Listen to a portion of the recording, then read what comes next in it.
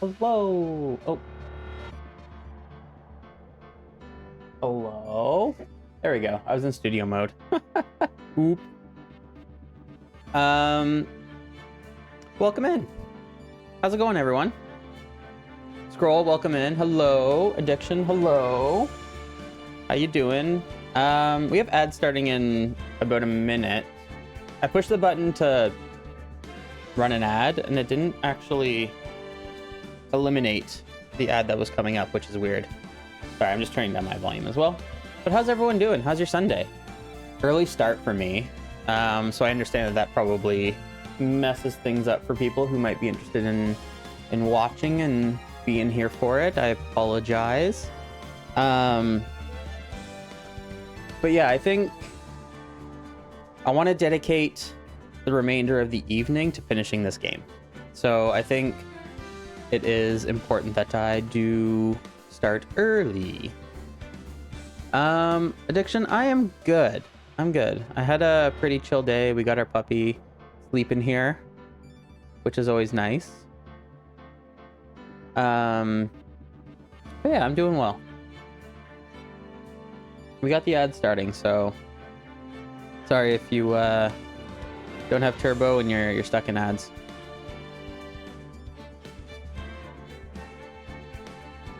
But yeah, things are going well.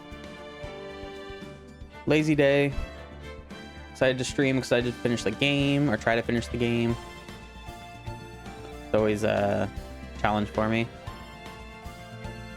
So yeah.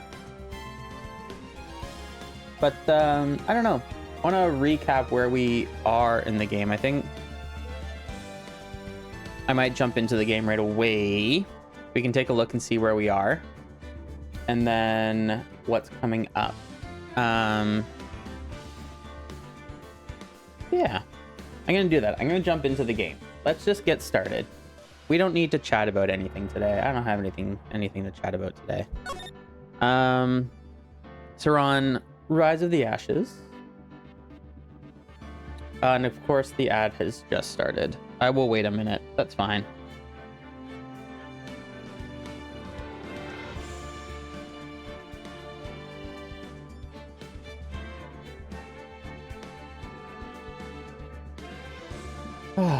Yeah.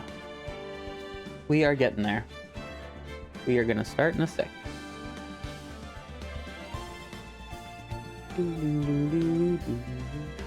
Sounds okay. Not too loud, not too quiet.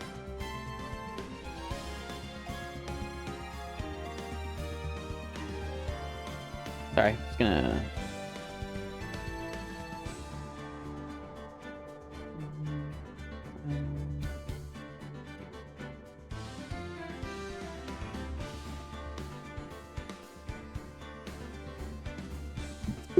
Alrighty. I think you guys are back. Welcome back.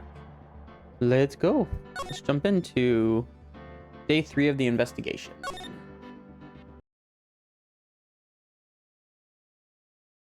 All right, Wright & Co. law offices. I'm so sorry, Mr. Wright. I'm sorry for what my sister said. Drastic crimes require drastic measures. That's just the way it is. We did what we had to in order for him to get the verdict he deserved. So I'm remembering we determined that there was not the murder at the police office or at the police department. But then in fact that the murder did happen. You know, all the evidence proved that the murder did happen at the other. But I guess as well, like in the underground parking is where the murder actually happened. But then as well, there was still blood found from the previous time that people went into the evidence locker. Doing a really bad job of remembering. I feel like this is really important. I have to talk it out for myself. Yeah, so then there was the question of, I guess, like evidence, witness tampering, etc. from the SL9 incident, which Emma and Lana were witnesses to, and we have that court record stating as such. And then this is an important one as well, because Miles Edgeworth was in there at 4:40, and we have to figure out who 777777 is. So yeah, I think what we're gonna learn today and what we're gonna investigate today is trying to find out who this person is, or maybe not. I don't know. I think that that's what's gonna happen. I have no idea. But yeah, here's the SL9 incident files. As a closed file, serial murder, sentenced to death. Neil Marshall was the brother of Officer Marshall. He was a prosecutor, I believe, if I remember. And he was murdered by this guy. Witnesses, Lana, Emma. And then executive investigators were Damon Gant, which is chief of police. And Bruce Goodman, Jake Marshall, Angel Starr were all the investigators on the case. So Jake Marshall stole evidence to try to view it before anything happened with or before it all got locked up in the transferal. Okay. I think I'm kind of caught up. Let's see what happens here. I didn't know. I never knew that the SL9 incident was just another name for the Joe Dark killings.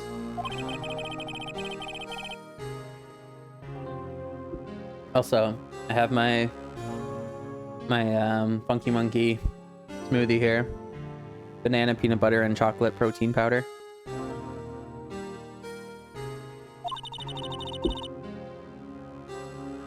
Lana wanted Dark convicted so badly. That's why she used me. That's why she used what happened to me. What do you mean, what happened to you? It's all there in the file. Joe Dark's last victim was prosecutor Neil Marshall. When he murdered Officer Marshall's brother, he left behind an incriminating piece of evidence. But what did you have to do with those killings, Emma? On the night prosecutor Neil Marshall was murdered, Joe Dark tried to kill me. What? He tried to kill you?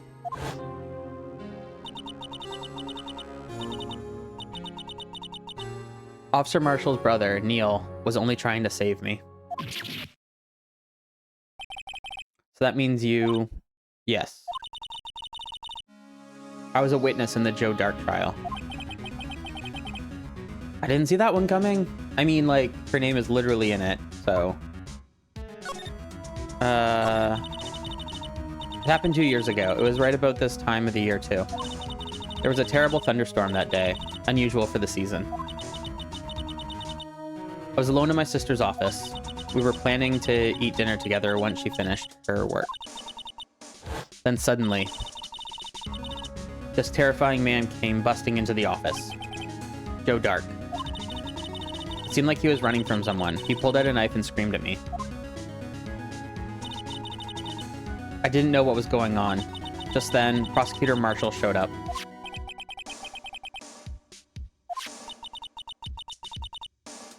Joe Dark tried to take me hostage. Before he could, Mr. Marshall tackled him. Then, what happened? I'll never forget it.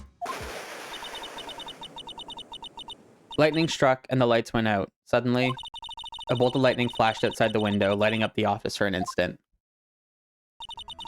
What I saw then burned a permanent picture in my mind. I can still see it now. What did you see in the instant that crime occurred? Oh, bye, Bowie. Dark knocked down Mr. Marshall and raised his knife.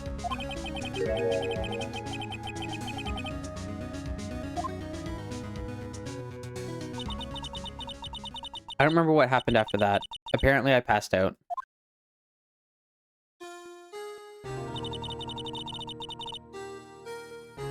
Sassy, welcome in. How's it going?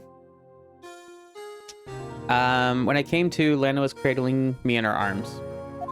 You just missed like all of the new build up for this. So quick recap. Joe Dark came in and tried to take Emma hostage and ended up killing Jake Marshall. Just in case you didn't know, but I'm sure you've seen someone play this before. You've played it yourself, so that's just where we're at in the story. Poor Emma, you've been through so much. All good. I'm also starting earlier, so like you still have lots of time to play DQB, so you are fine.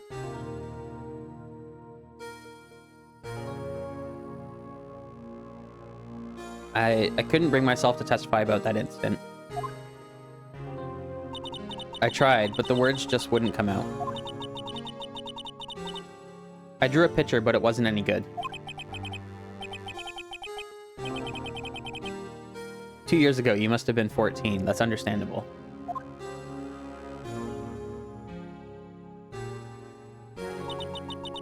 Once it was all over, I made up my mind. I decided that when I grew up, I'd become a scientific investigator. I want to be able to fight crime with my testimonies and find the evidence to make an airtight case. That way, Lana would never have to forge any. See.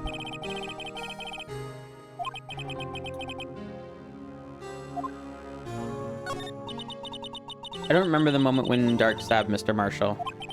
So you weren't able to testify about that? No, I was only asked about when I was attacked.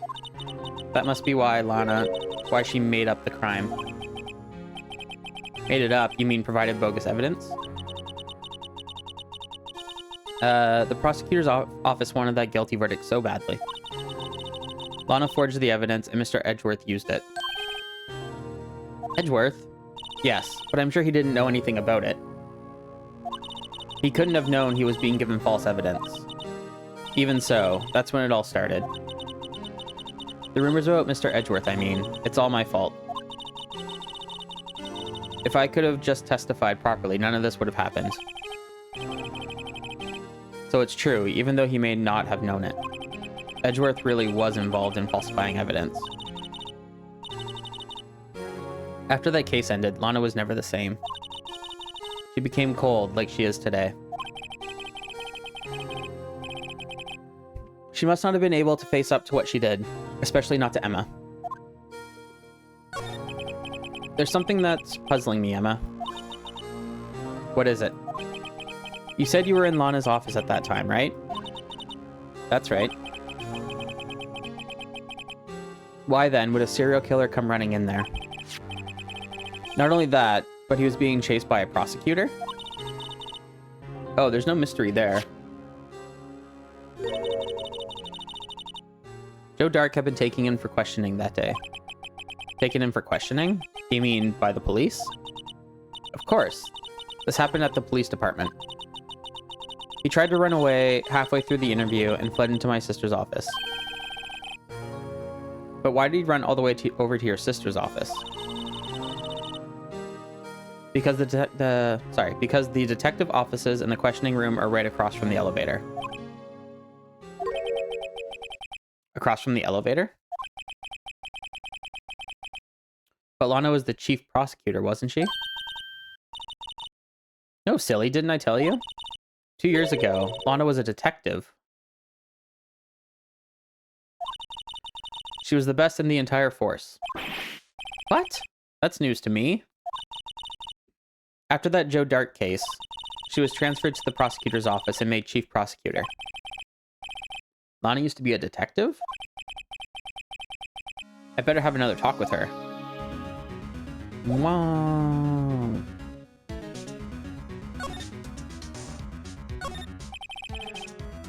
Mia's plant, Charlie. I've been taking care of him in Maya's absence. Huh? Looks a little yellow today. Oh, I watered him just now. I mixed in a lot too. Mixed in what? My very own scientific additive. Well, Charlie, you like it? I told you, he's turning yellow. Sassy, how's your weekend been? Addiction, how's your weekend been too? You're still around, hanging out?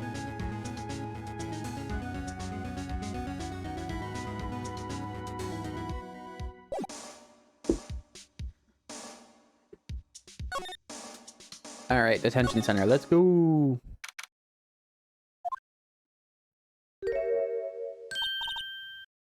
Lana. Mr. Wright, it seems I keep causing you trouble. Falsifying evidence. I didn't think you were the type.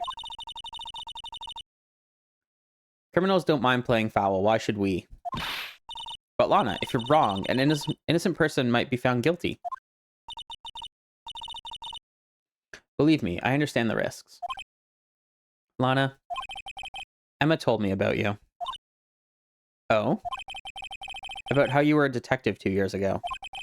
And how the SL9 incident was the reason for your transfer to the prosecutor's office. That's right. Did you fill me in on the details, especially about that unusual change of jobs? I suppose you have a right to know, Mr. Wright. Oh, where's my thingy? My footrest moved.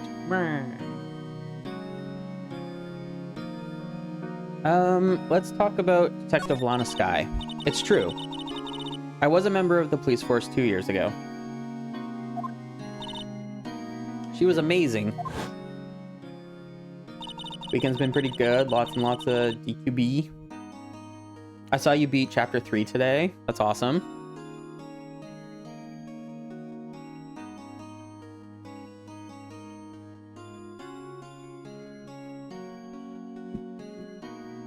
They still talk about all the cases she and Chief Gant cracked together. Chief Gant? He was the deputy chief of police back then, but he still worked the crime scenes. Damon Gant. He was everything I aspired to be.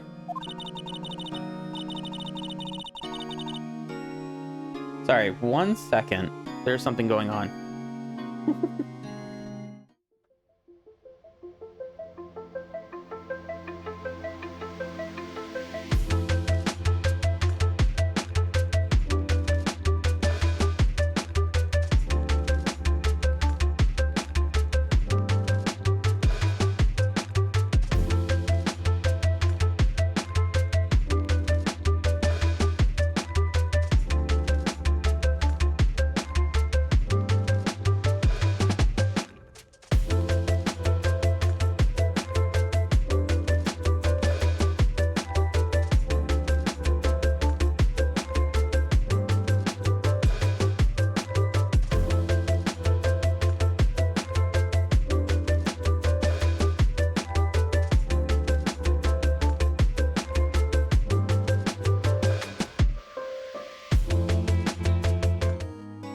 Okay, sorry about that.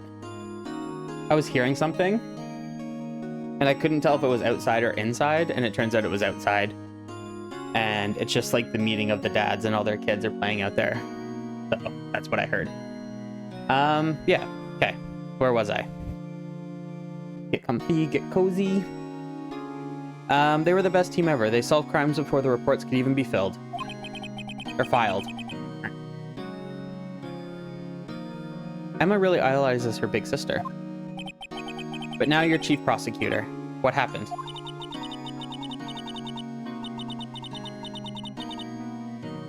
I always planned on becoming a prosecutor. The reason I became a detective was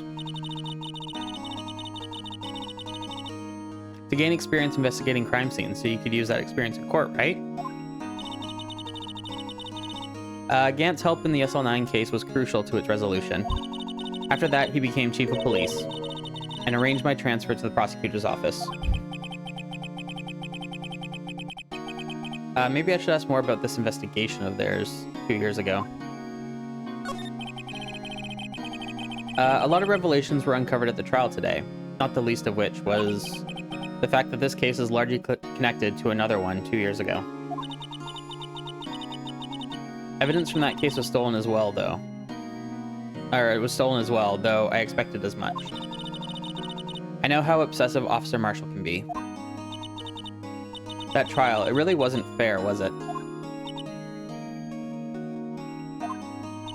I believed in you, Lana. I believed that no matter what happened, you'd always stick to the truth. It couldn't be helped, Emma. At that trial 2 years ago, I sold my soul.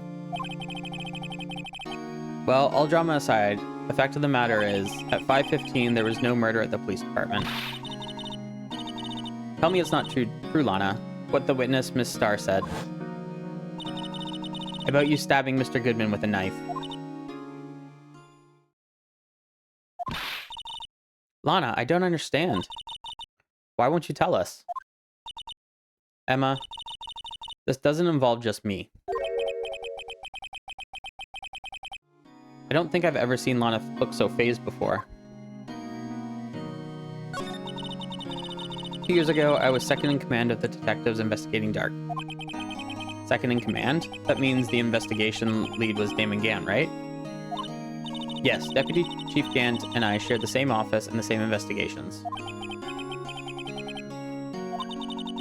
We led a team of the best detectives on the force.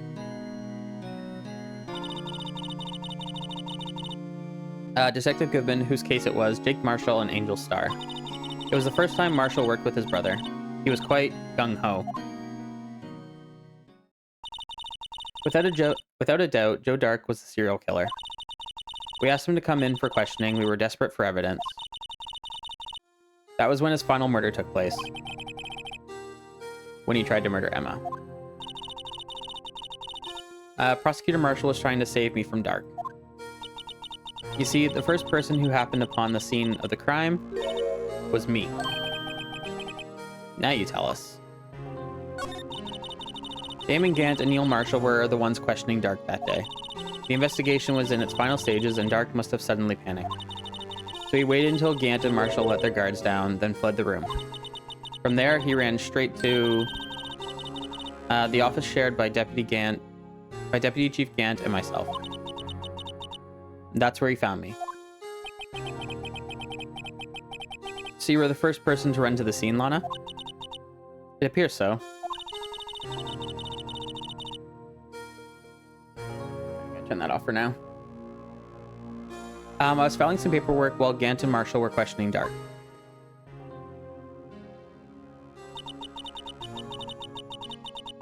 When I returned to my office, I saw 3 bodies on the floor and smelled blood.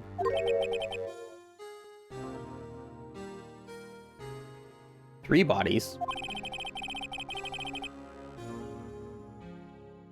Prosecutor Marshall, the victim Emma, who had passed out, and the suspect, Joe Dark. During the struggle, it seems Mr. Marshall struck a final blow before he died. Joe Dark had incurred a minor concussion and laid unconscious. What did you do? To be honest, I panicked. I picked up Emma, carried her out of the room, and just held her. Can't blame her after all her sister must have gone through. After that, I placed Dark under immediate arrest. Let me get this straight. You were all involved in the SL9 incident? That's right. Quite a coincidence, hmm? I don't buy it. What are you saying? There's no way everyone involved in this trial was also involved in that incident. Just by chance. That case was solved 2 years ago. At least one person went to extremes because they didn't believe it was truly solved. Officer Marshall. Yes, his actions came as a surprise to me as well. Ever since his brother died, he's changed completely. I guess he wasn't convinced with the ruling against Joe Dark.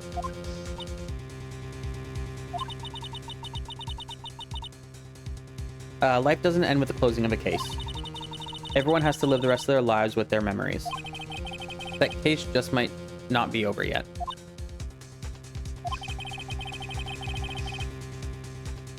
Emma was assaulted by Dark at the police department, right? Yes, in the office that Damon Gant and I shared. The office that Mr. Gant now occupies by himself, Chief's office. Maybe we should have a look at the Chief's office, the site of the final SL9 murder.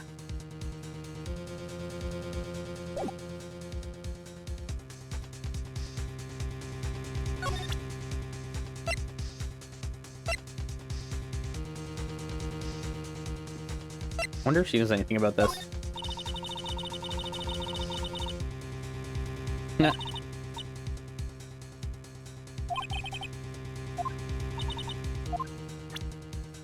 I was curious what would happen. Okay. Can we move? Can I go here? Criminal Affairs Department. I don't see Detective Gumshoe anywhere. Things seem kind of quiet around here today. You're right. The chief of the detectives seems the same, though. Why don't we go look for some other people to talk to? Right. We can come back here later.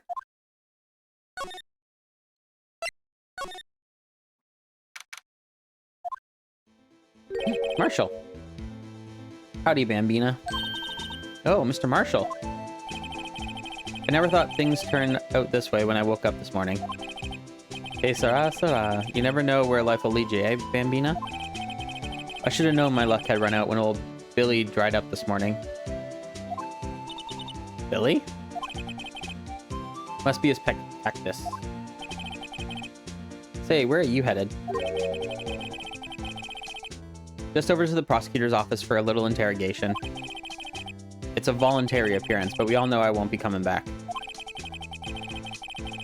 Sorry, but you can't go in the evidence room today, partner. But Mr. Marshall, why did you do it? Why do prospectors head west? If there ever was a case I needed to know the truth about, it was that one. Before you turn yourself in, Mr. Marshall, do you mind telling us exactly what happened? Looks like I won't be getting a steak lunch today. Something was fishy about that trial from the beginning. It wasn't just me either. All the detectives thought so. What do you mean, fishy? Some of the facts reported were inconsistent with the evidence we found. For example, the murder weapon. The murder weapon? You mean that switchblade knife with the broken tip? That was Joe Dark's, all right. But in the initial autopsy report, a question was raised. Question? The blade of the knife was not a perfect match with the wound the victim sustained. What does that mean? It means there's a good chance that knife was not the murder weapon. However, in the report that was finally submitted, that possibility had been erased. Could the facts have been concealed with forged evidence? That case left behind scars on all of us. The scars that the SL9 incident left behind. There was something going on behind the scenes in that case. We all knew that later.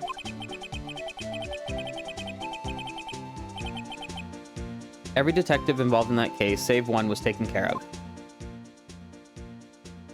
Sorry, was taken care of. Miss Starr was fired, and I was demoted and boxed away in a tiny room. What about Detective Goodman? If they did something to him, too, the commissioners would get suspicious. No, they were careful enough not to be too obvious. They? Who are you talking about? Don't get upset, Bambina. I mean Damon Gant and Lena Skye.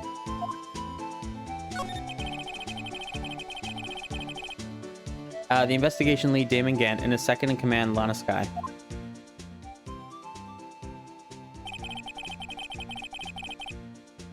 There wasn't a person on the force who hadn't heard of that duo. That case was the biggest step in both of their careers.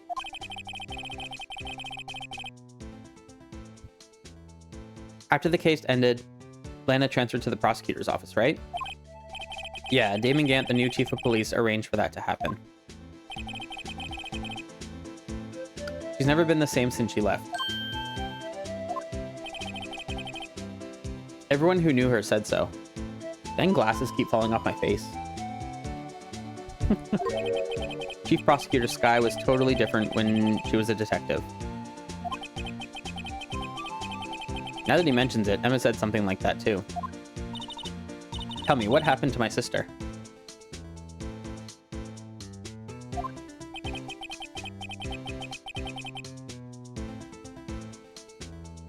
Sorry, Bambina, but your secret is too well guarded. I never found out. Lana's secret. It all started 2 years ago. I got the looks, but he got the brains. He was one of the best prosecutors around. I had just made detective when it went down. It was our first case together. How old was he, your brother? So he was 27 at the time. He was awarded the highest honor that very day. The highest honor? You mean the king of prosecutors? What are you looking at me like that for? That's an honor for a prosecutor.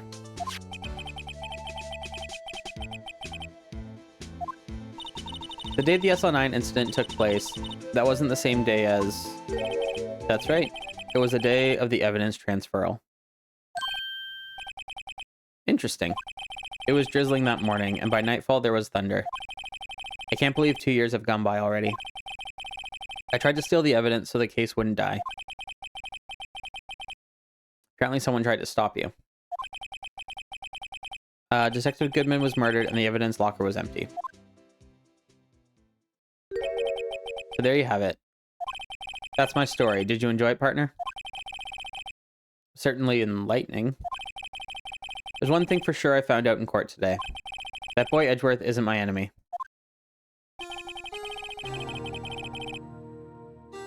He was the one who used falsified evidence to get a guilty verdict. But someone else was the one who gave him that evidence and planned everything. That someone is Damon Gant. Don't believe me? Well, I don't blame you. I won't even be a patrolman after today.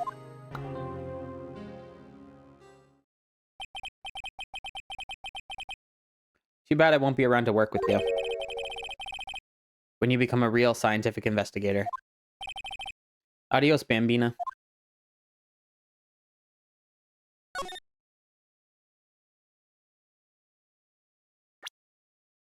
Ah. Okay. Is this all the same stuff, probably? Yes. Keep hitting the wrong button. Can we go back here? This place is always pretty empty, but today it's deserted. That must mean everyone's busy solving crimes. Oh, if you're looking for the others, they're all in the conference room. Thanks. Wow, he actually talked to us. With the chief prosecutor saying what she did, and the decision about what to do, about Mr. Edgeworth, not to mention her statement to the media in tomorrow's trial, there's more chaos going on than Thanksgiving and Christmas put together.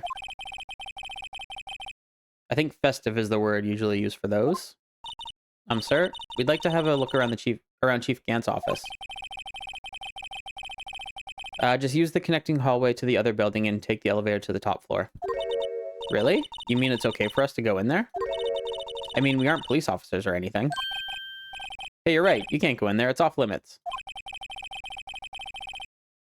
Now I see where Detective Gumshoe gets his unique charm. Well, what are we waiting for? Let's head to the chief's office. What? Okay. Guess we're going. Whoa.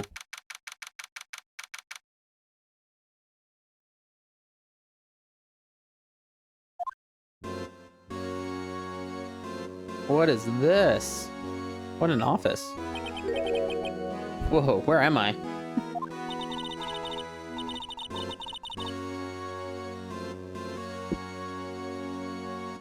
In the chief's office, silly.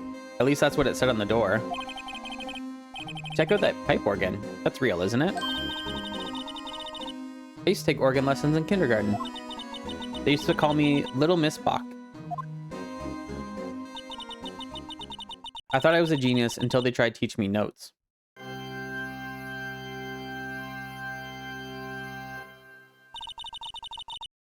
I never could remember where C was.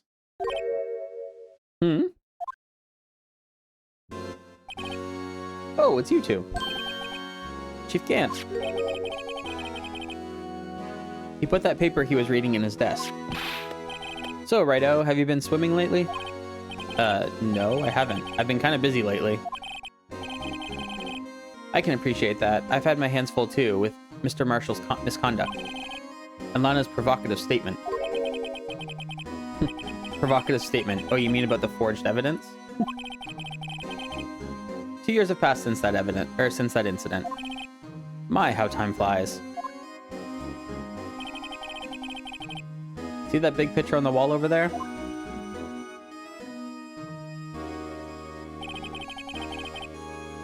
That's a picture of Lana, Neil, and me.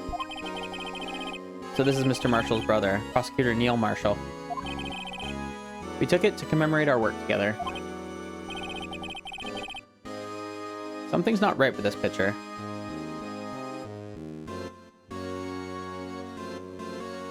It's missing this, or it has the sword. And there's that. And there's this. Interesting. Can't quite seem to put my finger on it, though. Ant team picture added to the court record.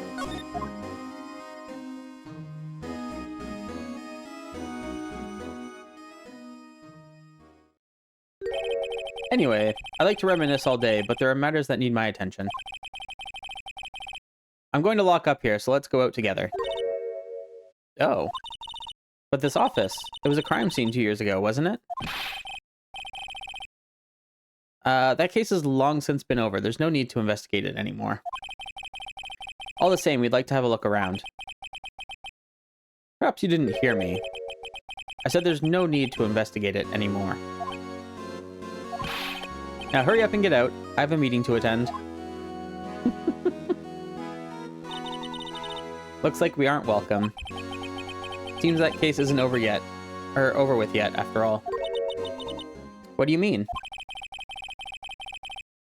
Chief Gant denied a request to search the crime scene. That means there must be a reason he doesn't want us looking around in there. You mean, like, a clue? There's gotta be a way we can get inside the Chief's office.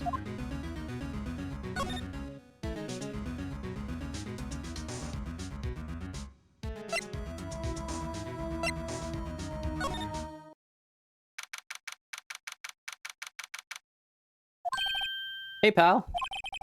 Detective Gumshoe, aren't you supposed to be in a meeting? I'm, just taking a breather. My feet hurt. From sitting so long? Actually, from serving everyone coffee.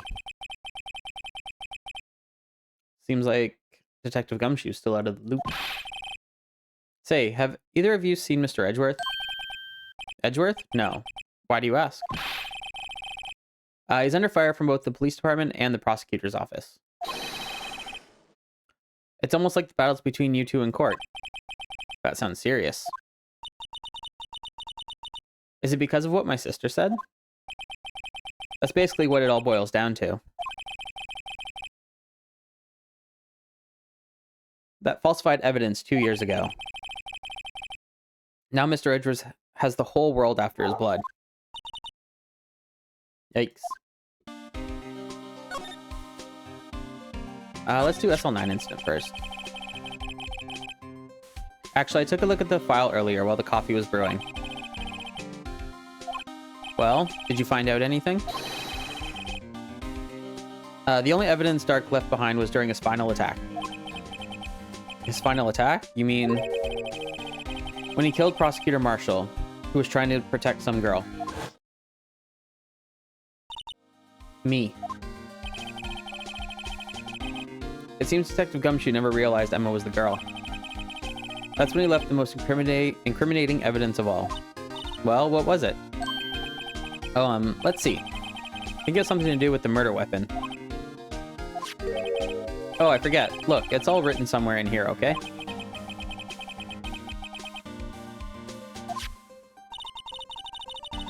Maybe we should show him the murder weapon. It might jog his memory.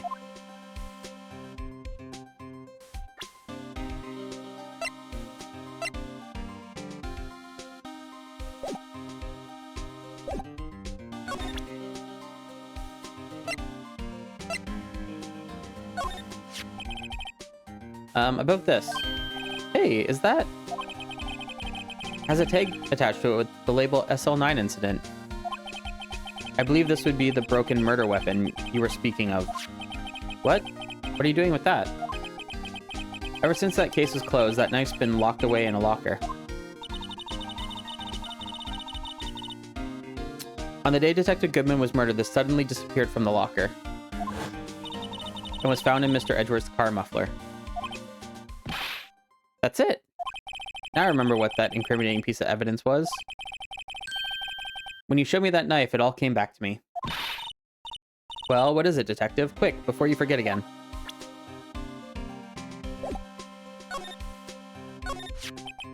This knife. It was Joe Dark's, wasn't it?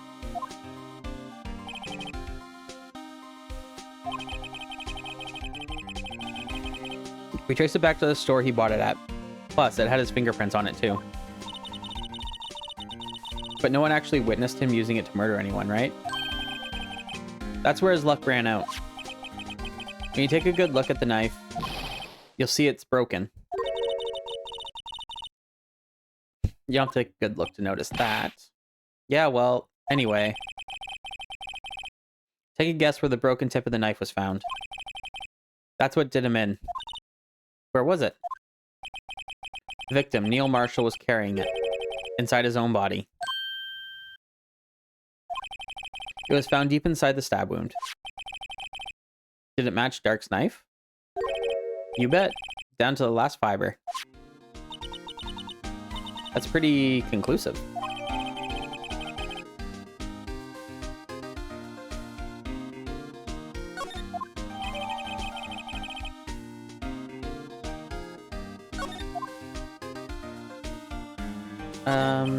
Joe Dark was 42 at the time of the crime. He was just your run-of-the-mill businessman. A businessman? What made him take to serial killing? One day on his way home from work, he hit someone with his car. With his car? So it was an accident? An accident, yes, but it transformed him into an animal.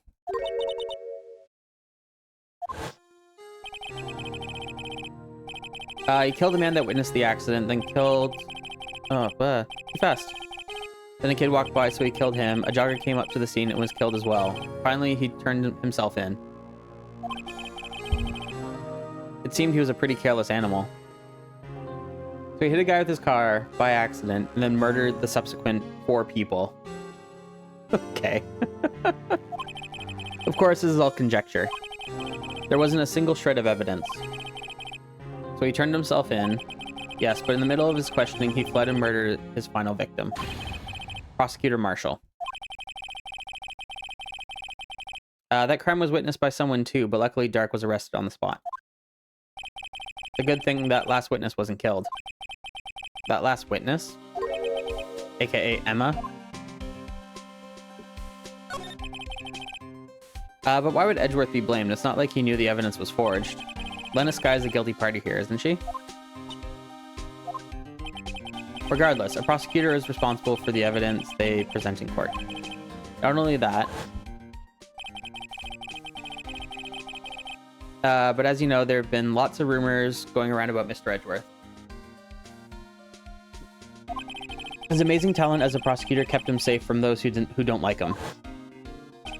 But now with this, are there really so many people who hate him? In our world, only those with talent rise to the top. Mr. Edgeworth not only has that, but he's young. There's no better recipe I know of for making enemies. Hey Dick, keep up the good work. Yes, sir. Let's go for lunch again sometime. My treat. Yes, sir. You gotta take me back to that joint sometime, okay, Dick? Yes, sir. It seems you don't have any problems with enemies. Welcome home, Babber. Yeah, well, I'm careful not to stick out. Anyway, I'm a bit worried about him. Under all this pressure, I'm afraid Mr. Edgeworth just might crack. Well, there you have it, in a nutshell. That's all I know. Can I ask you one more thing? What is it? If it's money you need, you should ask Chief Gant. It's not money, but it does concern the chief. His office is a crime scene, right? It's where Prosecutor Marshall was murdered. The chief's out now and his office is locked, but we'd like to have a look around if that's okay. Well, any detective's ID card can unlock the door. What? Really? But if I let a civilian in there, I'd be charged with breach of trust. Breach of trust? Simply put, I'd be canned. Oh, sorry, pal. I don't plan on getting fired because of you. How about this ID card? It was Detective Goodman's. That won't work either. The data was deleted the day he died. Oh. So in other words, Gumshoe is our only chance of getting into that office.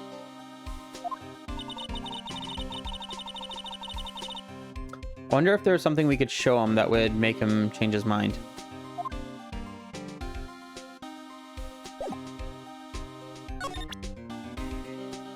What do we have that we could show him?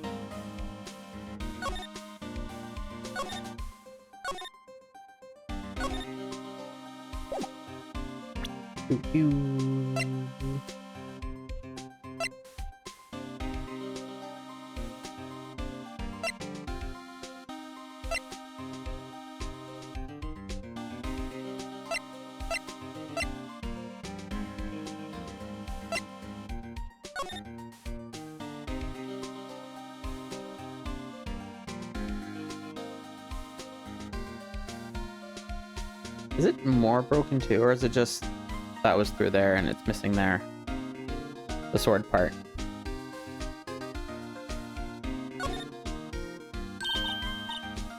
Metal plate here. Looks like the names of all the previous recipients are engraved on it.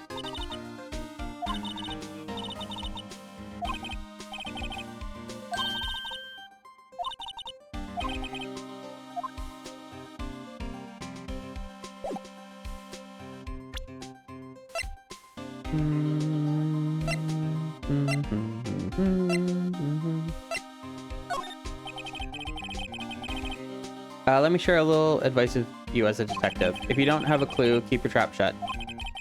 I'll keep that in mind.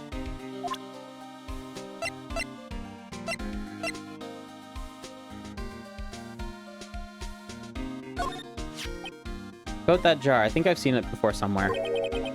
Somewhere? Maybe it's one of those memories people have from previous lives.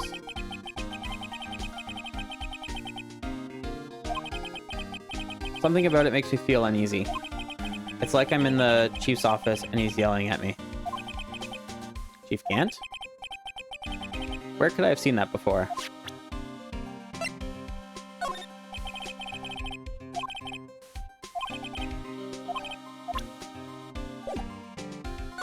Oh, we're doing it! Gizmo! Welcome in!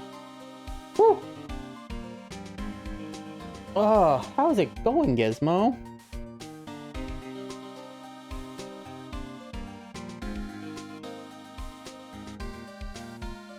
Oh, Gizmo, did you win? Did you beat it? Did you beat Rubber Ross? Nope. War, thank you for the follow. I appreciate that. How's everyone doing? Hello, my name's Brad, aka Still Casual. You probably know me from Gizmo's chat. I was there not too long ago.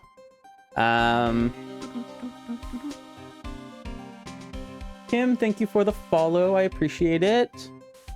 So yeah, I am a pretty casual streamer, no pun intended, with my name. I mostly play games that I like, which is Valheim and Stardew Valley. Bree, welcome in.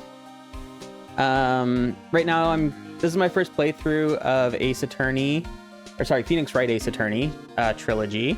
Never played it before. We are getting towards the end. I usually stream on Tuesdays, Wednesdays, Fridays, and Sundays starting at 6. But I really want to finish this tonight so I can move on to a new game next week, hopefully. And yeah, that's why I started earlier today.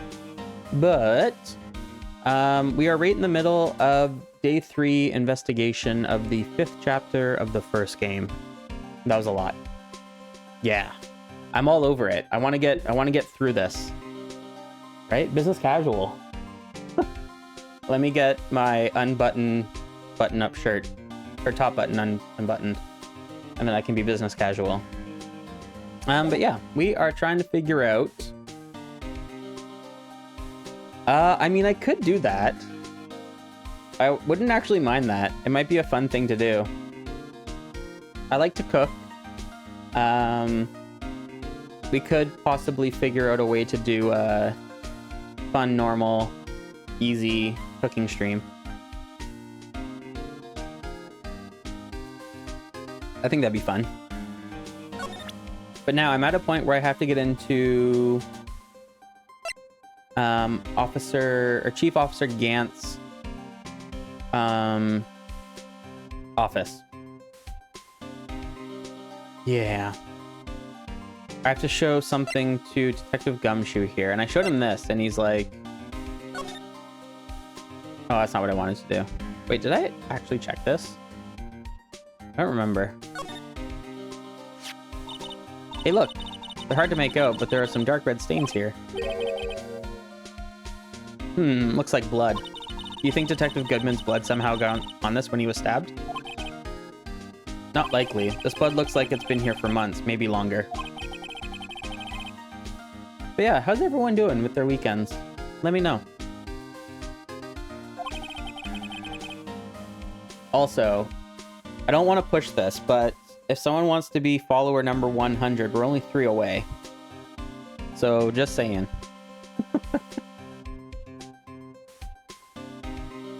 My weekend was good. I didn't really do much. I tested out my bruised rib area to see if I could play softball tomorrow, but I don't feel like I'm ready yet. So that's kind of disappointing, but that just means I get to play more video games, so stay inside rather than go outside and touch grass.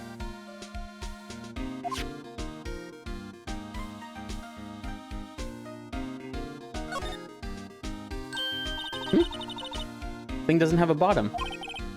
That's weird. I wonder which side is up. Better yet, what's the purpose of a bottomless jar?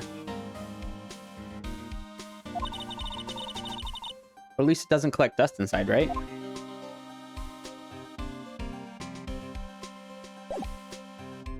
Alright. Probably not what I need to show him.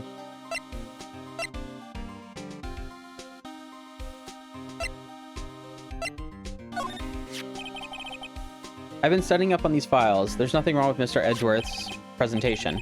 I think people are accusing him of injustice. I, for one, ain't buying it, pal. You're looking into the case for Mr. Edgeworth? Yeah, it was a pretty big deal while it was going on, you know. After all, a serial killer was on the loose.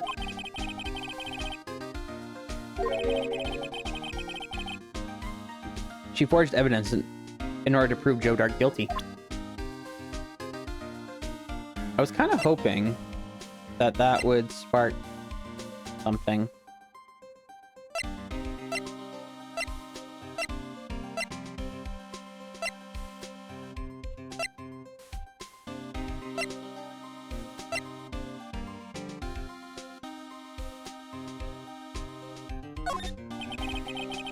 Okay, that's nothing. Got it.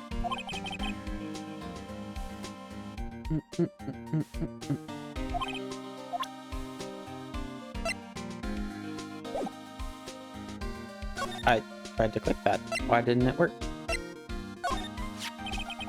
That's the ID card record, isn't it? Yes, there's only one number left to investigate. At 4:20 p.m. The victim, Detective Goodman, must have entered the evidence room along with someone else. Someone with an executive officer number. Bunch of 7s. That's 1 7 too many, detective. An executive officer. I might just have a hunch. Why won't you let me in? About this. Hey, is that... It has a tag attached to it with the label SL9 incident. I believe this would be the broken murder weapon you were speaking of. What are you doing with that? Flame. Have a good sleep. Thanks for stopping in. Hopefully we'll see you another time. I think I'll be playing Valheim on Wednesday, hopefully. I know you like Valheim, so... Yep. Hopefully see you there.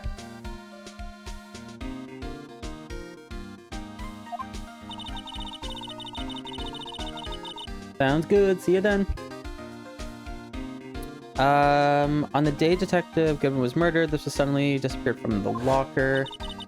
Found in Mr. Edwards' car muffler. That's it.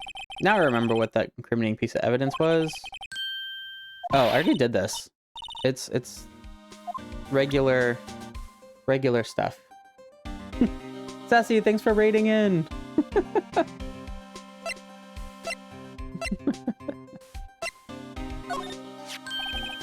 Hey, that's it.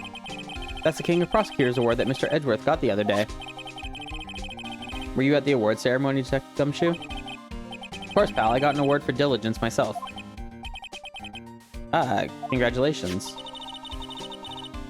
I was wondering, why is the award a shield? And why is it broken? Oh, there's a reason.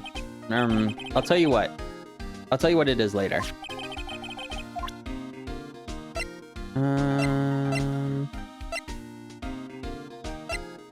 Like, what do I have to show him to be able to progress?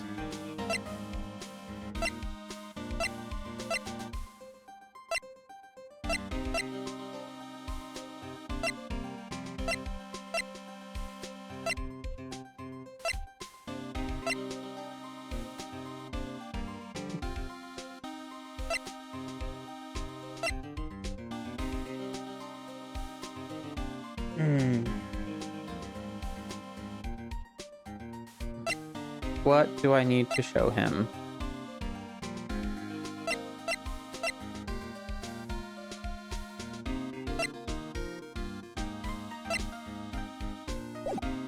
Can I move anywhere else?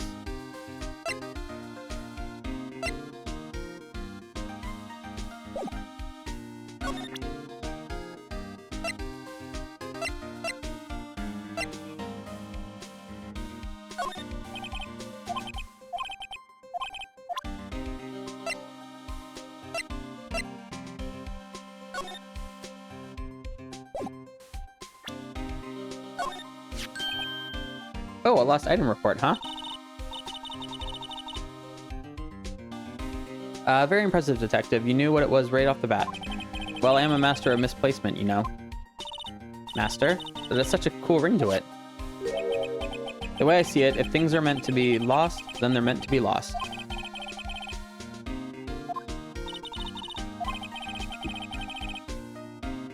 Maybe I shouldn't let Emma hold any evidence. Okay. It's not super useful. I'm just gonna go through everything.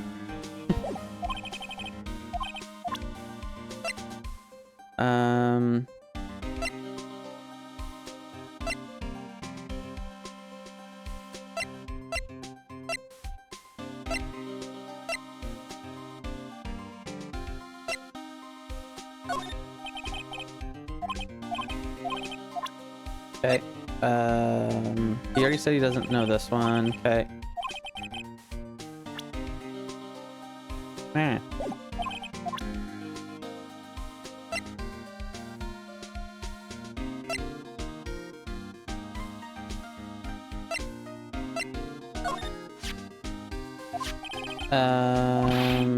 Find it. You're looking into it.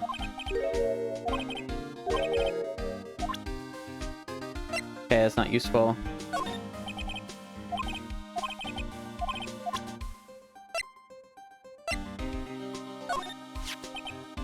About that jar, I think I've seen it somewhere. somewhere. Or maybe it's one of those memories people have from previous lives. Something about it makes me feel uneasy. It's like I'm in the chief's office and he's yelling at me.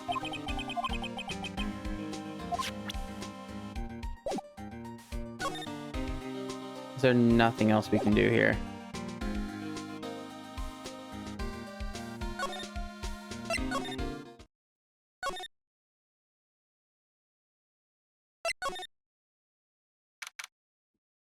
All right, let's just continue.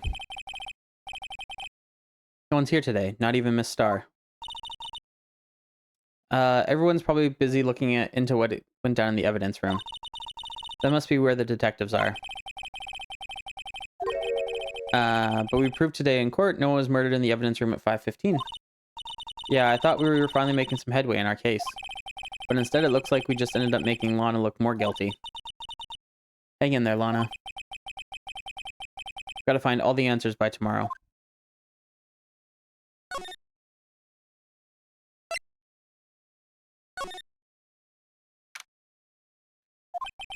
I wonder if Edgeworth is back yet. There he is. It looks like he's writing something. What are you doing here? He sure was quick to throw that paper on the floor. Tough day in court, huh? I've had to live the past 2 years with rumors flying around. What's another allegation to me? Cheer up, Mr. Edgeworth. I'm rooting for you. That's Edgeworth for you. Always trying to hide his real feelings. So what do you want? Unlike some people, I don't have all day. There's no excuse for what I've done. 2 years ago, I used false evidence to obtain a guilty verdict. That's what it all breaks down to, and nothing I can do nothing I do can erase that fact. That was hard.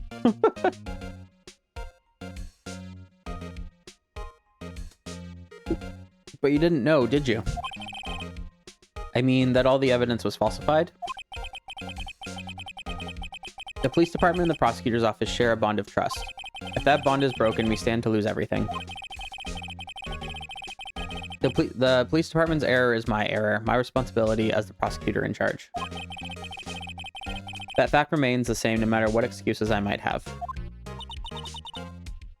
Mr. Edgeworth, I take pride in my work, so tell me why. Why has it all come to this?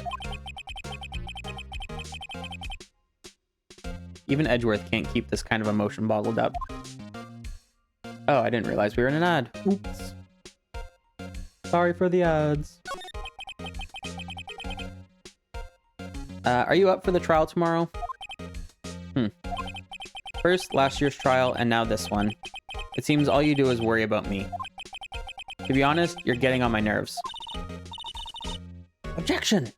Daz, welcome in. How's it going? But Mr. Edgeworth, you can't just walk out on the trial. Tomorrow's the last day. It's too late to change prosecutors.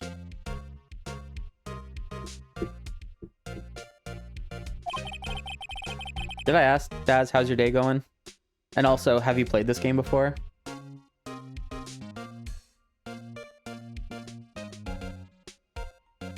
Sounds good. You haven't? Oh, we are like literally on the last case of the first game. On like the last day. So, yeah. I mean, you're gonna get the ending spoiler, but that's only one case. There's like 4 other ones in this game. I bet that's what my superiors are banking on. I never thought that case would come back to haunt me like this. But also, I hope Ralph enjoys his walk.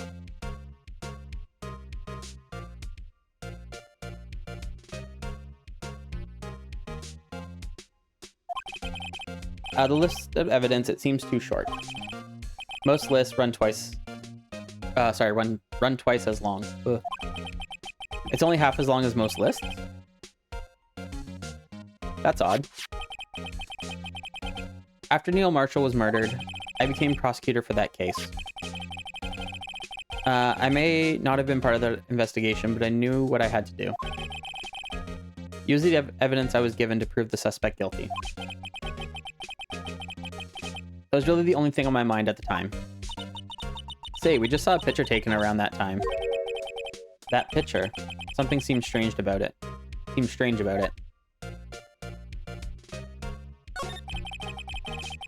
you tell us again about what happened that day? The day Detective Gibbon was murdered? You were participating in a ceremony over at the station, right? I never cared for ceremonies, but I had to attend that one. Because you were awarded this? Those receiving awards can't exactly skip out on the ceremony. I finished up at the office in the morning, then drove over to the police department. You finished up at the office? Yes, just odds and ends, clerical stuff. I didn't plan on returning to the office that day. That is until I was asked to take something back. Take something back? This. Oh yeah, Chief Gant asked you to hold on to that, didn't he? Yes, it was a piece of evidence in a case that was closed half a year ago. He asked me to bring it back to the prosecutor's office.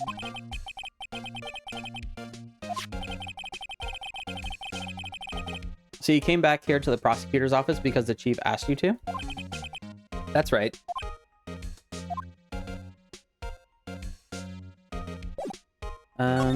Let's present him this.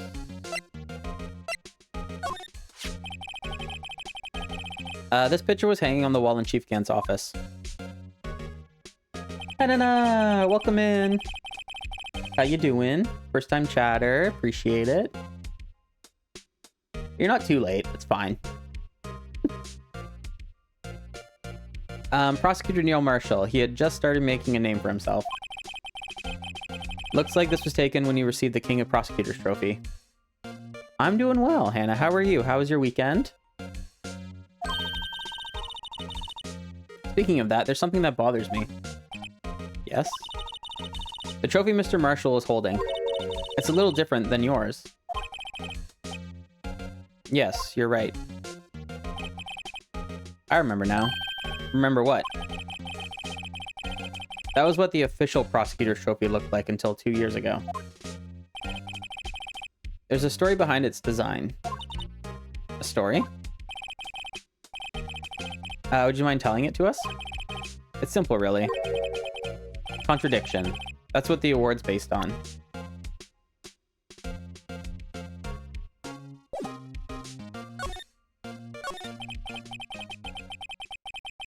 That's good. This award originates from an ancient Chinese tale.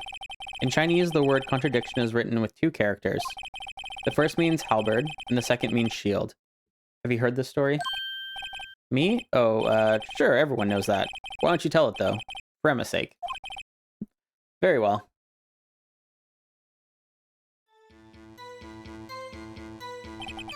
Long ago in the kingdom of Chu, there was an arms merchant. One day, he presented the king with 2 items. The first was a halberd he claims could slice through any shield or armor. The second was a shield he claimed could withstand any weapon. Wait a minute. Those claims contradict each other. Very perceptive, but then again, you've heard this story before, right? Anyways, as you mentioned, the very description of these items discredit them both. When the king pointed this out, the merchant was left speechless. And thus, the Chinese word for contradiction was born. Oh, I see. So the chipped shield and broken knife symbolize... Precisely so. They symbolize the merchant's items. The ancient tale ends with the merchant at a loss for words. But it's in our nature to pursue matters to their conclusion. Even if it results in something as ugly as this. Wow, thanks, Mr. Edgeworth. I learned something new today. That's funny. If that's so, then why were you only given a shield? You'll have to ask Chief Gant. A few years ago, he had the halberd part of the award abolished.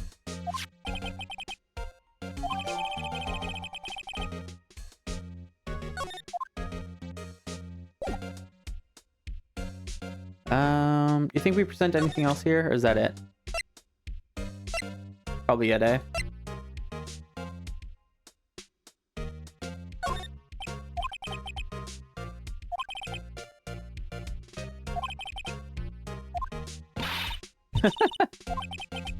I figured that was gonna happen, but I still wanted to see.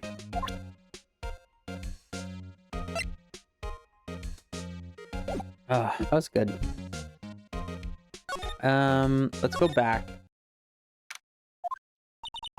Excuse me. Would either of you care for a quarter pound of roast beef? Miss Star. I guess she's out of lunches. You certainly are the curious sort, aren't you? Kinda like the first person who sucked a cow's nipple to discover milk. Still, I never thought you'd go digging up that case from 2 years ago. Everyone in this case was involved in the SL9 incident.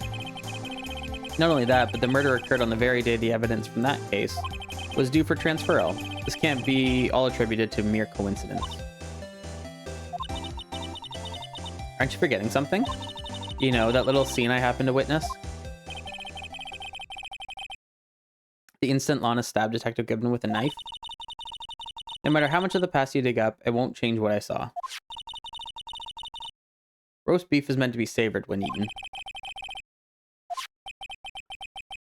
It all dates back to 2 years ago. Joe Dark. That's a name I'll not soon forget. We trailed him for half a year. Oh, the pressure. Sorry, that could have been a lot more dramatic. Still, I don't think I was ever more alive than I was then. Those days were steamier than a bowl of hot gravy. Poor old Jake Marshall, though, must have been going through hell. You mean because of his brother's death? They were close, those two. After Neil died, something took over Jake. He became obsessed. Seeing Jake like that made her all the more desperate. Her? Lana Skye. My sister? The best of the best were put on that SL9 case. Of course, they were led by that legendary duo. Lana and Chief Gant.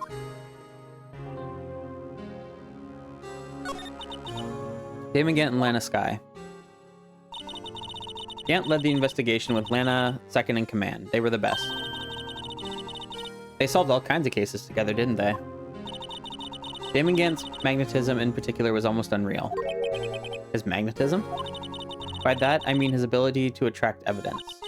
He produced the most incredible evidence in the cases he handled. Incredible evidence, you mean... Oh yes, there were rumors about him even back then. No one dared confront him, though. I take it she's talking about forged evidence. Back then, everyone looked up to Lana. All the detectives wanted to be like her. Really? Oh yes, myself included. I was a fool, really. She hated anything crooked and always watched out for other detectives. That's why she was so concerned for Jake. Mr. Marshall. When Jake's brother was murdered, she felt as if she had lost her own brother. If it wasn't for her, I don't think Jake would have ever recovered from his shock. That's what makes it all the more infuriating. Miss Star. That's why I'll never be able to forgive her. Why did she have to turn so cold after that?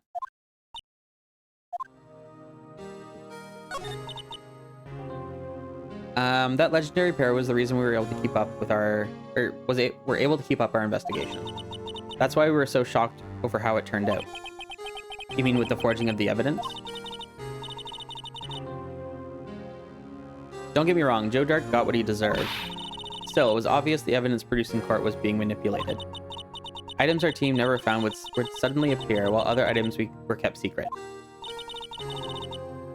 But you don't have proof anything illegal was done. I'm proof enough of what happened. After that case, all of us, save Goodman, were relieved of our duties. Most without even so much as an explanation. Then Lana Skye transferred to the prosecutor's office and became chief prosecutor. Lana always wanted to be a prosecutor. Nothing's quite as simple as it appears. Lana Skye was merely being used as a pawn. That's my take on the matter. She was being used? Lana transferred to the prosecutor's office 2 years ago, didn't she? Yes, thanks to Chief Gant's powerful influence.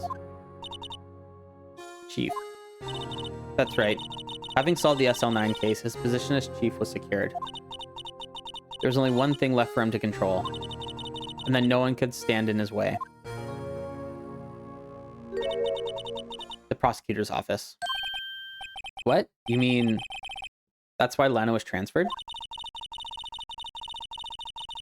If he could control the chief prosecutor, he could control the prosecutor's office. That must have been his goal all along. But how could he control Lana? I don't know, but one thing's for sure. Ever since that case ended, she's never been the same.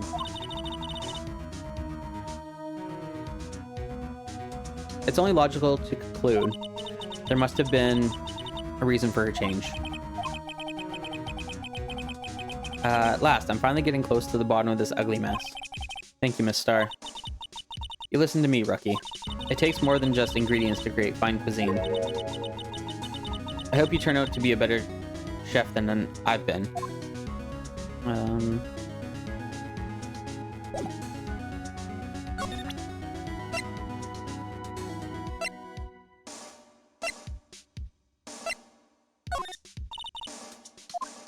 Anything else to tell you?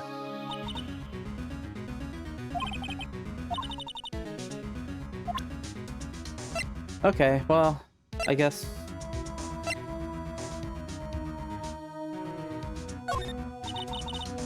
Okay. I guess she really doesn't have anything else to say, question mark?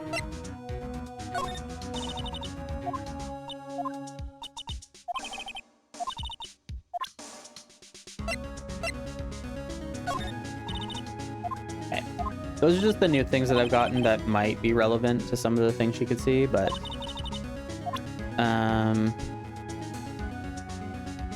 Okay.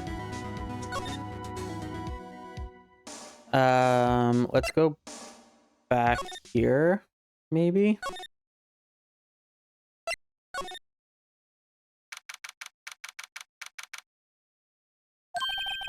Oh, you're back. You're still here? I gotta make 150 copies of these files. Brewing coffee, copying files. I'm turning into a regular DJ. You're a DJ as well? If I'm not mistaken, I think he means desk jockey. Oh, that DJ. I gotta admire your persistence, but my answer's still no. I'm not letting you in the chief's office, period. Be my neck on the line. Have to take a look in there. There's got to be something we can do to make the detective change his mind.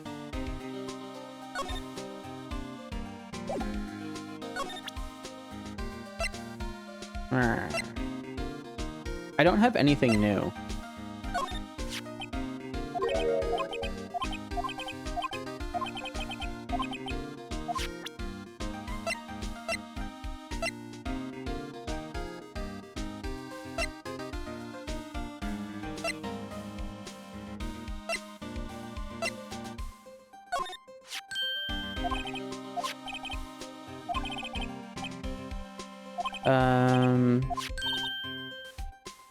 Say that this design's based on an old Chinese parable, right?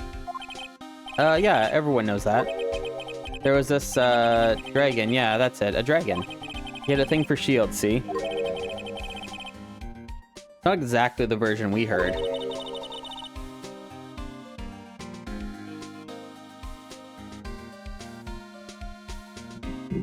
But this one sounds more exciting.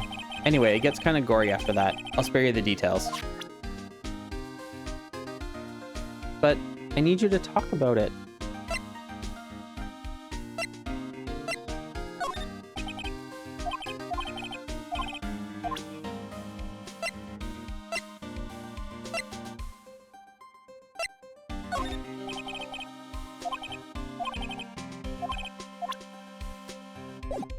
Maybe I examine. What do you have to say?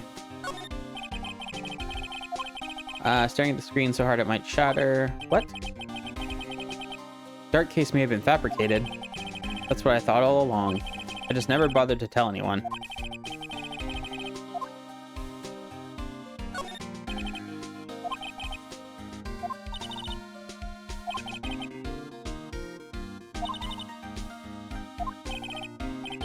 I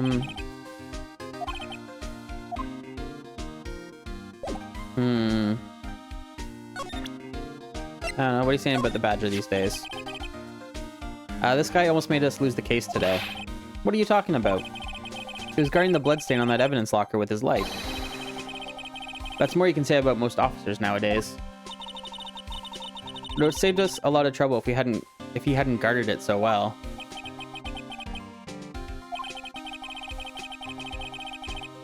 Thanks to the Blue Badger, we were able to prove another possibility today. The possibility that another murder took place prior to 5:15 p.m.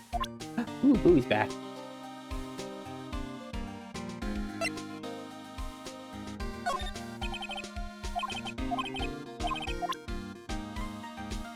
I need him to give me more information about this.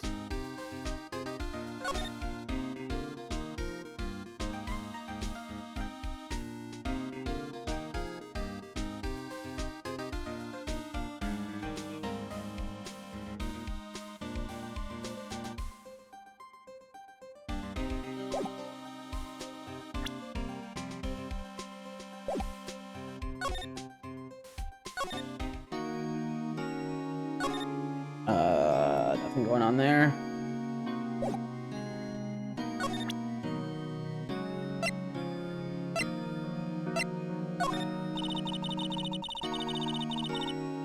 Well, it's not evidence. That's not evidence. That's just a picture. I want to ask you about your picture.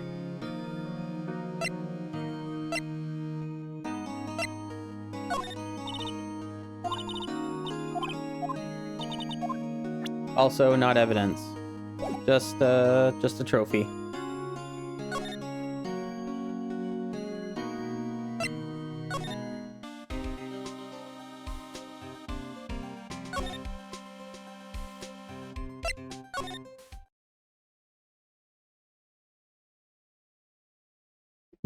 Yeah, just be casual. Just chill. Girl, how you doing? How was work? Glad you're back now.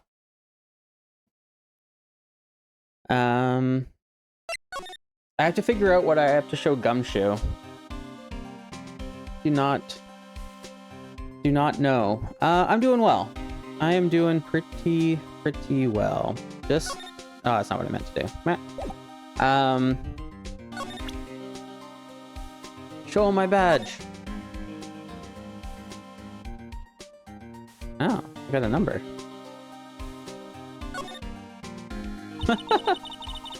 So this is what the back of the badge looks like. And I always thought it had a safety pin. Each badge has a number carved into it. That way you can tell which attorney it belongs to. You mean you couldn't lend your badge to anyone? No, I'd be found out right away. Well, that's no fun. Yeah, I honestly never thought of looking at it. That's so funny. Detective, here's my attorney's badge.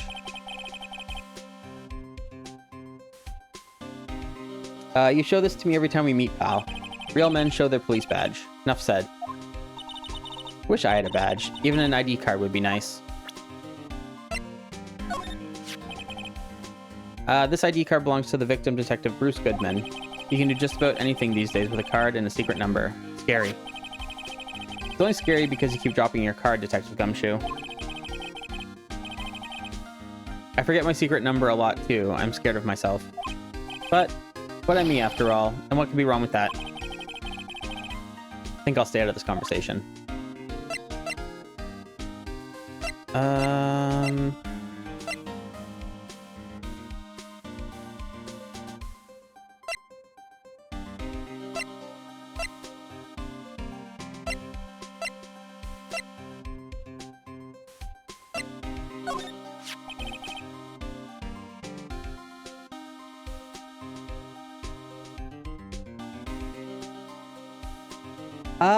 No one's actually told me that, but I think Gizmo might have mentioned it a little bit earlier on his stream. He was talking about how it was separate from this. I always thought that this game was only on on DS. Like, I thought it came out for DS. I didn't realize it was on GBA.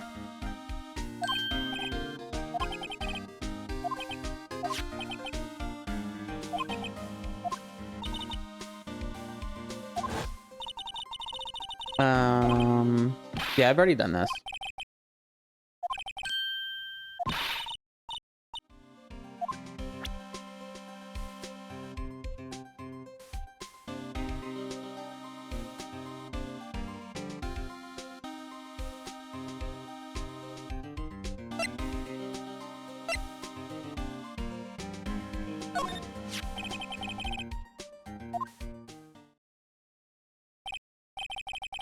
One number left to investigate at 4:20 p.m. Trying to keep Chapter 5 a secret, and then you got to the end, and you knew from everyone that there's more.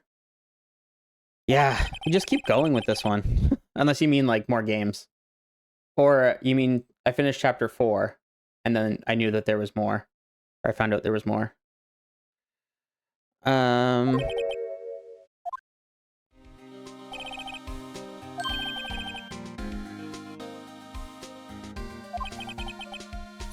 An executive officer. I just might have a hunch.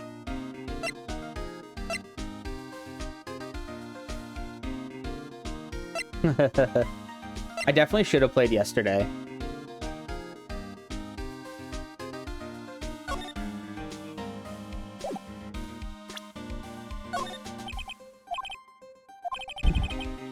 Didn't even think about that.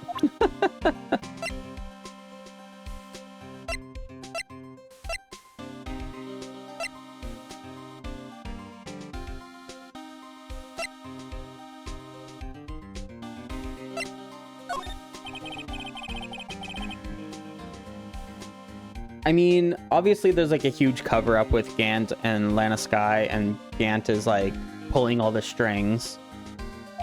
I'm just trying to figure out how to get into Gant's office. And I mean, like, this picture, like, this looks like a murder weapon to me. This looks like a murder weapon to me. This is suspiciously gone out of the trophy. And I don't know why yet. But, like, clearly there's a lot going on with this. And, like, this is inside his office, obviously. And, like, I don't remember seeing this, like, suit of armor in there either. So yeah, I'm kind of... Yes, they did call it a halberd. Also, welcome in, Cad. How you doing? You go back and work on any more of your house in Valheim? Squint's confused. I mean, like, a halberd does have like a sword type end on it. I think there's different types. Like there are like the axe type of halberd, but there is also like a pointy one, because I watched a whole bunch of Forged in Fire and they had to make a halberd. Oh, it's all relative. It's certain, just in the way you describe. Like, I think the point is it's like a sword on the end of a stick, and they just removed the stick part for this. But like, this guy's holding a halberd, presumably. So, I don't know.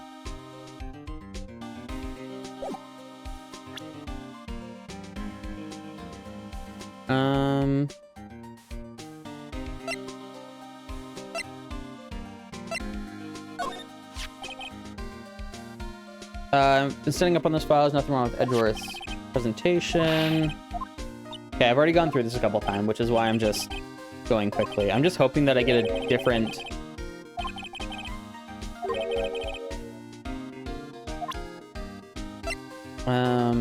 something different.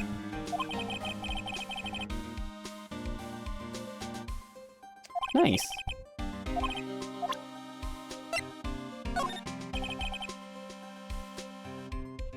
I can't believe Officer Marshall would do something like that. You know Officer Marshall? Of course I do. He was like a mentor to me.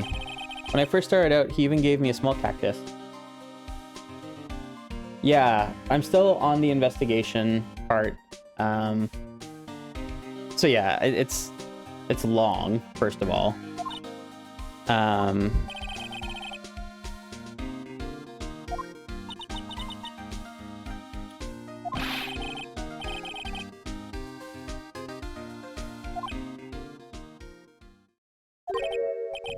Why are you looking at me like that?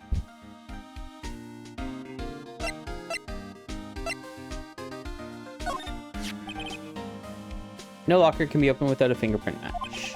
Besides, there's no reason for the murderer to touch his own locker. Wasn't your locker the one with the blood on it, detective? Shh. If they come to arrest me, you'll defend me, won't you? Yeah, I got through kind of the first little bit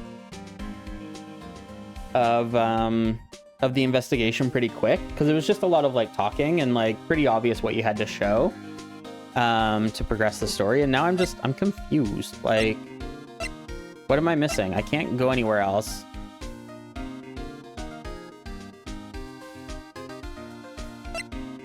Yeah, I'm kind of hoping that like this and then the trial on day 3 goes pretty quick.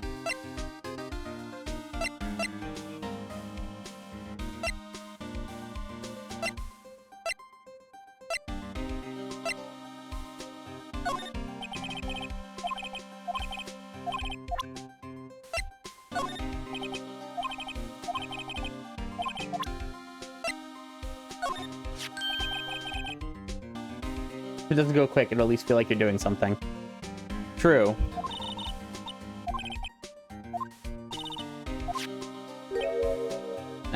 I've done this.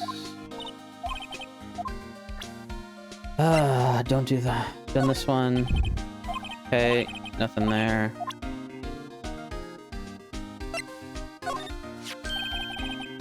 Hey, that powder's used for detecting fingerprints. Yeah, Mr. Edgeworth gave it to us. Did what? All I have is some flour. You okay, detective? Quick, run!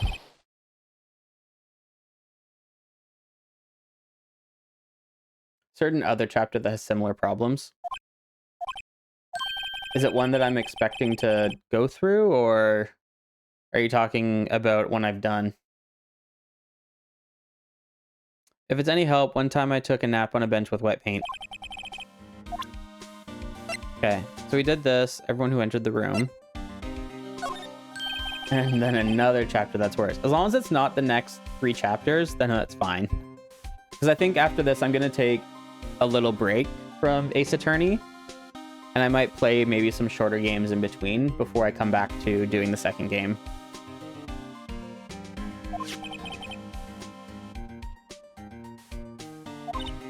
Is that a new type? I've never seen that bottle before. Add 3 inches to your base height. Base height? Hey, let me see that. Blooming tall. New and improved growth formula. You mean this can't detect any blood traces? Ghost trick?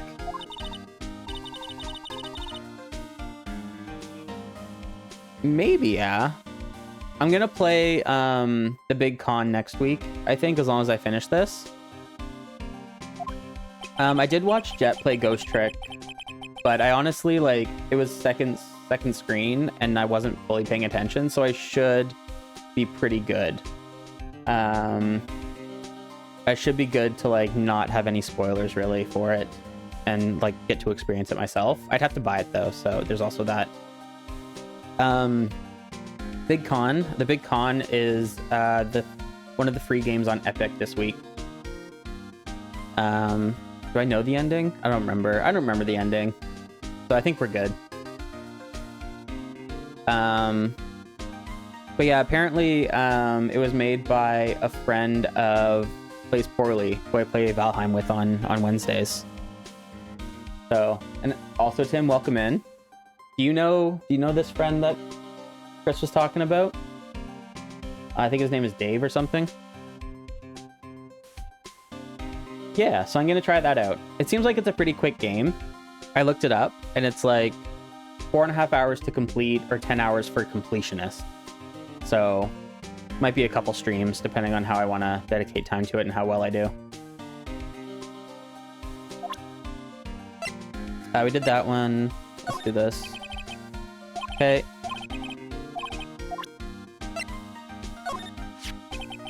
That's the photo that Miss Star took. Anything you can tell us about it? That Miss Star is quite the lady. Why remember it was winter? I was 16. She was the only one who ever got to talk to me about what happened. Sounds good, Scroll. I will probably still be here.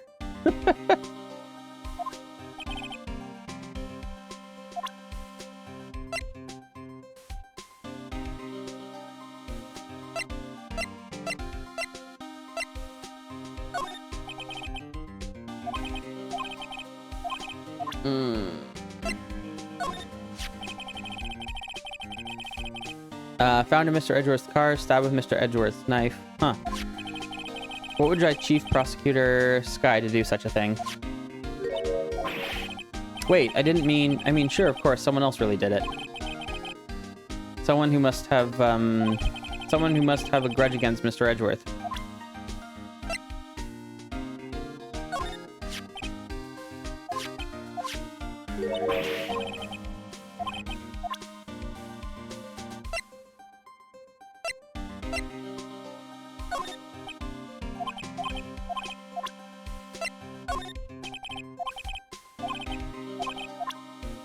Okay, clearly I need to go somewhere else because I have been everywhere. Or I've done everything with that. Can I see anything else? Anything new? That's a stepladder.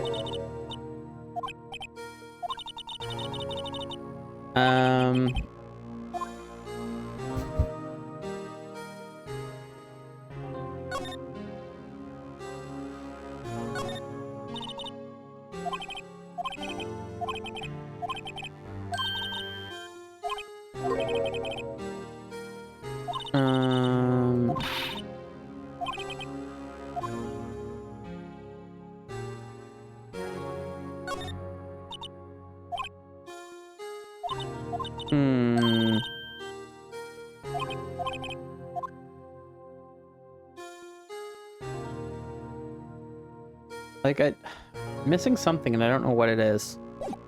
Ah.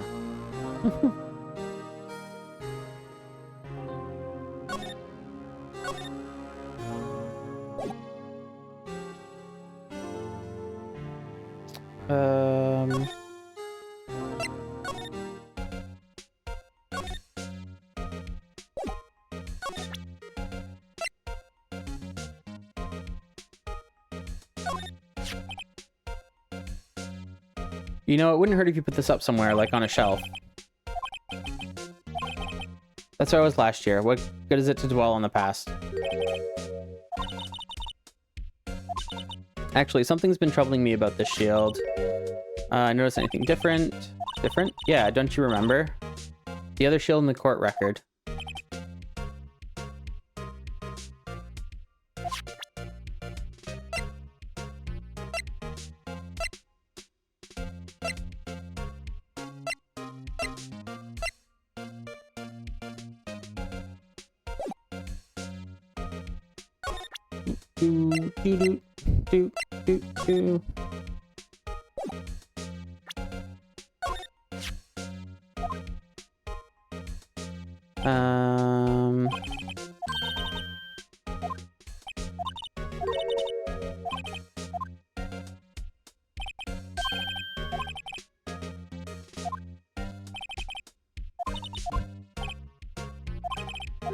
Okay, yeah, I've gone through all this, blah, blah, blah, contradiction, etc., etc.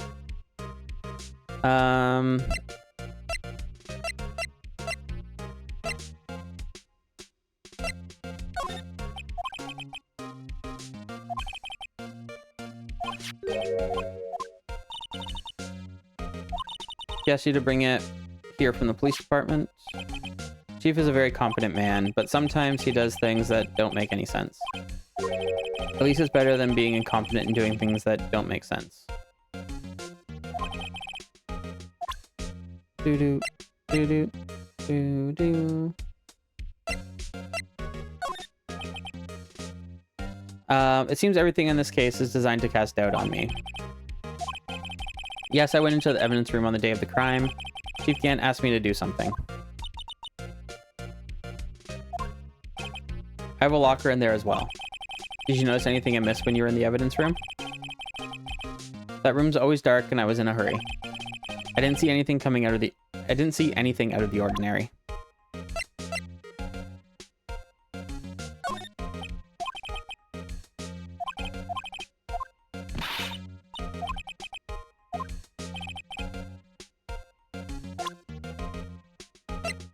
If I just show them the best evidence, I can get something out of them.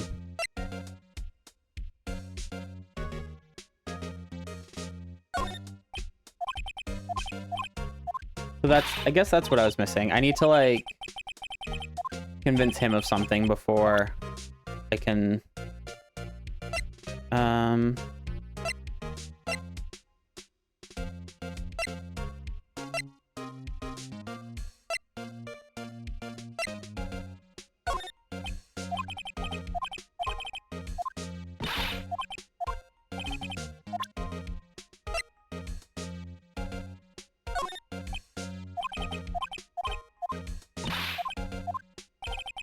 Hey, what's the deal here?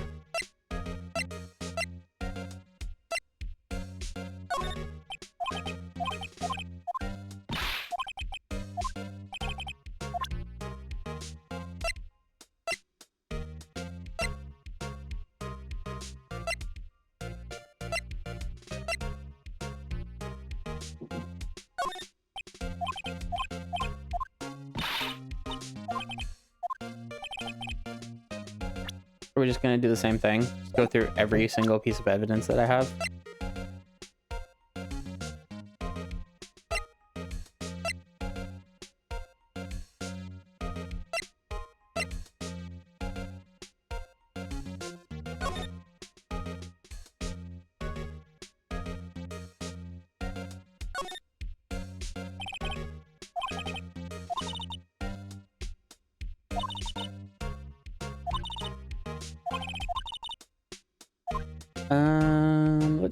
Let's see.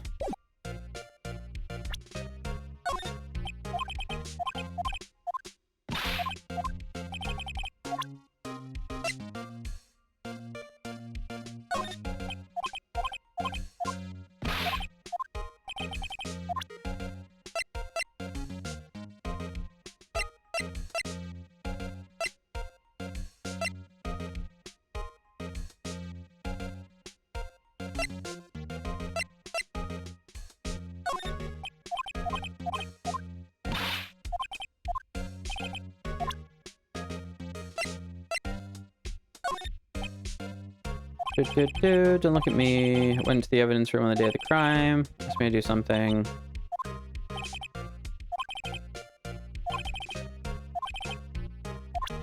Didn't see anything out of the ordinary.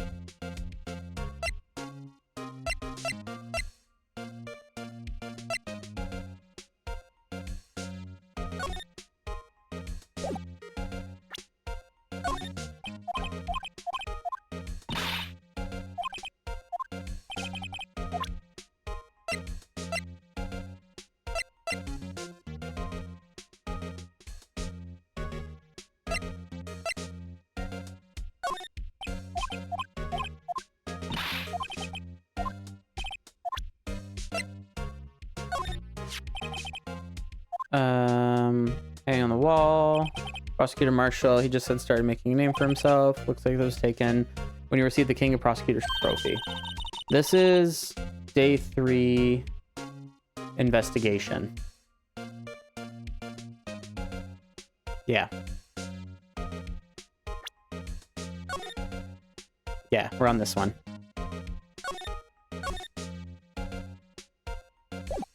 Like, I can't go anywhere. I have to show him something.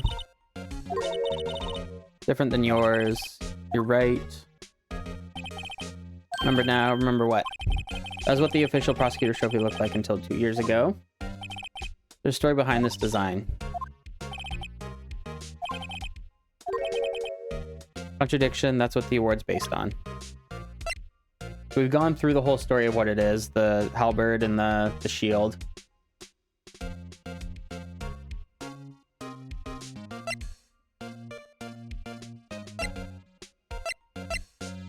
So I need to show something to both Edgeworth and Gumshoe to be able to progress to investigate inside Gant's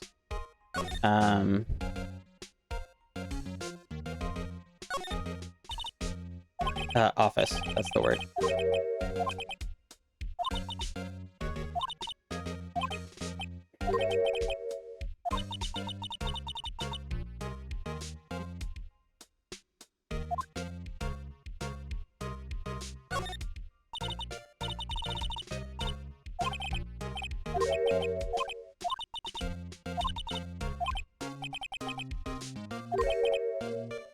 No, what is under his desk?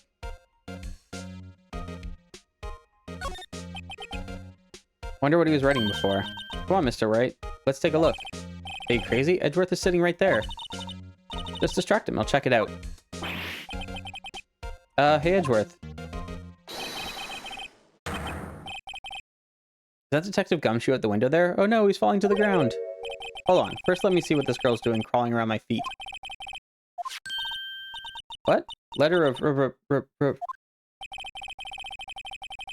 If you're having trouble reading, I'll read it for you. It says, Letter of Resignation. I'm tired, right? I feel as if something inside me has died. But Mr. Edgeworth, none of it is your fault. Thanks for the tip, Tim. I know the path I've walked. You don't need to tell me. And the path I've walked hasn't been a just one. I can't forgive myself for what I've done. And no one else should forgive me either. Mr. Wright, please, you have to do something. Wonder if I can use it for anything.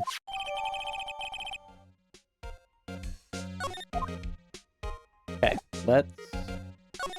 Actually, really quickly. Okay.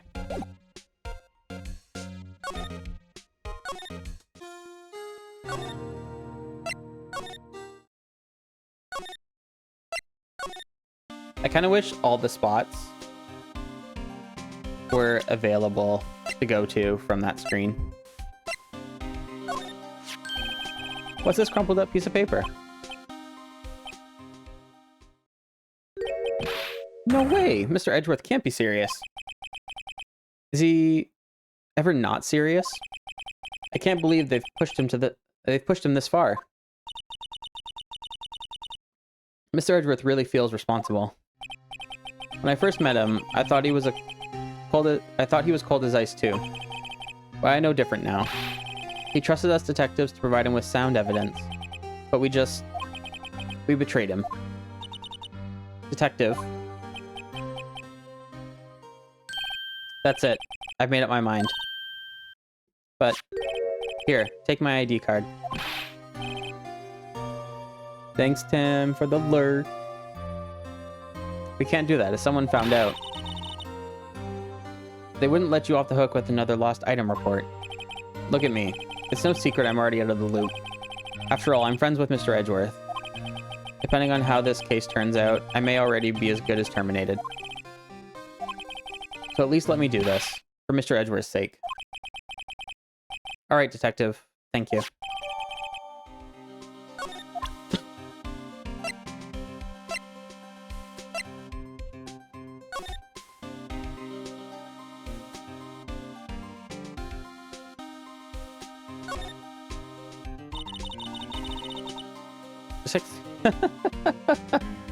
Detective Gumshoe isn't very photogenic, is he? Whatever you do, just don't say that to his face. Look, his eyes are half shut. Yeah, and his mouth is half open. Each of his shirt buttons is off a notch. And it's not even represented in the picture.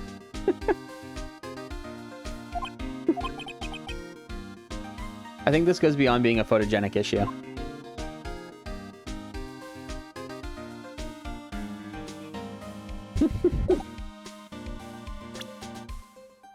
Okay, let's move to the chief's office.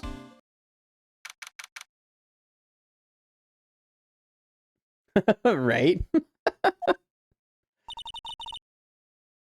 Here goes, Mr. Wright. We're in. Oh, there's no puppy again. Oh, there it is. We're in. If anyone finds us now, Detective Gumshoe's a goner. If that happens, I'm counting on you to bail me out.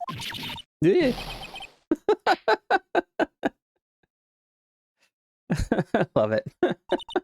Sorry, I thought you were a ghost. I didn't even know you could slap a ghost.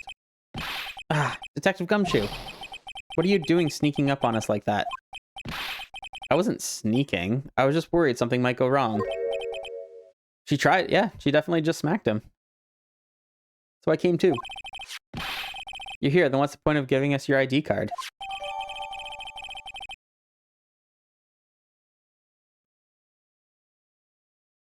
Gumshoe's ID crushed and rendered unusable in pocket. Hey, don't do that to my card. That's funny. I hardly ever get a chance to come in here, so I figured I'd have a look around myself. Besides, we're all in this together now. You really do want to get fired, don't you? Not if we're lucky. Now come on, let's see what we can find out. Alright, everything we can examine. This is a safe, isn't it? Safe? That word is ripe with intrigue. Okay, if you say so. It looks like a code needs to be entered in this panel to open it. A 7-digit number. I think I might just know what it is. Do you know what it is? I have a hunch. Oh, I know. You want to try my birth date? It's...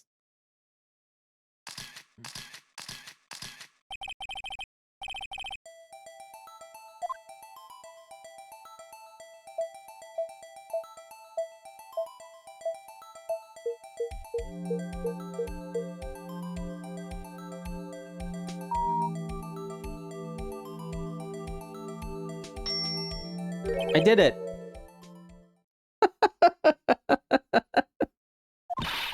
What number did you enter? Whose birthday was that, pal? The final ID card number on that record. What? The number of the mysterious executive officer who entered the room that day. You mean... that ID number? I think you're 1-7 shy this time. This can mean only one thing. That's Chief Gant's ID number. Hey, anyone care to look inside? Can I look inside, please? Is there any money in there? How much does he have stashed away? Look, it's a shard from a broken cup. This somehow looks familiar. Where have I seen this before? Something else in here, too. What's this? It looks like a piece of leather cloth. This is a handprint, isn't it?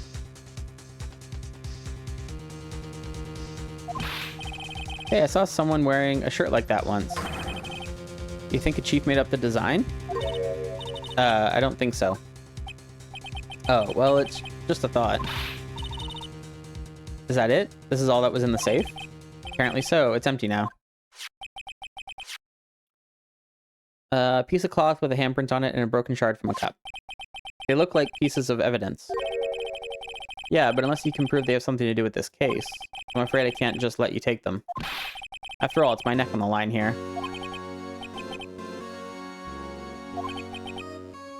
How are these two items related to the SL9 incident? Come on, there's gotta be something we can show the detective. Let's keep looking around. There's an ad coming up in 6 minutes. So I'm gonna investigate, look around at things. And then before we put pieces together, quite literally, I'm gonna run an ad and run to the washroom, I think. This armor and these weapons. Sure is, pal. The chief doesn't care for imitations. First the pipe organ, now this armor. I love Gumshoe. He's one of my favorites. Did you know how many taxpayer dollars must have gone into this room? What? You mean we're paying for this? That's it. I'm not paying 1 cent of my taxes. Shh, be careful what you say.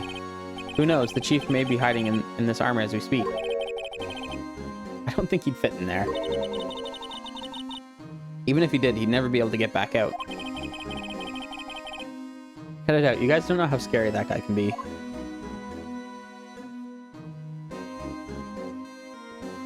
His massive pipe organ. We hear him playing it from the Criminal Affairs Department. Yeah, you gotta pay those by April 31st. To the 30th? I don't know how many days are in each month. Yes, 30th.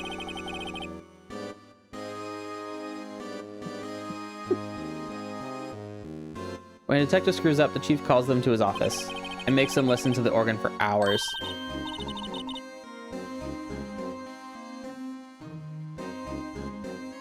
Yeah, Canada is April 30th. US is April 15th. I mean, unless you're a corporation. Do you work for as a sole corporation? Because then you get like extended timelines and stuff. Not that I know a lot about it. I've only taken a couple accounting courses in school.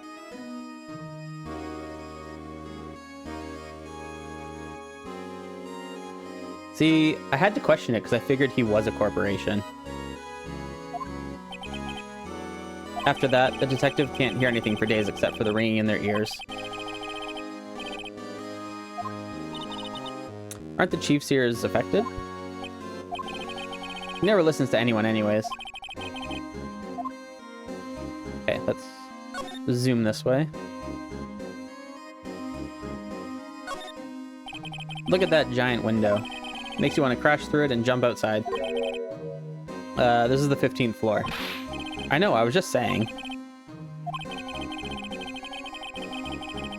Ever since making detective, I always dreamed about doing something like that.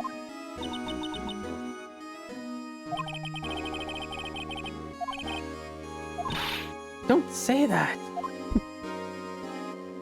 Right? These shelves are mostly empty. Lana must have cleaned them out when she transferred over to the prosecutor's office. There's a small picture frame on the left shelf. Hey! This is when Lana and I went to the theme park.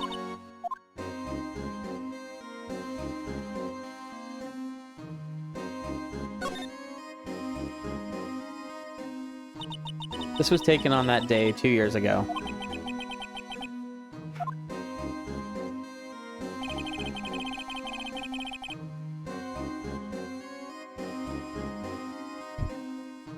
After receiving his award trophy, Mr. Marshall took a picture here, then went along with Chief Gant to question Dark. I bet he never knew he'd be dead just a few hours later.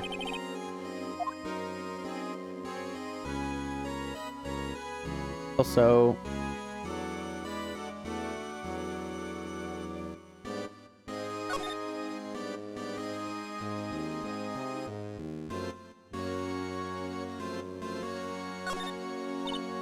Wow, look at the size of Chief Gant's desk.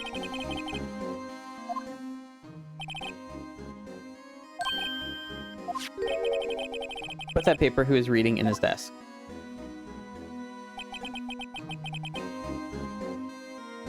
Yeah, I'm not sure. I mean, with the way everything like e-files now, I'm sure they're a bit more strict with the dates. Like, obviously nothing's going to be processed until after, but I did get a little tip.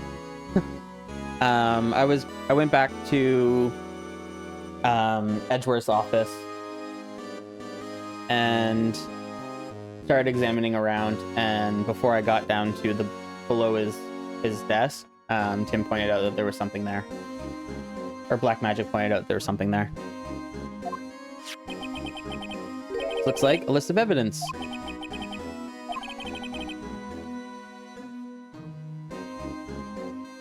Most cases, the lists run twice as long as this, though. Hey, look at that case name. Huh? SL9 incident. I wonder what this is doing here. Hold on, detective. What did you just say? I said, I wonder what... No, about evidence lists. Normally they're twice as long. That's right. I guess there wasn't a lot of evidence.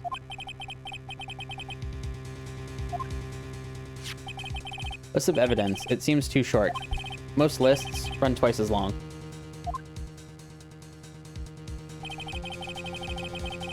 What would the other half of the list be doing here? I knew it. The chief must be hiding something about that case. It would appear so. Okay, I'm gonna take an opportunity now to run an ad and get up for a minute. Or it's gonna start in a couple seconds, so I'm gonna jump on, be right back. Yeah, if you need to get up, stretch, do your thing, and I will be right back.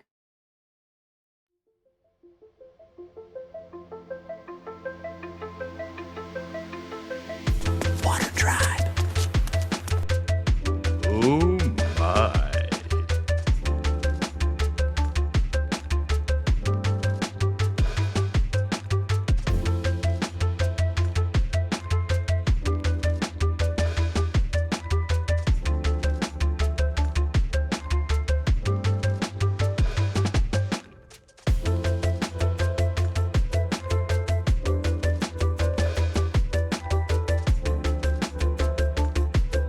Thanks to denial, I'm immortal.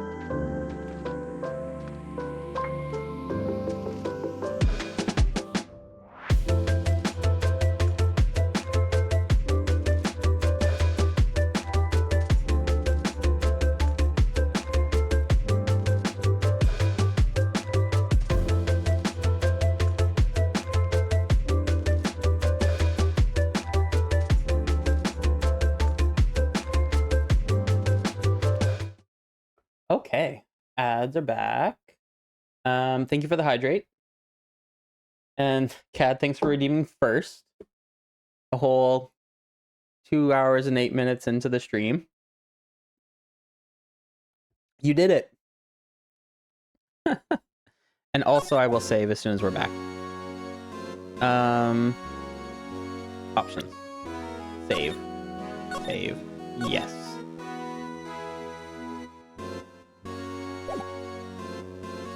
Back. All right. Was there anything else I can look at here?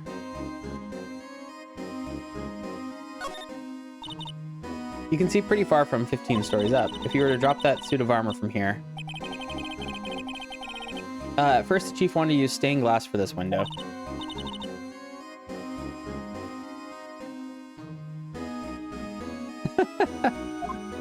Also, I don't think I have a stretch. I should probably get a stretch. It might be like a run an ad and everyone stretch. Pump it. Crispy! Thank you for the sub. Welcome in. How was your conference today?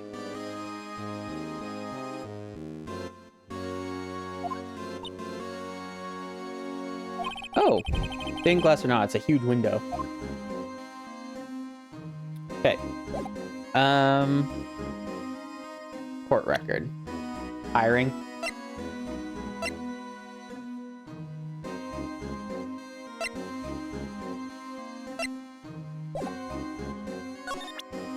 Go back to your hotel room. Ooh, So it's a conference where you get a hotel room. That's awesome. How long is the conference? Tad, have a good sleep. We'll see you soon. Thanks for playing in Valheim today. I appreciate it.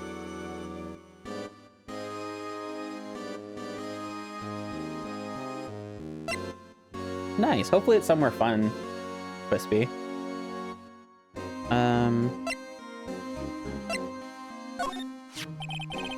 Check the gumshoe. Could you have another look at this jar? Oh, that sucks. Where are you, like, Grimsby? I remember when the three of us put that back together. Ah, those were the days. Kind of early to be nostalgic. Oh, I gotta turn my mic down a bit. Or my music down a bit. Wasn't this jar a piece of evidence from that case? That's right. One of the shards had an SL9 incident sticker on it. Doesn't this ring any bells, you know, from that fragment we just found? You mean this one? That was in the safe? Yes, that one. That was in the safe. Now that you mention it, it's ringing a lot of bells. Let's see if it fits. Here, let me see that shard. I'll take a crack at this. Go ahead, pal. Show us what a rookie can do. That's right, here's some glue. If I can piece this together again, it'll prove Chief Gant was knowingly hiding evidence.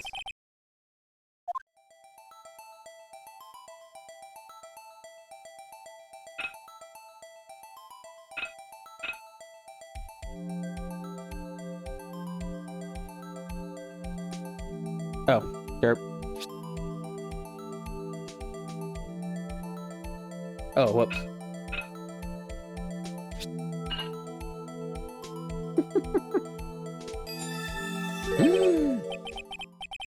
There, it fits like a charm. That, of course, means Chief Gant willingly and knowingly hid a piece of this jar in his safe. Oops.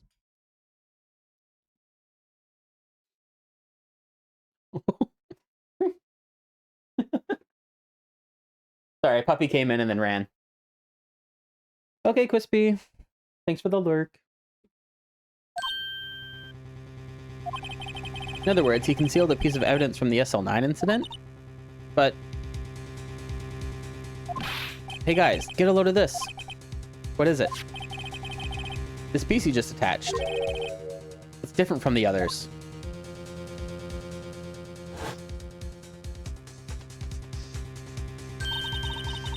There's a reddish line on it. That's blood. I don't get it. Why would Chief Gant hide this in a safe?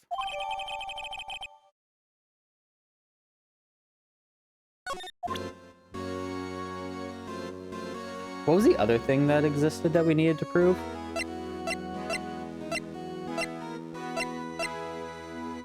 Back. Examine.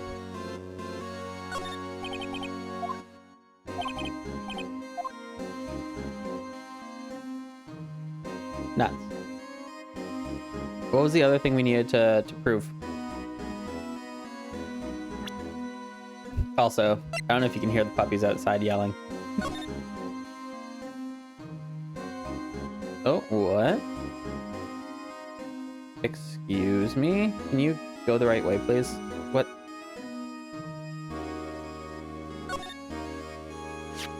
Oh, so I'm sorry, everyone. I'm gonna eat on stream, probably. This is really hot.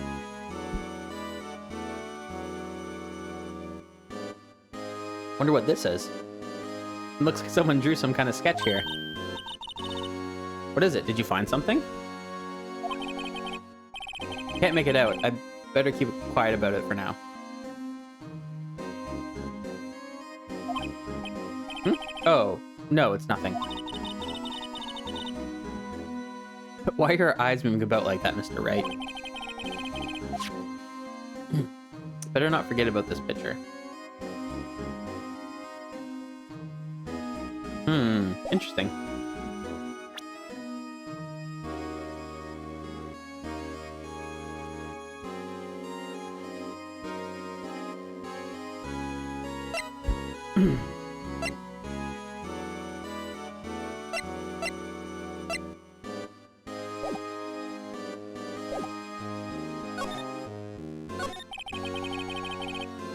Guess I need to talk to him about stuff. That desk on the other side of the room, was that your sister's? Yes. That's where I was waiting for Lana. On that day 2 years ago. Is anyone using it now? No, sir. This is entirely Chief Gant's office now. He practices a strict policy of preserving the crime scene. Strange reason to leave it here. He leaves it as a warning to everyone else. He wants us to always be alert. He told us himself. He told us so himself at our New Year's party. Of course, he was pretty intoxicated at the time. I see. Ever since Lana left, no one ever touches that desk. No one except Chief Gant and the cleaning lady who's in here each morning.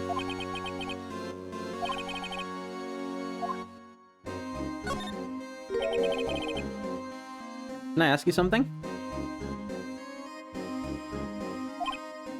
Sure. You only came here to look around, right? Because it's one of the SL9 crime scenes? I mean, that's your only reason for coming here, isn't it? Why do you ask? You don't think... Nah, you wouldn't be. No. No, there's no way. Never mind. Don't worry about it. Okay, now then. Let's look around a bit more. Hey, hold on. Not so fast, buddy. Huh? What is it? When someone tells you don't worry about it, it's supposed to start bothering you, pal. You don't just let it go at that. Sorry. Okay, so what's bothering you? You two don't think Chief Gant might be a suspect, do you? What? He's right, Mr. Wright. What do we think of him? Chief Gant. So it's finally come to this. What do I think of him? I think I want to eat some noodles. Perhaps it's best I don't divulge my feelings yet. There you go, ignoring me again. Welcome back to we. So I did that.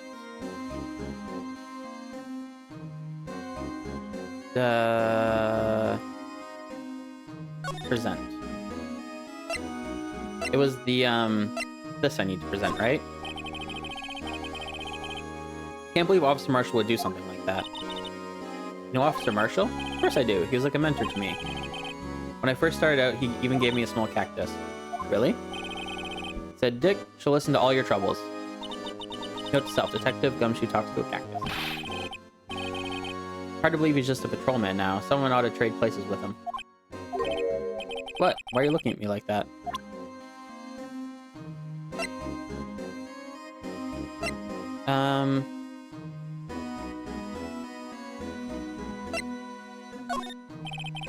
Detective Gumshoe, I'd like you to have a look at this. Is this where he's gonna sneeze again?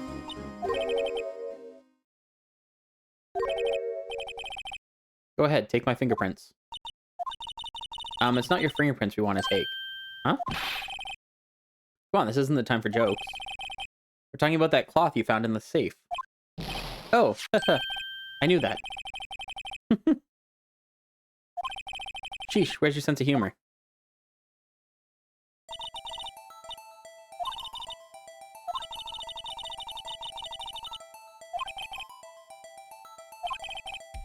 Alright, let's do this.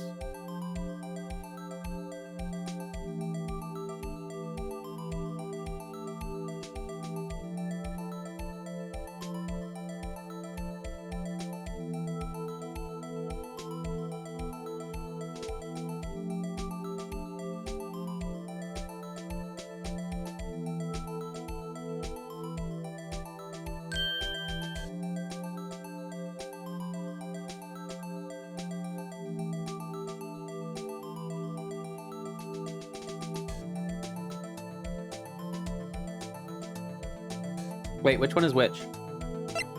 Oh, okay. Good.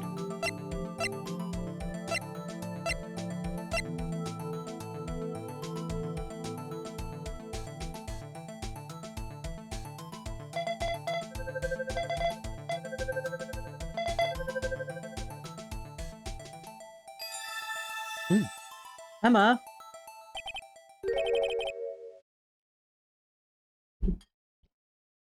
No, back in this bee. What are Emma's fingerprints doing here? Hey, you find a match? Whose fingerprints were they? Huh? Oh, seems the prints are too old. They aren't clear enough to get a match. Well, that's too bad. I thought they'd be Dark's prints. Psst, hey you, over here. What's going on here? What are the kids' prints doing inside the chief's safe? Don't ask me. Let's just keep this information from Emma for now. Here, maybe you should hold on to this. Well, was there any help? Of course. Thanks to your ID card, we were able to get some hard evidence. No, that's not very kind, is it? In other words, if it wasn't for his ID card, he would have been useless. Isn't that right, you in the coat? No, Gumshoe! We didn't think you'd be back so soon. Fortunately, I'm a man who believes in signs. As I was walking to my meeting, I happened to look out a window and saw a stray dog run into a pole. Just then, I thought of a certain detective. You mean me, sir? Now then, I'm afraid I'm going to have to ask you all to leave. Yes, sir. Sorry. Oh, you in the coat? Me, sir? Drop off your ID on the way out. You won't be needing it anymore. But, sir. Now get out. Yes, sir. I mean, he's just getting fired, right? He's not getting arrested. I know, the breach of trust thing. Wait. You, the one without the spiky hair. Don't go yet. Me, sir? I'd like a word with you.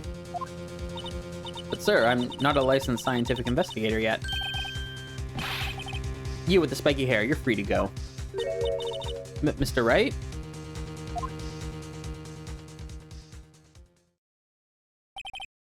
Look, pal, if I've told you once, I've told you 1,000 times. The chief's office is off limits. But no, you just had to go sneaking in there like that, didn't you? Thought you said you didn't care anymore if you were fired. Yeah, but if I knew it'd be like this, I never would have said it. Now that I've seen the evidence that Chief Gant was hiding in his office, I think I'm finally starting to get the picture. But why she kept eerily silent about it all this time? Anyway, you listening to me? I'm gonna try to smooth things over with the Chief again. Later, pal. I think, like Gumshoe said, that if he like got caught in there, he'd be charged with breach of trust.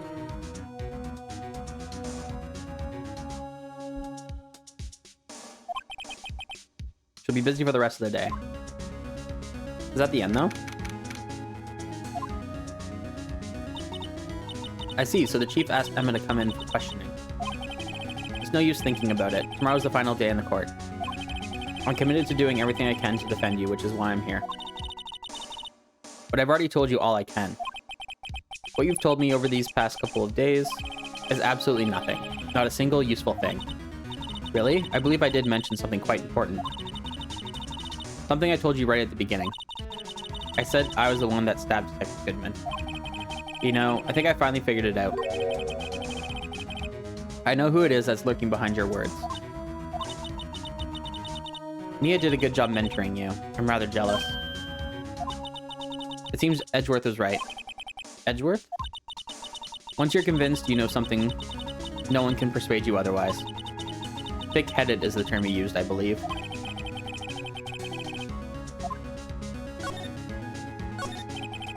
I have to admit, I was more than a little perplexed at first.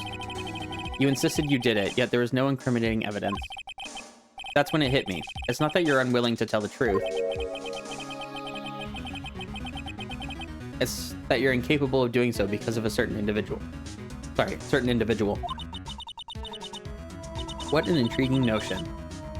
A certain individual, you say? Do you think I'm protecting this person? Protecting? No, I think afraid of is more like it. If I'm not mistaken, the person in question may have persuaded you to silence. For argument's sake, Mr. Wright, who may I ask is this person you're speaking of? The one I am supposedly so frightened of. What is this person's name?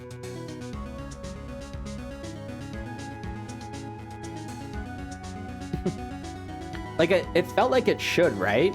Like, this all feels extra. Well, Miss Sky?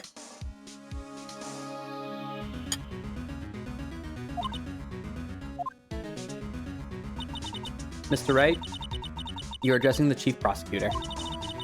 Do not forget your place. My apologies. Could you please tell me a bit more about what you think you know? We were partners until 2 years ago. I respected him as a detective, assuming he is respectable. Sorry. Assuming he is respectable, then tell me something. Why would he try to hide his crimes? His crimes? Both you and Edgeworth will be brought before a board of inquiry for what you did. Specifically, hiding and forging evidence. Of course, these are serious offenses. Why is it, though, that Chief Gant's name was never mentioned? Chief Gant? Edgeworth didn't know the truth behind the forgery. The only party who could have possibly tampered with the evidence was me. I had access because I was second in command of that investigation. Yes, you, but also one other, Damon Gant.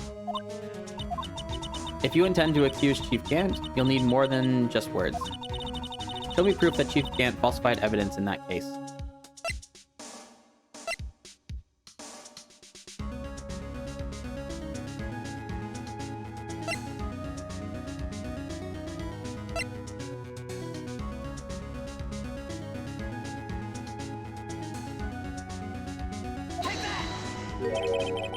I just found this in a safe in the Chief's office.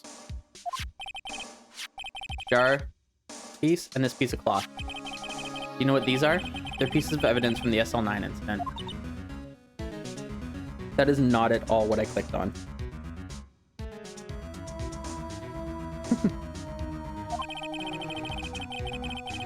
The person concealing evidence was none other than Chief Gant himself.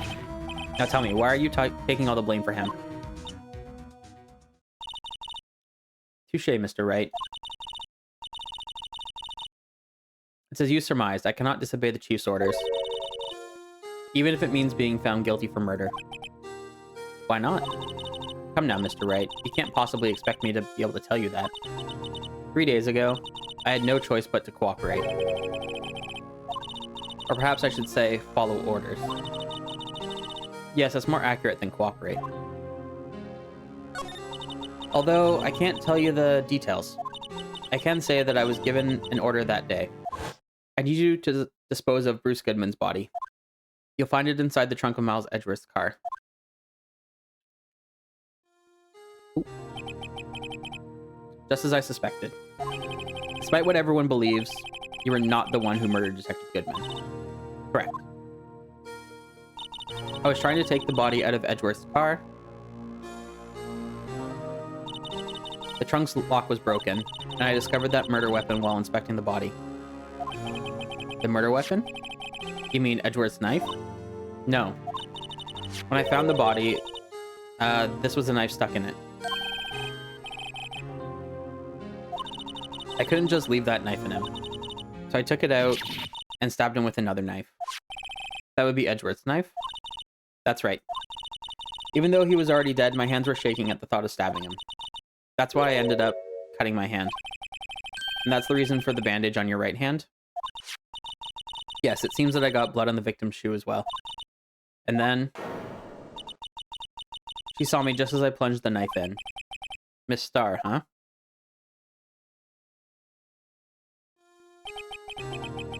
Why did you need to hide Dark's knife so badly?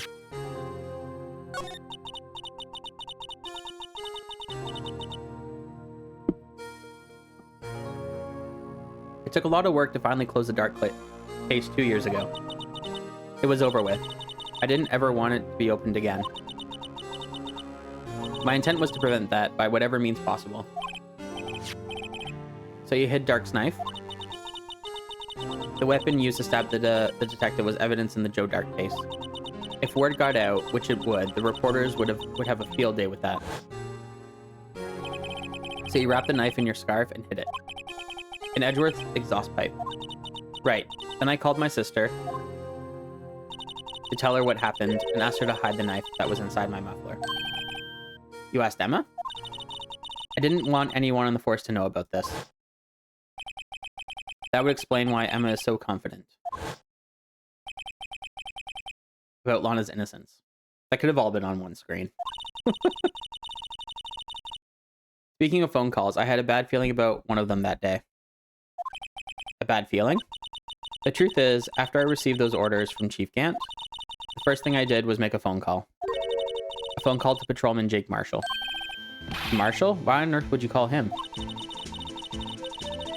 The lead investigator for the SL9 incident had been murdered. I wanted that fact to be kept hidden, and I needed help. He was the only other person I could trust. Or at least, I thought I could trust him at the time. However, it seems that after I spoke to him, he went off on an escapade of his own. Oh, you mean... Not wanting the case to die, he decided to take things into his own hands. He disguised himself as Detective Goodman and tried to steal the evidence. He had already stolen the ID card, but it seems he still hadn't made up his mind to break into the evidence room. After my phone call, any remaining devs he had must have disappeared. So your phone call caused the incident in the evidence room?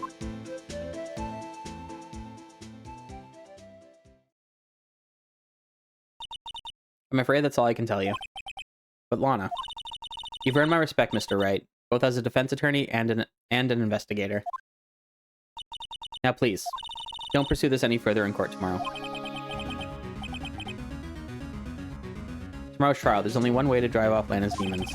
I've got to get to the bottom of everything. Is this the end of it now? So Detective Goodman's real murderer.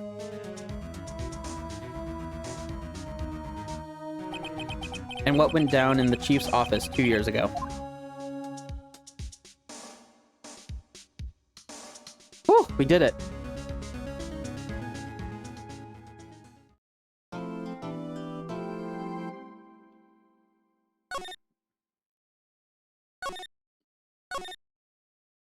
I am going to keep going.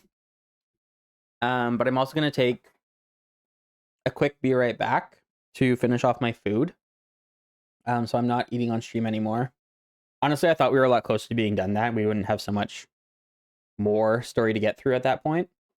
So yeah, another quick be right back. I'm going to eat quickly, and you guys can enjoy some music for a second.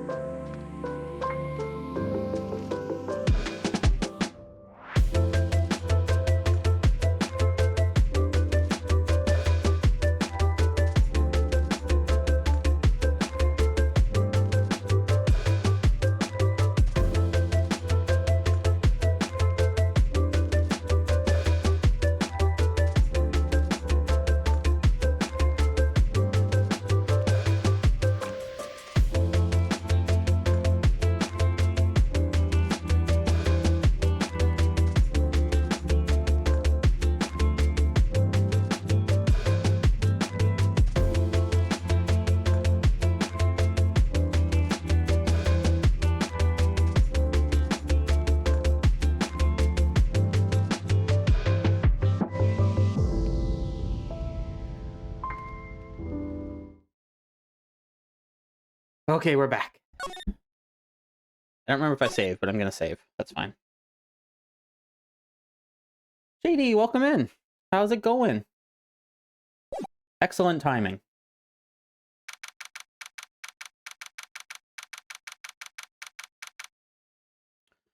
Is it lunchtime for you now?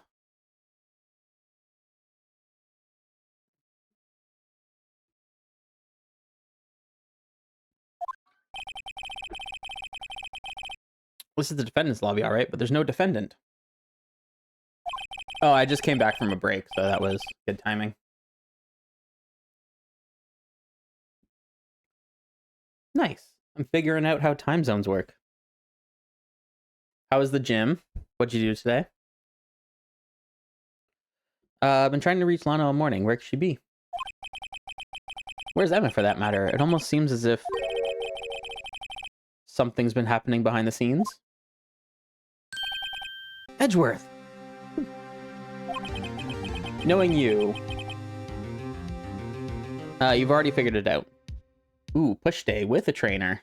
Nice. Who the owner of the 7777777 ID number is. Well, I have a pretty strong hunch. Looks like I'm not the only one who's figured it out. You know, the only reason this trial didn't reach a verdict yesterday is because there was still room for doubt regarding this ID record. If that number does belong to whom you suspect, then no doubt will remain. After all, he hasn't been officially charged with anything. True, not yet. In any event, once all doubt has been removed from that list, I can call for a ruling. 5 minutes, right, and Chief Prosecutor Skye will be found guilty. But she didn't do it. I figured you'd say as much. That's why I came here, to hear what you have to say.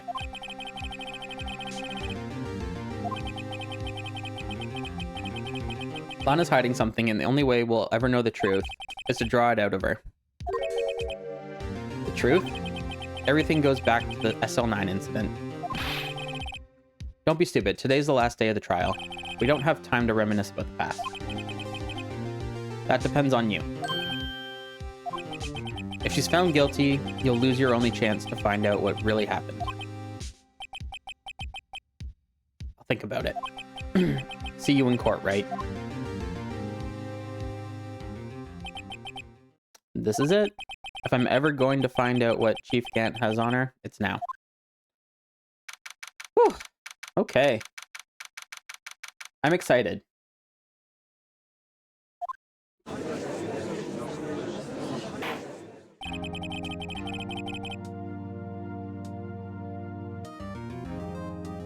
Sorry, just gonna send a quick message to Muffin.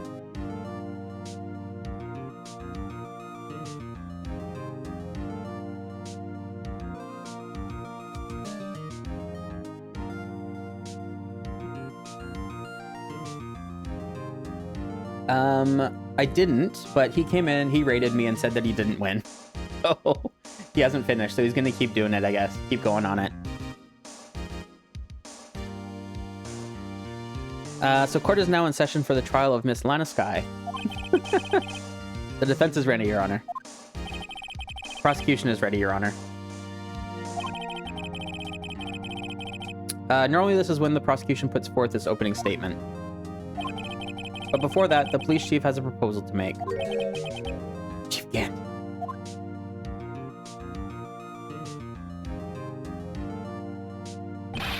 Morning, folks. How's everyone doing? Hey, Edgy. Been back to the pool yet?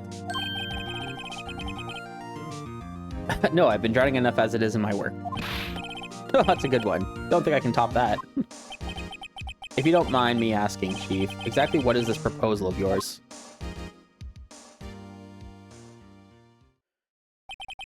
Lana, that is to say, the defendant, has asked me if she could speak directly to the court. Oh no! That sucks. Oh. Yeah, totally. We have a regular dentist appointment this weekend, or next weekend, 27th. I hate dentist appointments. More so for specific things like that. Ugh.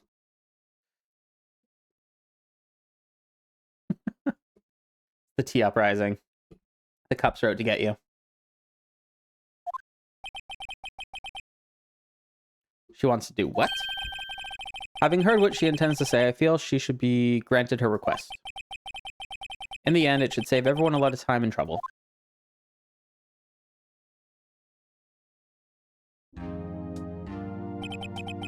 What's this all about, defendant? Yeah. Definitely annoying.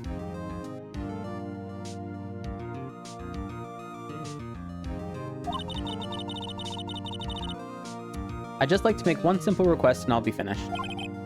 Well then, what's your request? Oh, we're doing it! Big T, welcome in! Oh, we just got to the... Great timing, we just got to the last day of trials for Chapter 5, so... It is going. We're doing it. We are doing it! How was your stream? How was Valheim? And were you playing Helldivers earlier? I think I noticed that. Saw that you were playing. Your Honor, I'd like you to put an immediate end to this trial. Huh? Jet? No, it's not Jet.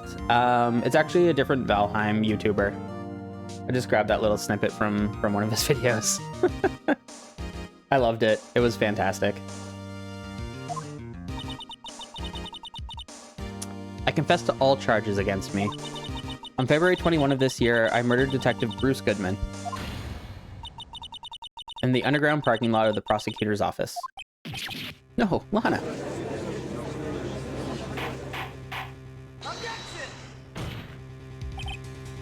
You can't. Your Honor, The defendant's claim does not change the defense's plea. In that case, Mr. Wright, I no longer require your services. But Lana, Your Honor, I hereby forfeit my right to an attorney. The prosecution may lack direct evidence against me, but has sufficiently proven its case through testimony and circumstantial evidence. I'd like you to render your verdict now, if you please. Well, the defendant certainly has the right to self-representation. Her request is legally valid, although this is an unprecedented situation. Indeed, it appears there's no further need to continue this trial, even if Mr. Wright may feel otherwise. It appears the time for the verdict has arrived. Objection! One moment, Your Honor. Just on a swivel chair. I feel like when this case ends, I should do that and just like...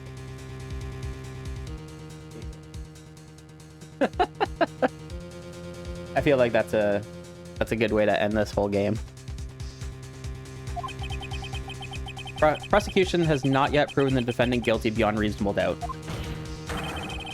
Any ruling at this stage would certainly be premature. Come now, Worthy. I understand this is a difficult time for you, but why don't you just be a good little boy and keep your mouth shut,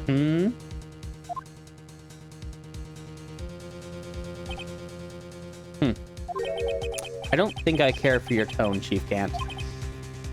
What? Creating another fabrication to cover up your past mistakes. Sorry, but I'm no longer the naive little boy you would have me be. With this sudden confession from the defendant, it's obvious to me some kind of deal was struck behind the scenes. Some kind of deal, Not everyone operates as you do, Worthy. I thought so. Your Honor, the prosecution would like to change its first witness. Oh, to whom? As its first witness, the prosecution would like to call Miss Emma Skye. I request the court hears her testimony. Mr. Edgeworth, I'm exercising my right to self-representation. I don't think we need to continue... I don't care what you think, Miss Skye. The exposure of truth sometimes results in tragedy. However, no matter how tragic the truth may be, it would be an even greater tragedy to avert one's eyes from it. Look at that. Worthy with some poems. And some facts. I think that's what I meant to say. Trigger warning on some of these Ace Attorney cases. That's okay with you, right, Chief Gant? Worthy, you'll live to regret this, mark my words. Miss Emma Skye, please take the stand. Whew, let's go. Now then, witness, please state your name and occupation.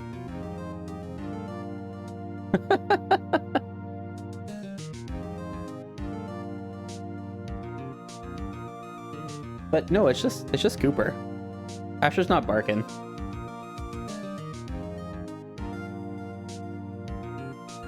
Now then, witness, please state your name and occupation. I said that. My name is Emma Skye. My occupation? I'm Lana's little sister, and I want to be a scientific investigator. 2 years ago, you encountered the serial killer Joe Dart, of the Joe Dart killings. Is this correct? Yes, I'm trying my hardest to forget about that, though. I'm sorry, but I'm afraid I'm going to have to ask you to recall those events one more time. Mr. Edgeworth, please remember this trial concerns the murder of Detective Goodman. Is an incident that was resolved 2 years ago really all that relevant? Yes, it most certainly is. Well, okay then. Man, this judge is good. Sure gave in fast. Now, please testify about what happened to you 2 years ago.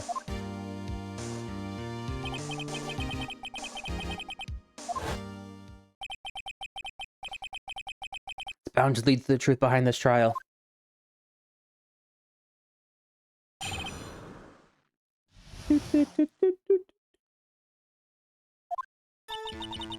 I was waiting in my sister's office that day. A man came running in and took me hostage. Neil Marshall rescued me. But I'll never forget what I saw in that instant. The man raised up his knife and stabbed Mr. Marshall in the chest.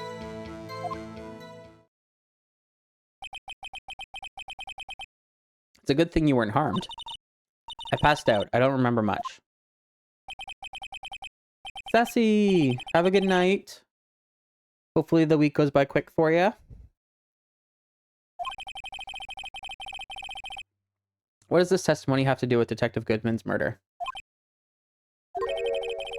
That will soon become apparent, Your Honor.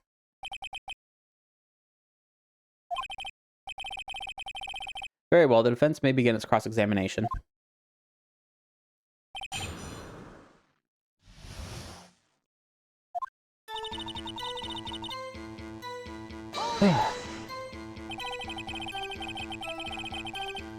Two years ago, the defendant was a detective at the police department, correct? Yes. She was second in command under then Deputy Chief of Police, Gant. My sister, she was the best detective ever. Yes, I remember. Deputy Chief Gant and Miss Skye used to be quite the pair. I believe they shared the same office. That's right. I'd always sit at my sister's desk and dream about playing that organ. I wanted to play it that day, too. The police department and the prosecutor's office held a ceremony that day. Lana promised to take me to dinner after she finished her work. A man came running in and took me hostage. A man? Yes, Joe Dark. He was a serial killer. Joe Dark was brought in for questioning on the day of that ceremony. We were desperate to get anything on him that would lead to an arrest. When he saw his chance, he fled the room, right? Upon fleeing the room, Dark proceeded to take the elevator. He must have been in a panic because the elevator was going up. Then he ran into Skye and Gant's office. There was a lot of noise coming from outside, so I opened up the door to have a look. That's when I saw him. Neil Marshall rescued me. What was the prosecutor doing there? That day, there were two people present during Dark's questioning. Deputy Chief Damon Gant and Prosecutor Neil Marshall. Almost forgot about Gant. Neil Marshall had just received the King of Prosecutors Award. Young and dedicated, he went straight to the questioning room after the ceremony. I assume that would also be why he was the first to run after Dark. When Dark grabbed me, I thought I was good as dead. And that's when Prosecutor Marshall came running in. I don't clearly remember what happened then, but I'll never forget what I saw in that instant. Can you tell us about that? Mr. Marshall jumped on Dark. Just then, the lights went out. The lights? It was just about this time of year.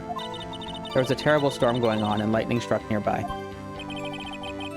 So the electricity went out? Wait a minute. If it was pitch dark in that room, you shouldn't have been able to see anything, right? Right, but just then, lightning flashed again outside. That sudden flash left an unforgettable image of the scene in my mind. I see. I told the detective about what I saw then. The detective?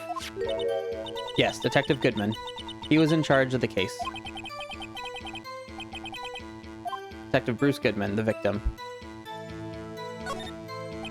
So you spoke with Detective Goodman about this 2 years ago? Yes, that's what's so scary about this trial. And you told Detective Goodman about what you saw?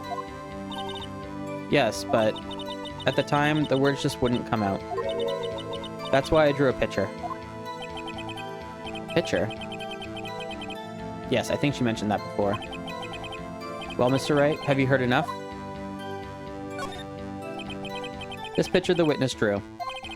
I believe it has a very important meaning. Objection! But the list of evidence I was given 2 years ago didn't contain a picture. Witness, would you mind if we added this statement to your testimony? Yes, Your Honor. Also, really quickly, I'm sorry. Big T, I forgot to give you a shout out. Guys, go follow Big T if you can.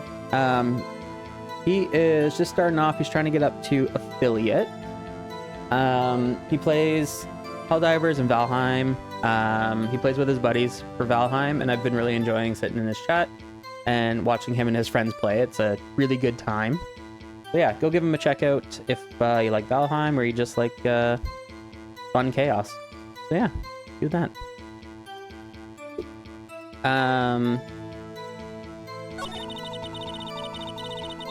We'll get back to this.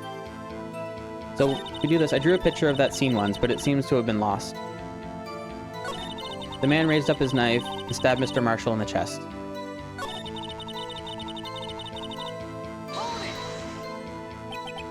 You drew a picture of the scene you witnessed, right? Yes, I wanted to do everything I could to help the investigation. I can still see it now, whenever I close my eyes. That's strange. I took over the case after Prosecutor Marshall died, and I never received any picture. Perhaps the witness is mistaken? But I did draw it, I swear. I'm not just imagining it.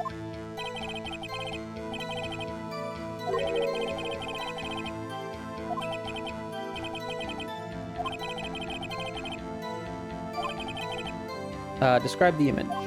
Let's just show them.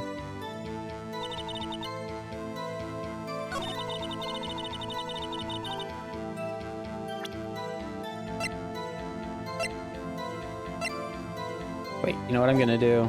We're just gonna do a quick save here while I'm still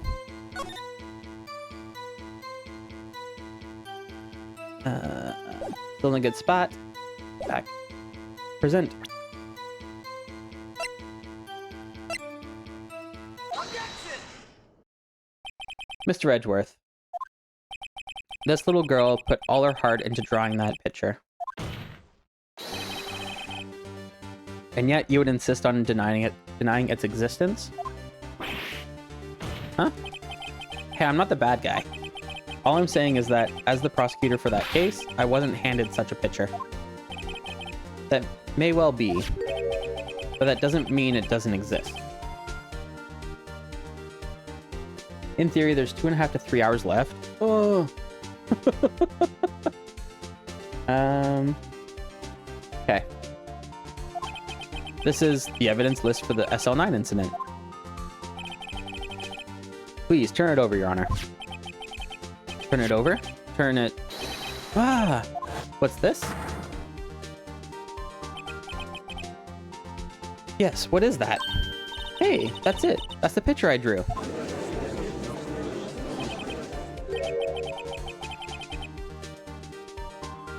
I mean, I started early so we could finish. Like, 2 to 3 hours brings us to about 9:30, 10 o'clock Pacific.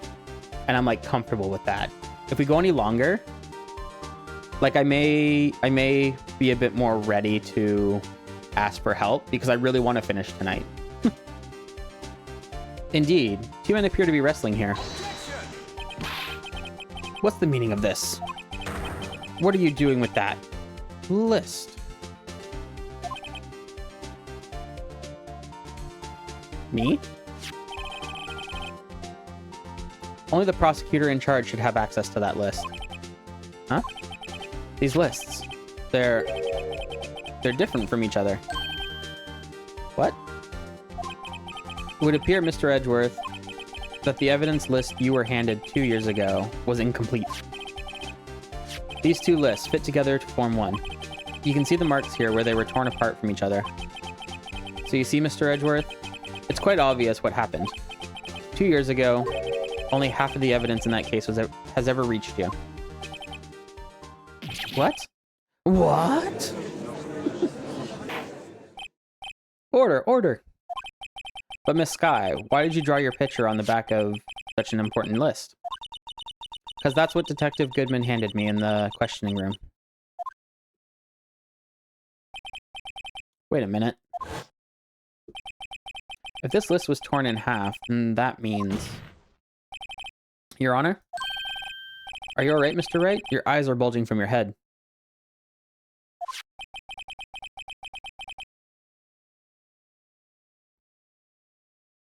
If the evidence list was torn in half, then there might be more of the drawing on the back of Mr. Edgeworth's list. Yes, that's quite conceivable, Mr. Edgeworth. It's possible. Let's see.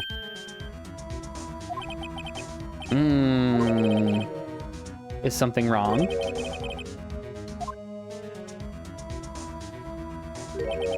Sorry, Your Honor. There is indeed something drawn on the back of my list. It's that thing. So excuse me. Did Edgeworth never turn that piece of paper over in 2 years?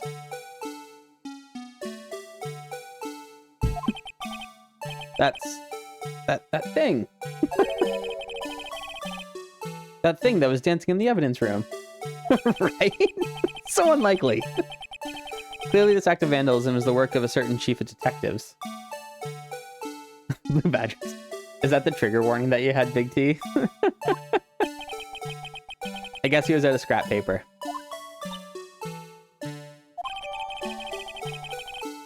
Evidence list restored and updated in the court record.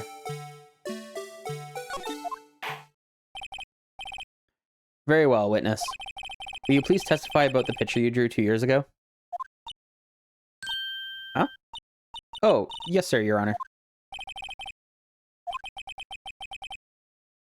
She seemed to be thinking about something when she was looking at the picture.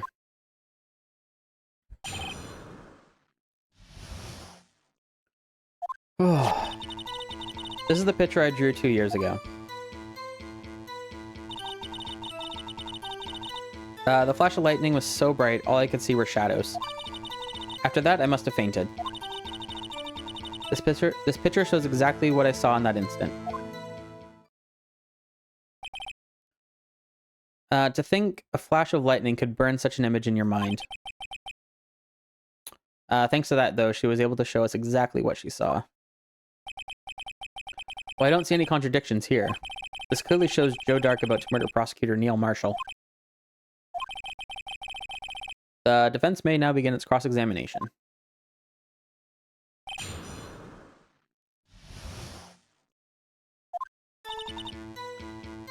Oh, whoops. Didn't mean to click ahead on that.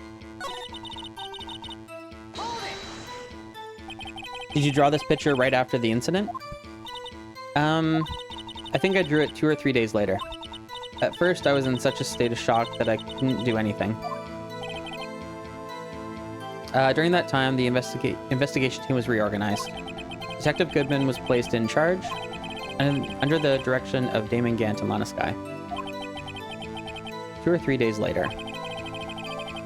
The memory should have still been fresh in her mind. Excuse me, witness. But can you please tell us why this picture is painted all black? The flash of lightning was so bright, all I could see were shadows. But at the time, you didn't even know it was Mr. Marshall who had come to your rescue? No, I couldn't see him clearly. The lightning was so bright, and I was knocked to the floor. You were knocked to the floor? Dark had a tight grip on me, but when Mr. Marshall jumped on him, I was knocked away. I turned around, and that's when the lightning flashed.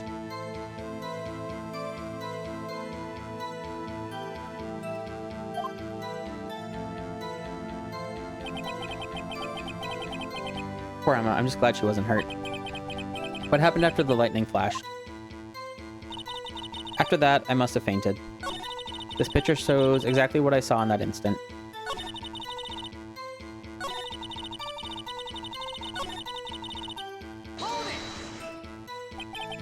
You mean you didn't see the actual murder take place?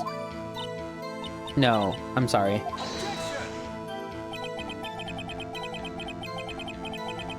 Flash of lightning only drove off the darkness for a split second. Not only that, but the trauma of the situation understandably caused the witness to faint. Do you really need to torture the girl any further? Hey, I'm not the bad guy here. Anyway, this picture shows exactly what I saw in that instant. Hold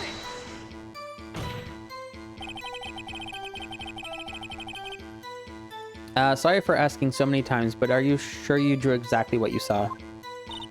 Of course, this is the exact scene. It wasn't influenced in any way from your talks with the detectives?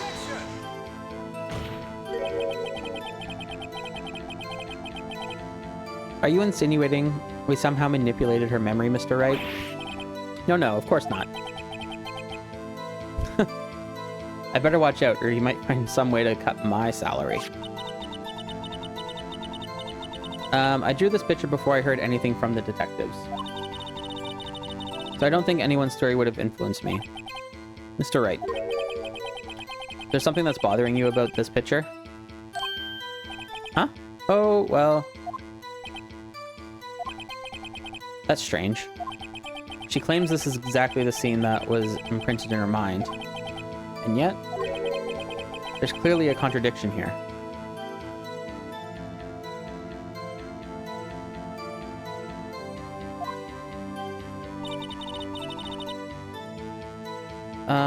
What do we have? What evidence do we have?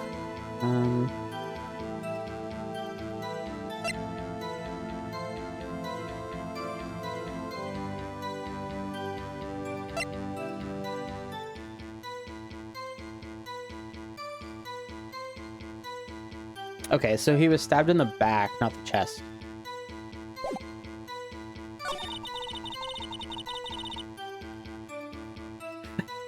Gumshoe, no!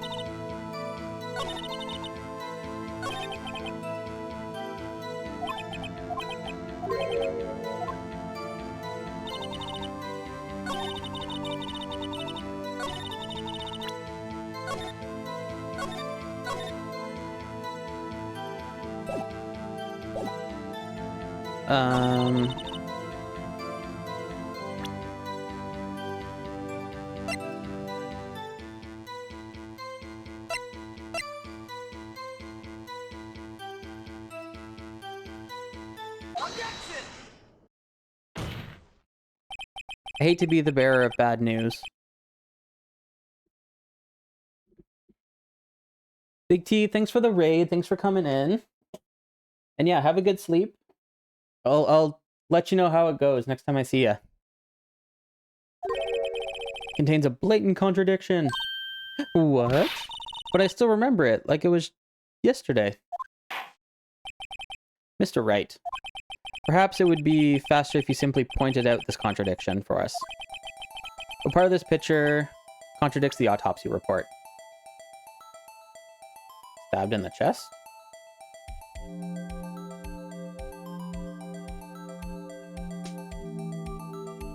Ah. Take that! I think it's this part here. It's because the drawing stinks.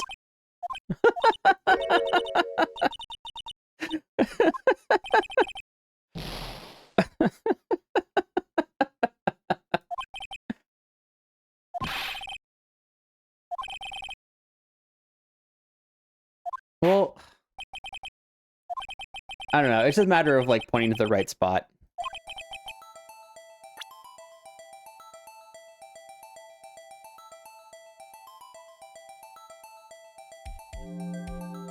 Like, I don't know what they want me to point to. Like, clearly I need to show that it was, like, stabbed in the back, but... I don't know. If I have to reload...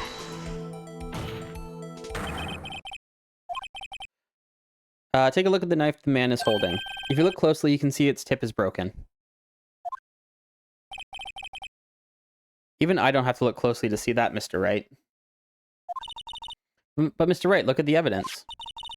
See the murder weapon? The tip is broken too. If I recall, the tip of the knife was found broken off in the victim's body.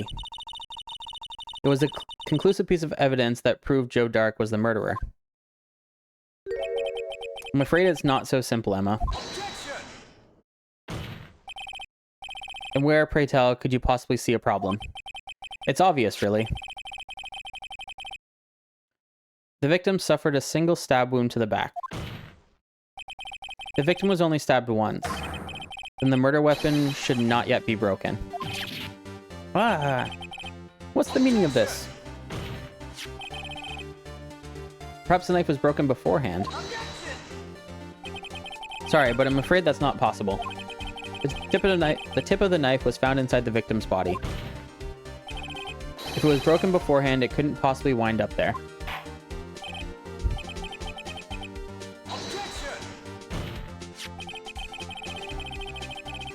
The tip of the knife was undeniably discovered within the victim's body. The only possible explanation is the witness's memory is mistaken. That's why I asked her so many times if she was sure she remembered correctly. I believe you were annoyed at the time. But she was sure she remembered correctly. But there's no other way to explain this inconsistency. Not so fast, Mr. Edgeworth. There is another explanation. Have you forgotten already? Have you forgotten hold on. About a little something called falsified evidence? Don't know why I struggled there, like, I was on the last one. You're treading on thin ice, right? All I'm saying is that this broken knife tip might be the piece of evidence that was forged. You can't deny the possibility. No. Ah.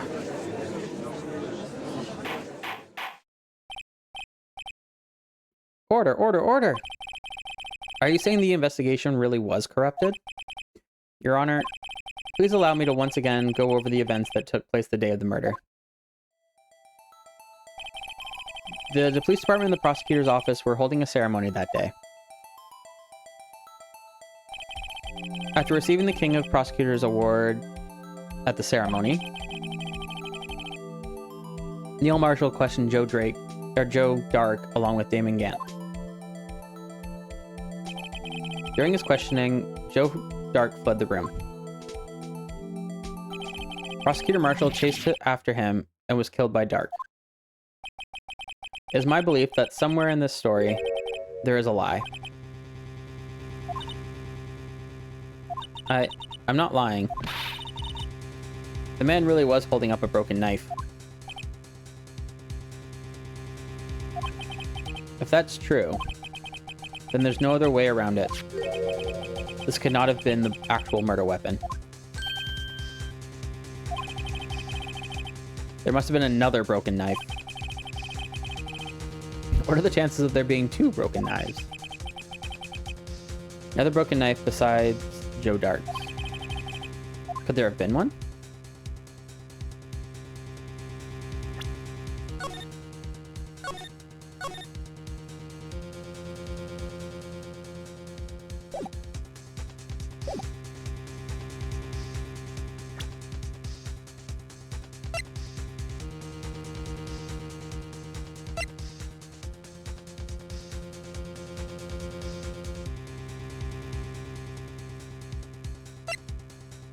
This one.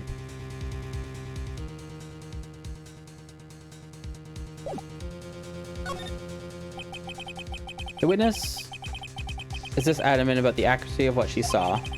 It can't just be explained away by a simple observational error. Mr. Wright. In that instance, Emma really did see a broken knife.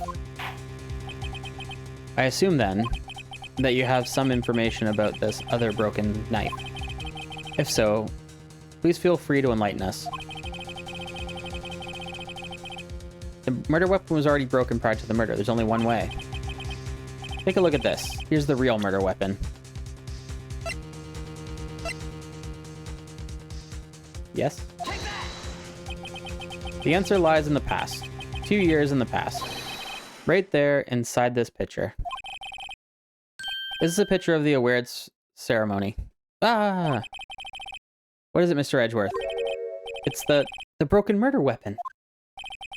Notice the award Prosecutor Marshall is holding. That's A broken knife. It's a halberd, actually. As we earlier concluded, the knife in the drawing was not Joe Dark's knife. That being the case, the knife the witness saw was in all likelihood from this award.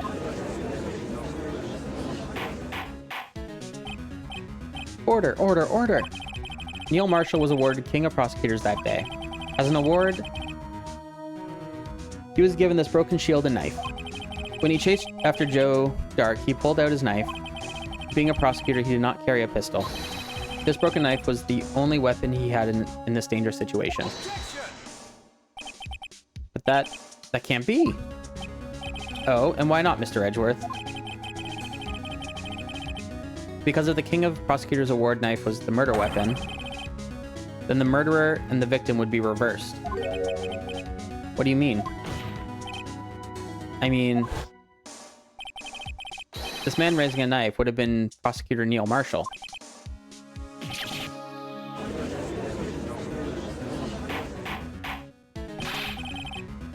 But the prosecutor was the one who actually died. That's true. What's going on here? So good.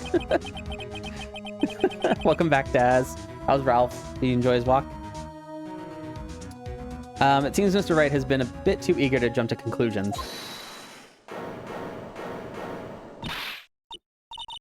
Wait, I remember now. I remember everything. Witness? Mr. Edgeworth. What is it? Could you show me your evidence list again, please? His list? The one with that picture scribbled on the back?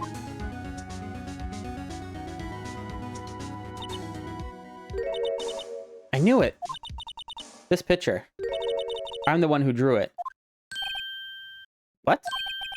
You drew that? That's right. The list wasn't torn in half at the time I drew this picture.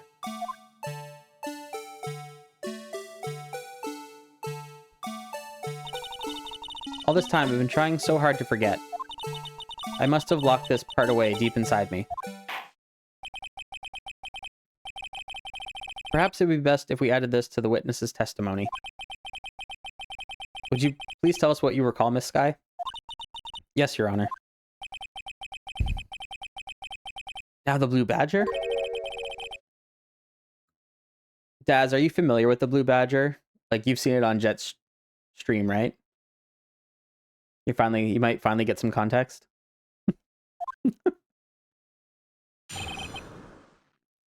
Nope.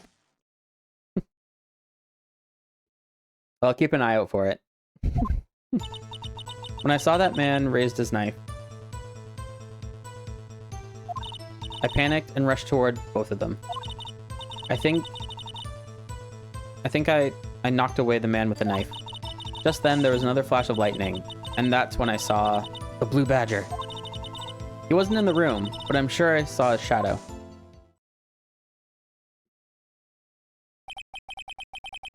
This is certainly most unusual.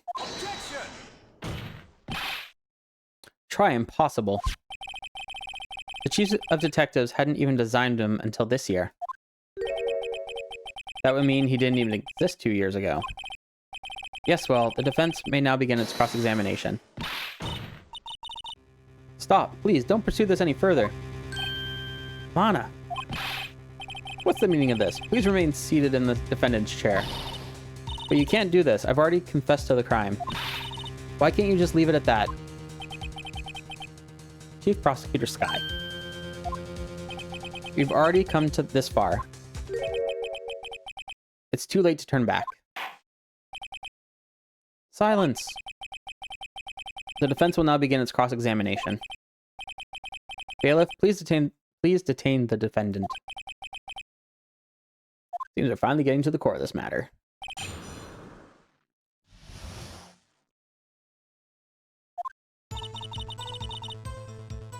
I'm not gonna present it, but here you go, Daz. This is for you. This is the Blue Badger. He's the police department's mascot and has been quite central to a lot of things in this case. And Jet regularly has him hiding in scenes. Or not hiding, but just like right in the front there.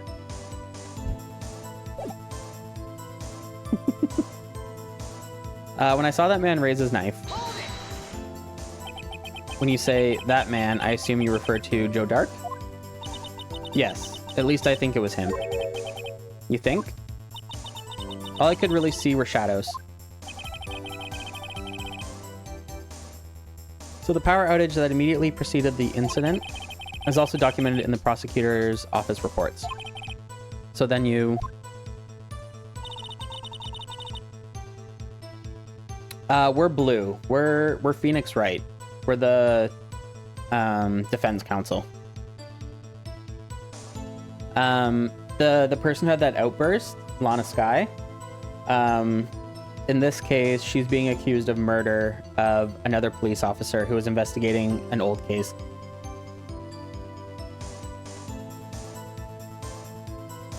Yeah, so like this is literally like the penultimate case part. We're on the last day of trial and everything's kind of coming to a head. And basically, the chief of police is implicated in a lot of murder. Or we're trying to prove that he should be implicated in all these murders. I panicked and rushed towards both of them. Why would you do something so dangerous? What else could I have done? He was about to stab Mr. Marshall. She seems convinced that Dark was the one holding the knife. But as we just theorized, Mr. Marshall was the one holding the knife. Well, I didn't know that at the time. When that Dark guy knocked me down, all I could think of was, I've got to help that other person. I think I knocked away the man with the knife. What do you mean you think? It all happened so fast, and I was in shock. I don't remember everything clearly. What I did, it's all kind of a blur. Miss Guy was almost killed before she was witness to a murder about to take place. With so much happening in a matter of seconds, a little disorientation is only natural. I saw the man about to stab the other person, who I thought was Mr. Marshall. I knew I had to stop the man with the knife. What you did was very brave, young girl. So then what happened next?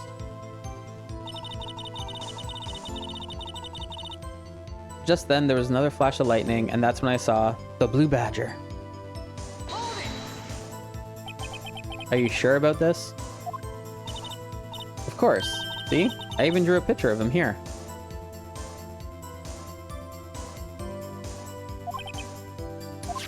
But it was the chief of detectives who thought up this hideous beast. That was just this year. The blue badger didn't exist 2 years ago. This is all quite verifiable. I know it sounds strange. I was surprised too when I saw him at the police department. There you go.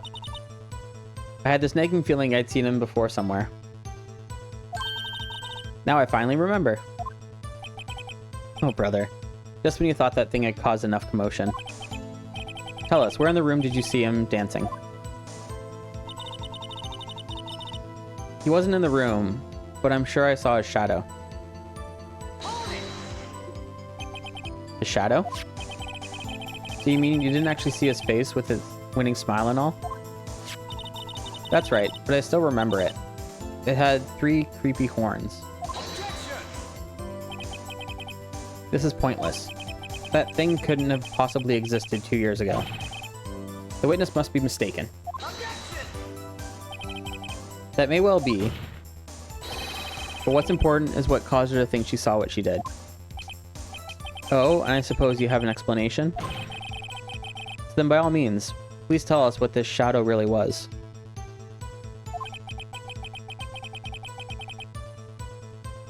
What was it that Emma saw when that lightning flashed? Who is this blue badger really?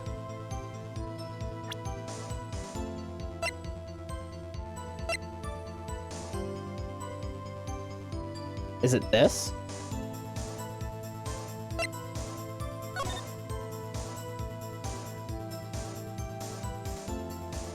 Is it that?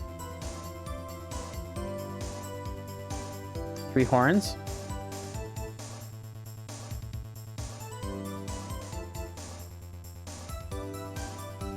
seem plausible.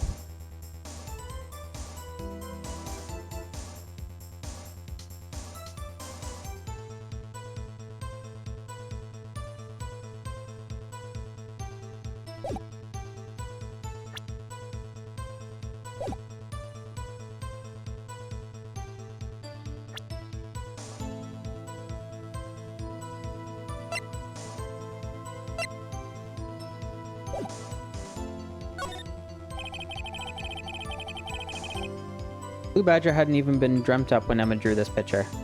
Do a quick save, just in case I, like, really mess up. Like, I feel confident, but I like the security. Yet she's certain she saw its shadow. Ladies and gentlemen, it is the defense belief that on that fateful day 2 years ago, there indeed was something that looked similar to the Blue Badger. Something that is now sitting in this very room. Mr. Wright.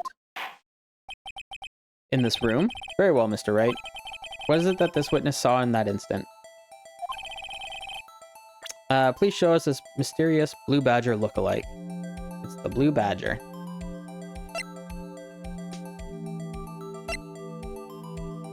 Like, this is my assumption, because it has the three prongs.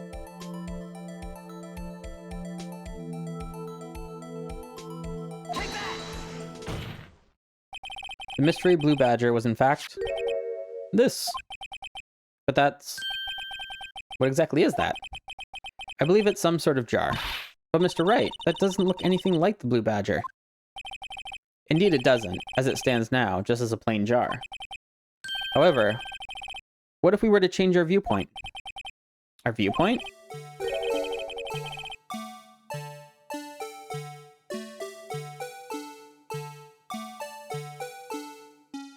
Oh, I don't like this. HNBM? What a weird way to do that.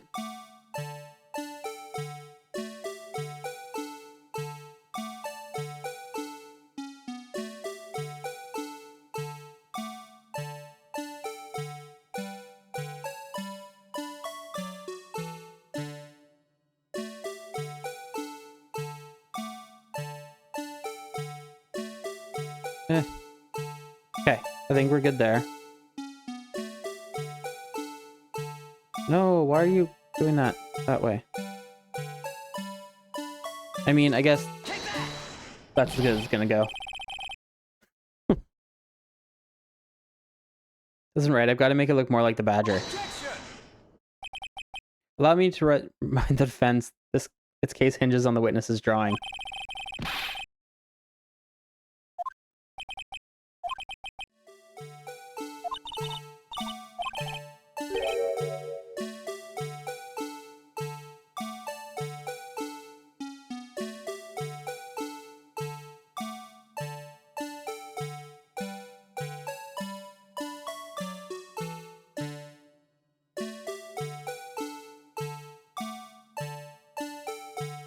Like, is it this way? Maybe it's like this. Maybe it was just like...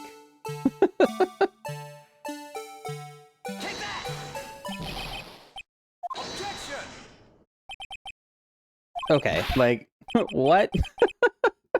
Just the right... Am I losing?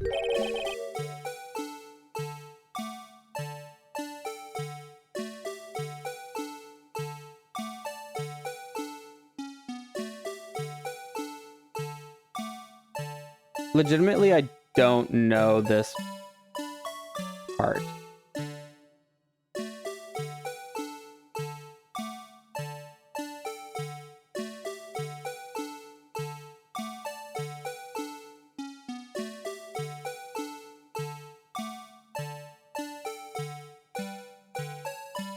Put the spout away from you? Well, I guess that makes sense.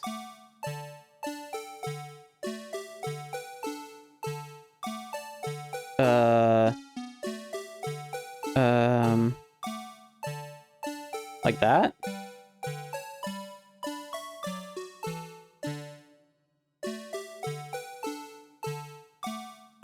Controls are dumb.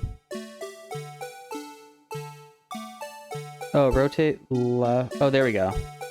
That was the piece I was missing. Like this, Shady? Is that what you're thinking? Doesn't really make sense.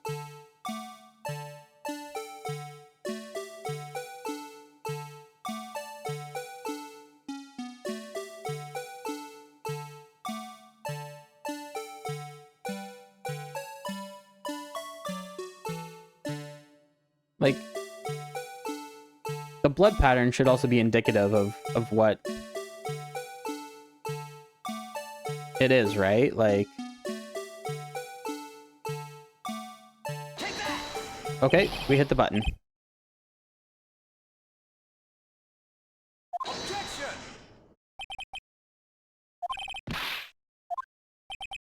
I'm trying, it's just hard. I wonder if this is what Big T was talking about.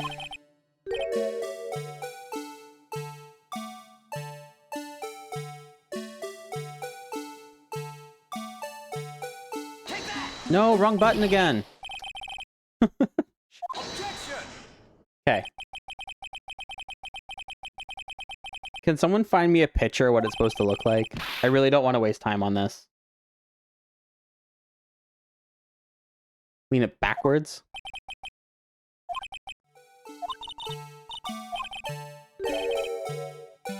Okay, let's actually...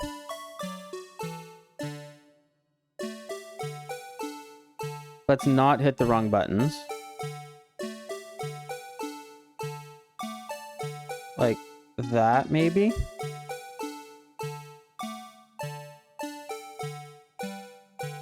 Okay, yeah. We got there.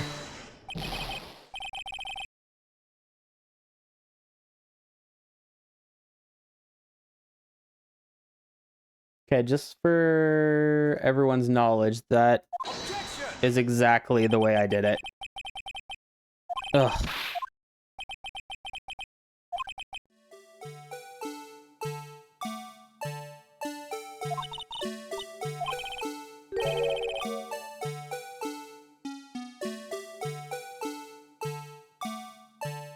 It's one of those things that's probably going to be like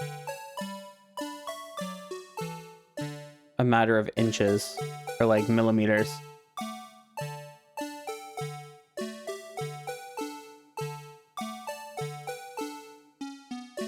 Looking at the picture, I'm matching everything up.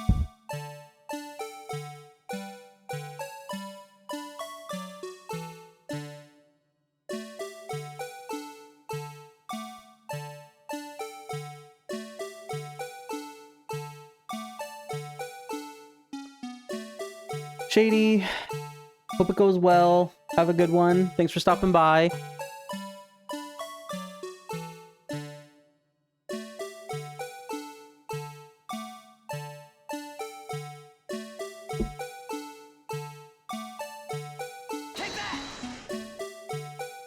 Oh my god, that was annoying. Well, is this a miracle or what?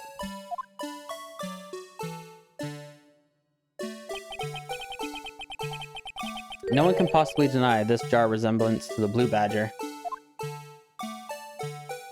Thank you for the picture, Babber. No, it can't be. Sorry, everyone. Want to move my mic a bit. The defense has proven its claim. The mysterious blue badger witnessed on the day of the crime was actually this. Although we all enjoyed Mr. Wright's dramatic performance, one question remains. What's your point? What do you mean? So that badger thing was actually just a jar. That doesn't change anything. I'm afraid that's where you're wrong, Mr. Edgeworth. You see, this changes everything. Indeed? Very well, then. Please, tell us.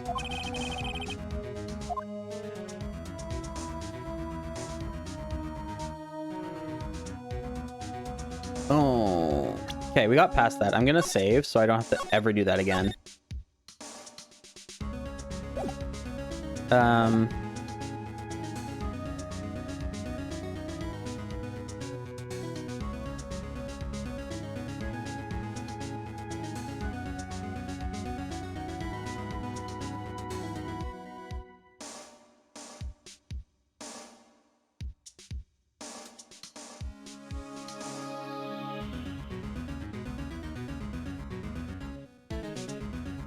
Is it who the murderer is?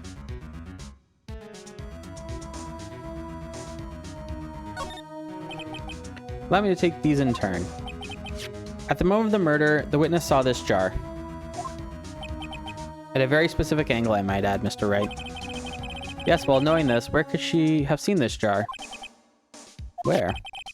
The location of the jar is known in a picture taken on the day of the crime. It's on a shelf in the office of Damon Gant.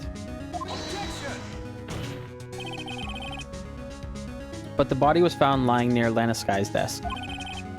The witness testified so herself. Yes, and it's these two facts that reveal what actually transpired. The struggle between Dark and Marshall did not take place in Lana Sky's office. It happened on the other side of the room in Chief Gant's office. Are you implying the murderer moved the victim's body? From Damon Gant's office to Lana Sky's office?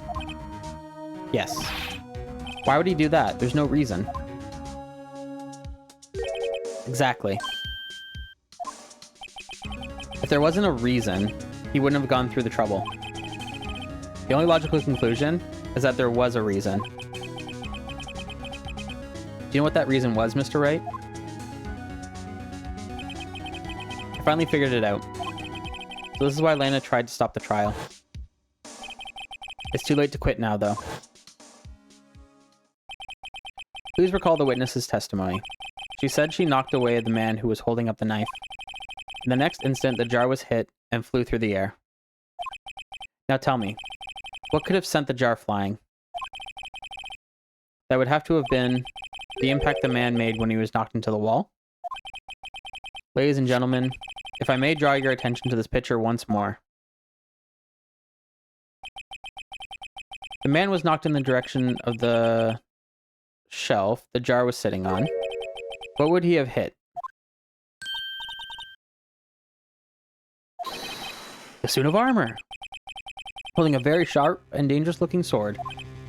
Yes. And since the man who was knocked into the armor was carrying a broken knife, he would have had to have been Neil Marshall wielding the King of Prosecutors trophy. No, Mr. Wright, you can't be thinking... Yes. There's another possibility of what actually transpired in that room. Of course, the perpetrator would have had no idea, but nevertheless...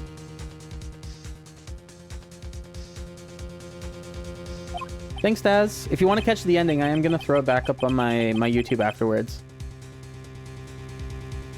YouTube? You want to check me out there? I don't know if I can go through with this. Mr. Wright? What's the matter? If events took place as the defense theorizes, then the outcome is obvious. In that moment, assuming that the man Emma Sky knocked away was actually Prosecutor Neil Marshall.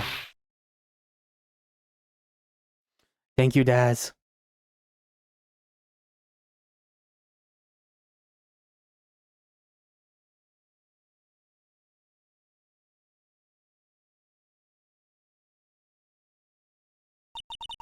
You mean Mr. Marshall died because of me? No.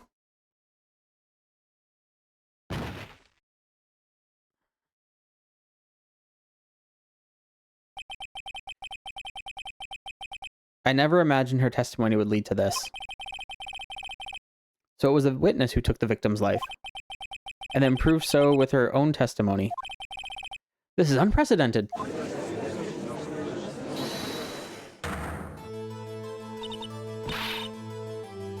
What are you saying?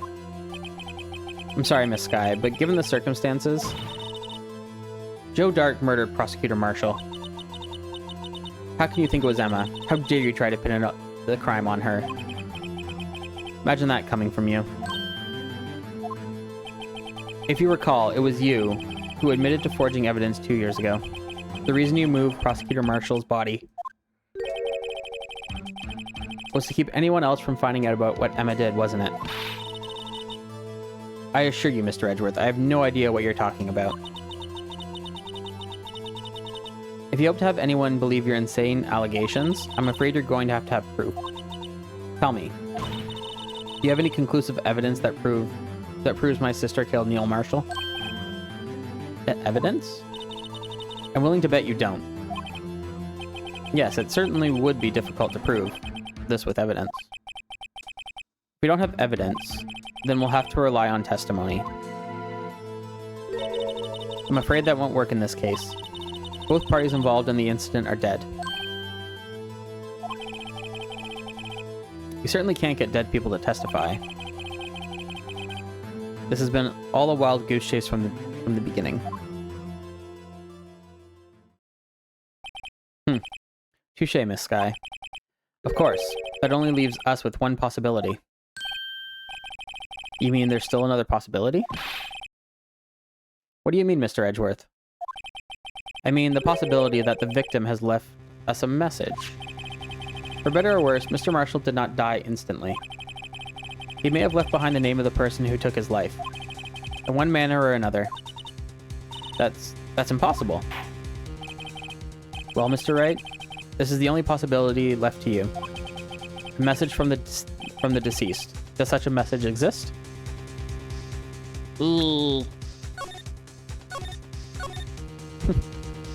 Really abusing the save button. Did I look at this in full?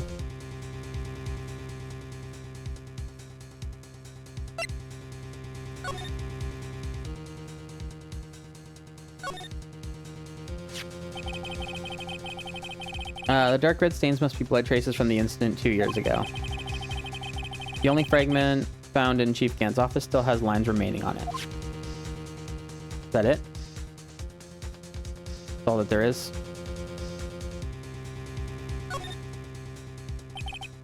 Bottom, holes go really ajar, some kind of weird telescope.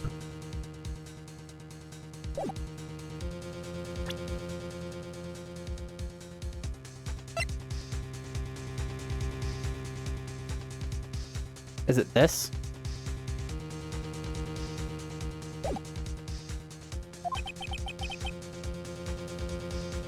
Gotta think back to the court record. The real murderer's name that the victim may have left behind.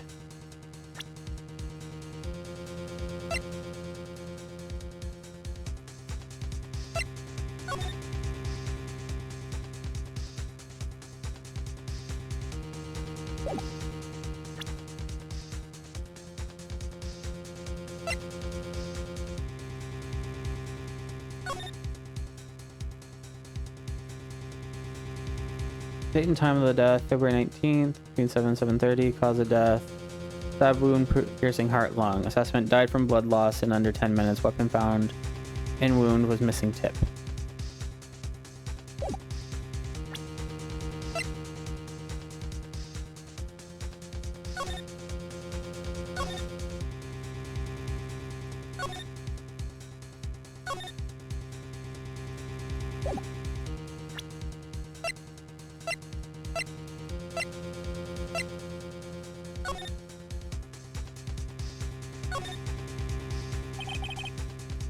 Clear handprint can be seen on the leather cloth. The print belongs to Emma. I think I'll keep this information to myself. Nothing else there.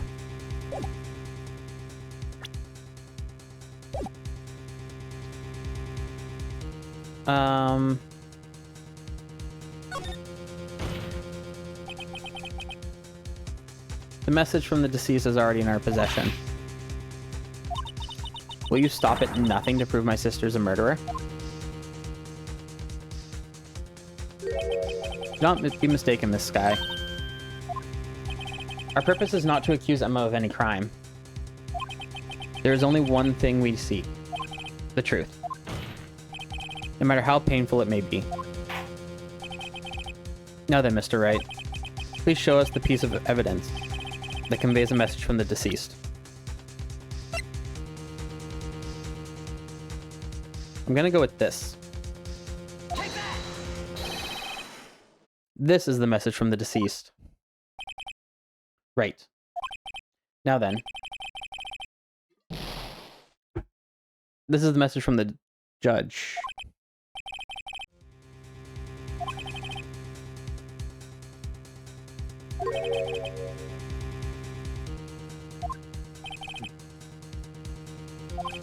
How many do I have left?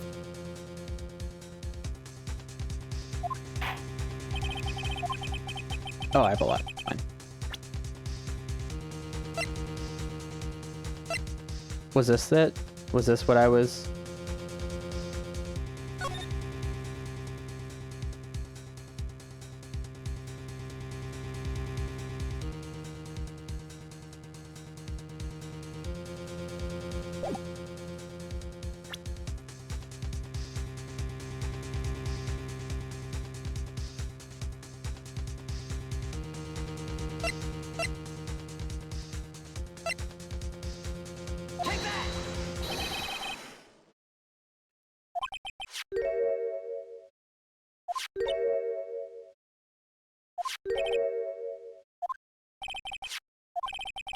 The message was left here, on the surface of this jar. What do you mean? If you look closely, you can see a faint trail of blood on this jar. Looks like someone wiped the blood away. Yes, but notice. For some reason, the blood on some of the fragments was not wiped away. Yes, there's a line here drawn in blood. So what you're saying is these dots were once lines? Prosecutor Marshall did not die instantly. He used the few precious moments left in him to leave a message behind. One that someone apparently wiped away. But blood must have been seeped into the jar where the lines changed directions. Precisely so. All we need to do is connect these points, and the victim's message will become apparent. No. What kind of message did the victim leave for us? Your Honor, I believe these bloodstains will reveal to us the answer.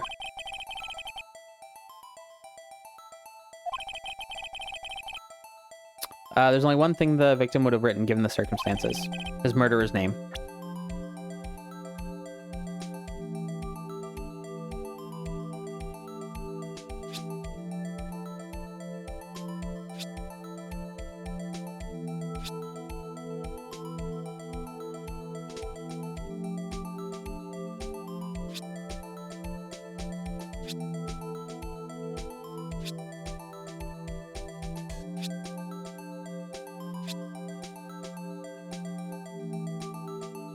Do I need to do this too?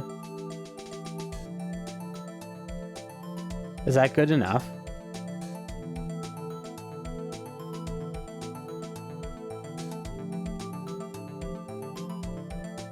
Take that!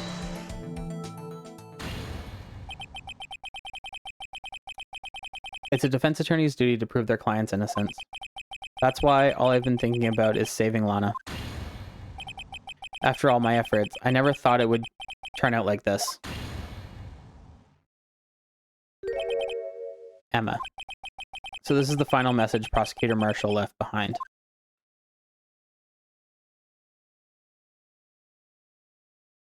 Right?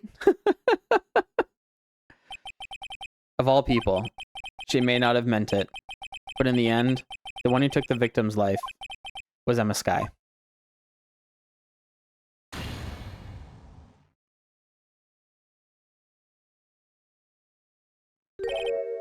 Seaworthy? Can't say I didn't warn you. Chief Gant. Do you understand the implications of what you've done? What? What are you talking about?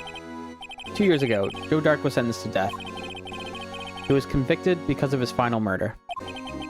I believe you were the prosecutor in the case, were you not? Yes, Worthy. Because of you, an innocent man was sentenced to death. Not only that, but you used forged evidence to ensure his conviction. Objection!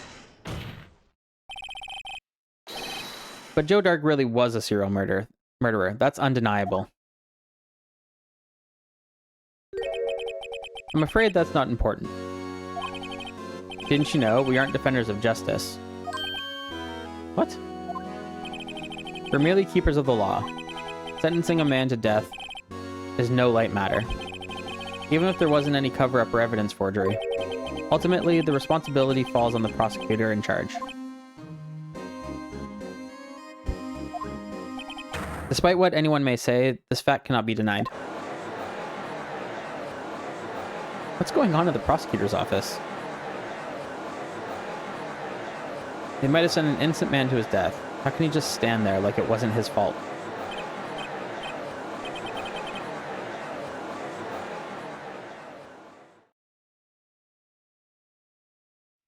The gavel's pounding foul on deaf ears.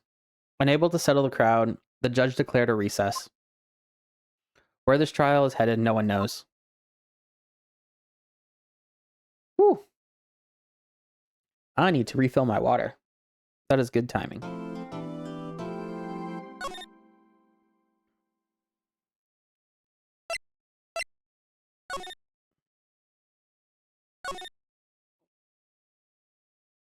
So we're on to trial ladder. Okay, I'm gonna run an ad and go fill up my water, and I will be right back. Get up, stretch, get your own water if you need to, and I will be right back. Thanks.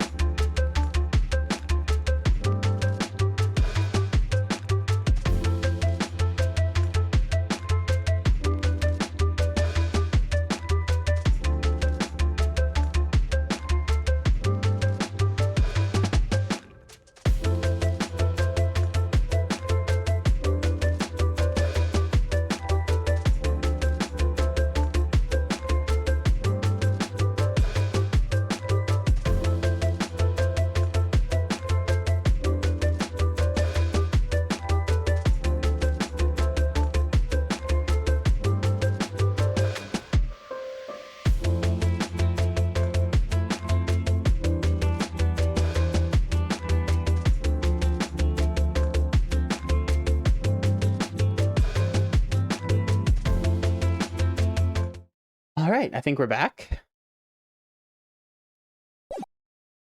Let's keep going. District Court. Defendant lobby number 2. Sorry, Edgeworth. I didn't mean to get you in trouble. Don't worry about it. This is my problem, not yours. Hope I'm not interrupting anything, pals. Oh, guess I am. I'll come back later. Wait, Detective Gumshoe, what is it? Got a lot of nerve, pal, making a detective run all around while on duty. And to top it off, you call me here. I've seen happier people at funerals. I take it Lana's having you run errands again. Let me tell you, this is the last time, pal. Here, she asked me to give you this, or she asked me to give this to you if there was a break in today's trial. Evidence law? Edgeworth was talking about this just the other day. You must know the 2 rules of evidence law. Rule 1, no evidence shall be shown without the approval of the police department. Is that right, Mr. Wright?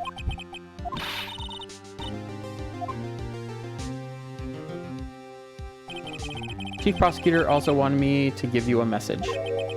A message? She said, if you're planning to take him on, you're going to need this book. Him? I guess I'll need to give this book a thorough read.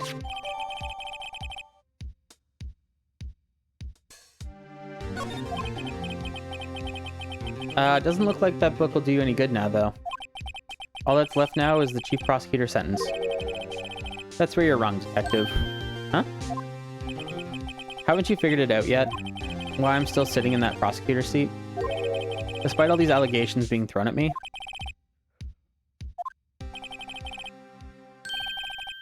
The real trial today hasn't begun yet. What? What else is there left to do? Your credibility has been all but ruined with this forged evidence you were unaware of. Emma Skye found out she was unwittingly caused a man's death, and now you're telling me you want to do more? You gotta be kidding me, pal. Missing the point, Detective. Lana didn't murder Detective Goldman. She merely stuck a knife into his dead body. That means the real killer is still out there. What? And we're going to expose him, no matter what it takes. This case has hurt too many people. It's time to bring it to an end.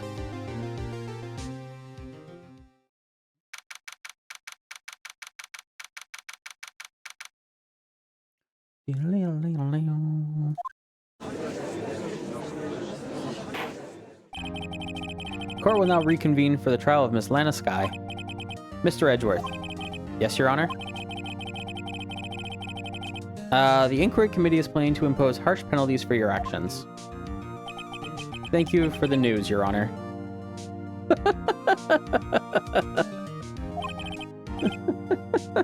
Yes, well... Normally this is where the prosecution calls forth a witness. But this isn't easy to say. You see, there is some concern that you, Mr. Edgeworth, may have struck a bargain. You think I may have manipulated the witnesses. I didn't say that. It's just, you see, everyone has been talking and... Very well, Your Honor. I have a solution. A solution? That being the case, the prosecution will allow the defense to call forth all further witnesses. What? But there's no precedent for what you're proposing. Undeniably, this is an unusual arrangement, but a very effective one. It would prove that I haven't struck any deals with the witnesses. Well, Mr. Wright, what do you say?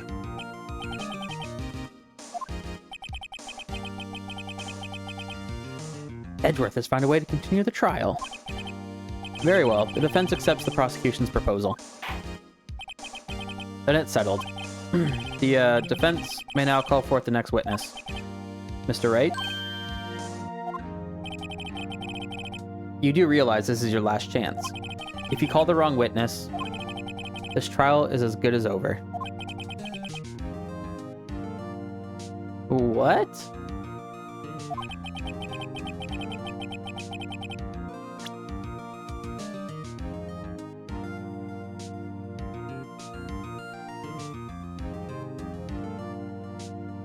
Like, this is what we just want Damon Gant here, right? Like... Take that! Damon Gant. The defense calls Damon Gant to the stand. What does he have to do with anything? As the defendant's partner 2 years ago, Mr. Gant has first-hand knowledge of the crime. I feel we should hear what he has to say about it. As luck would have it, he should still be in the courthouse. He would also be the least likely to have been manipulated by me in any way. Wouldn't you agree, Your Honor? True. All right, bailiff, please escort Mr. Gant to the stand.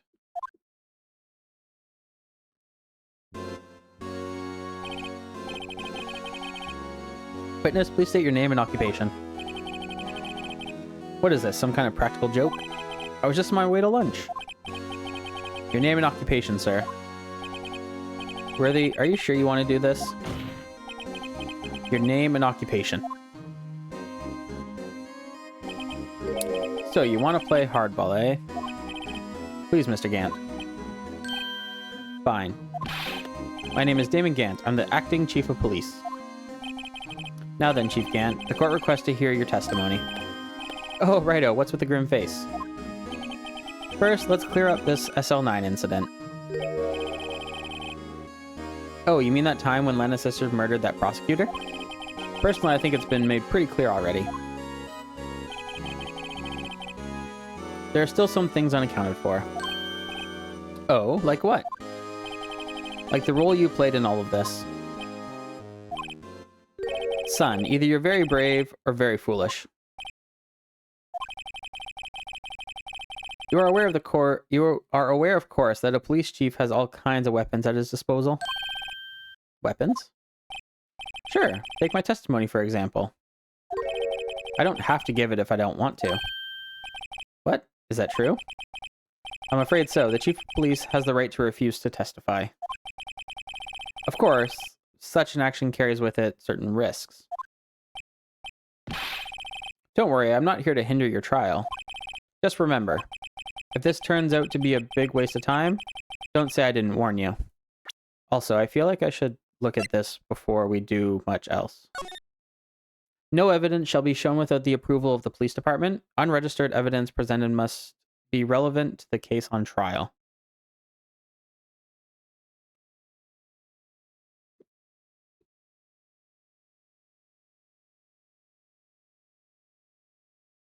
Okay.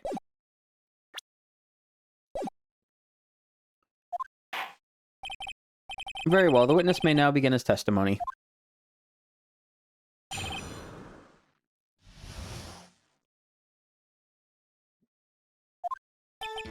As I recall, Neil and I were questioning him on that day.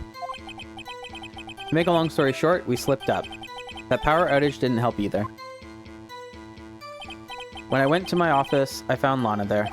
Apparently she had already arranged the crime scene. As you can see, I had nothing to do with the forgery.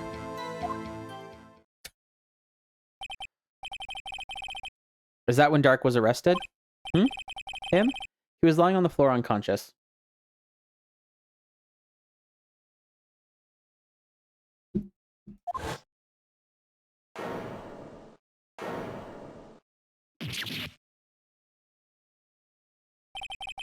When Emma sent Neil flying, it seems Dark bumped his head. I see. Everything seems pretty clear-cut. If the police chief has the right to refuse to testify, then I better hit him hard and fast.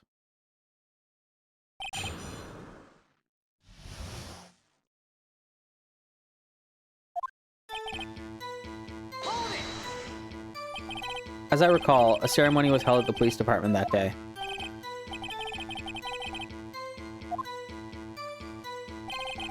After winning his award, Neil was all fired up too. That's probably what spooked Dark and made him run away like that. Was the defendant, Lana Skye, also present in the room?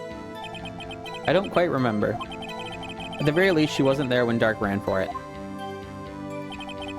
To make a long story short, we slipped up. That power outage didn't help either. So the two of you ran immediately after him, right? That's right. Sorry, excuse me. That's right, but Dark made it to the elevator first. So Neil and I split up. He went upstairs and I went downstairs. I guess you could say he got lucky. What's this about a power outage? Oh, that? The elevator stopped all of a sudden and I got the shock of my life. Well, probably not as shocked as Neil when that knife went into his heart, though. It's not funny. When I went to my office, I found Lana there.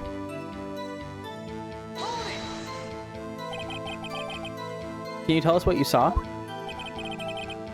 It was a shocking sight. Neil and that serial killer were lying in a heap on the floor, all tangled together.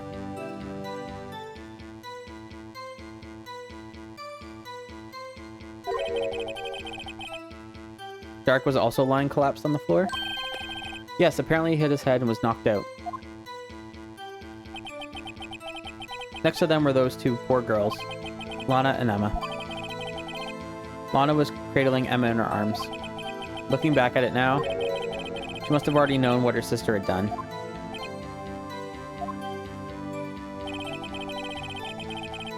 Apparently she had already arranged the crime scene. How can you know that? Because of the victim's body. It had already been moved. So that means you found the body near Lana's desk? That's right. I think you said earlier. It was my suit of armor that really stabbed the prosecutor? Yes. Anyway. As you can see, I had nothing to do with the forgery. So you're saying that the forgery had already taken place by the time you arrived at the office? That's exactly what I'm saying. I can understand how Lana must have felt. But moving a body and hiding evidence are inexcusable no matter what the circumstances.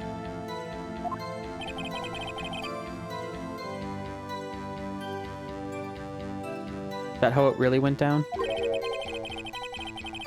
Staring at the witness won't do you any good, Mr. Wright.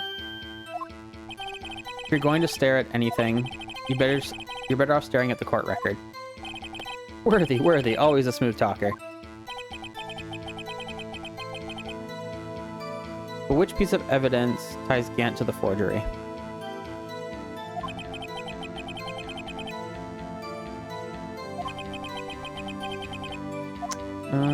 Somehow I've got to link Gant to the incident.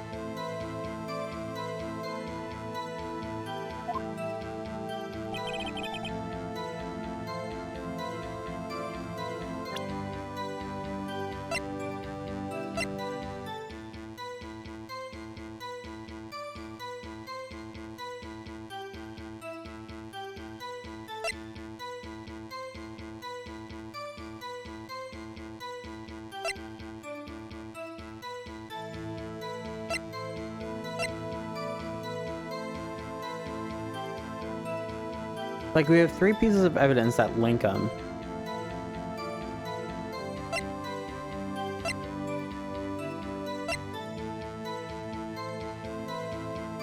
What you doing, boo?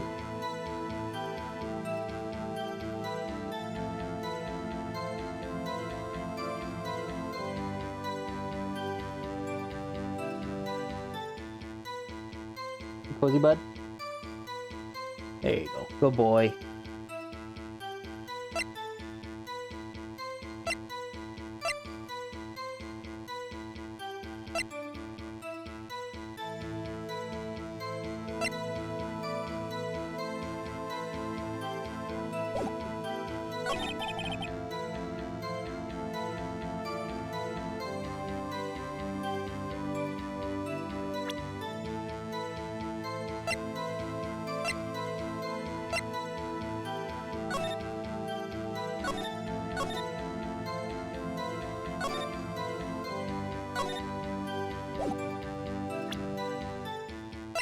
Thanks to denial, I'm immortal.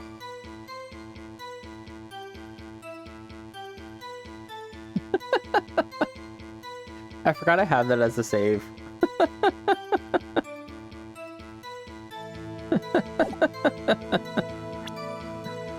That's funny.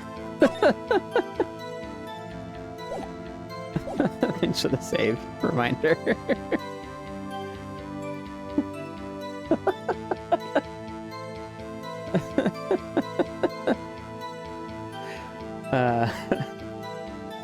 That's awesome. Power outage didn't help either. When he went to my office, I found Lana there. Apparently she had already arranged the crime scene. As you can see, I had nothing to do with the forgery.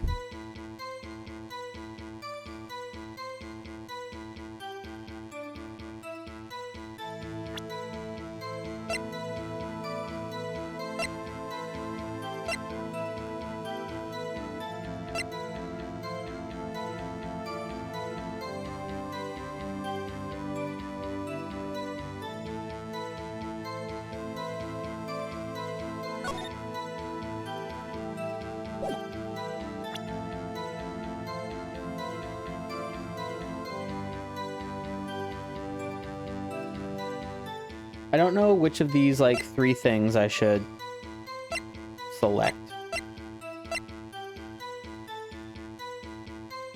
Final fragment found in Chief Gant's safe. Emma is written on the surface in blood. Found in Chief Gant's safe, evidence for something, but what? Bears Emma's sky prints. Like, I feel like I want to eliminate that because we don't know what the print is for. From.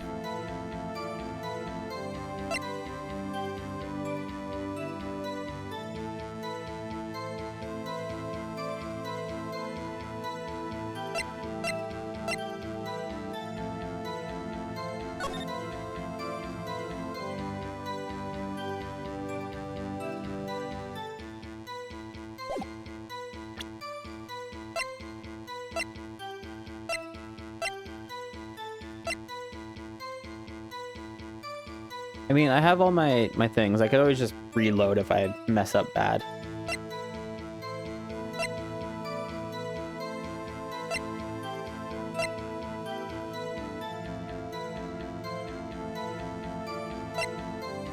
There's not really anything else, eh?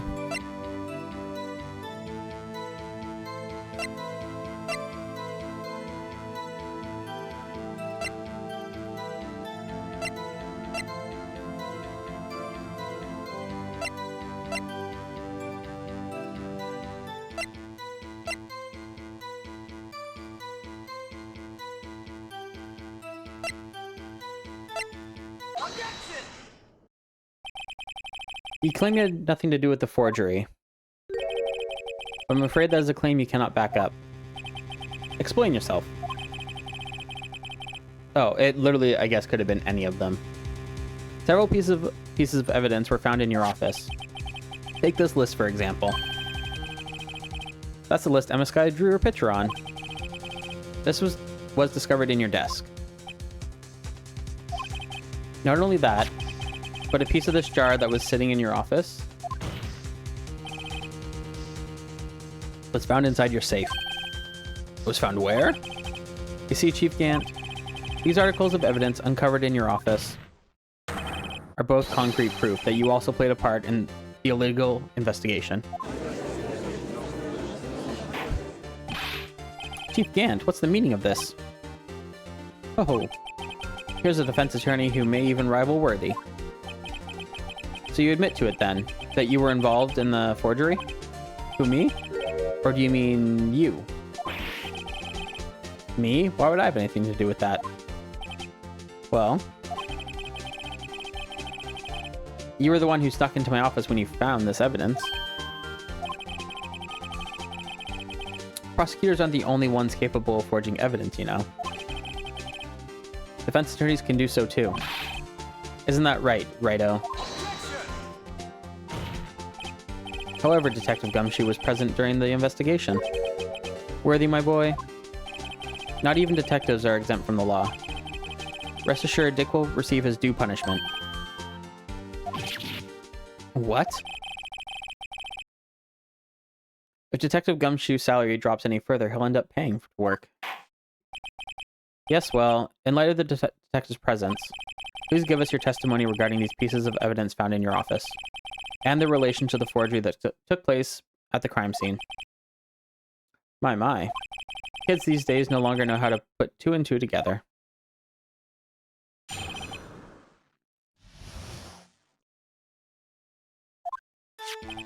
Let's see, what was it now? A jar fragment?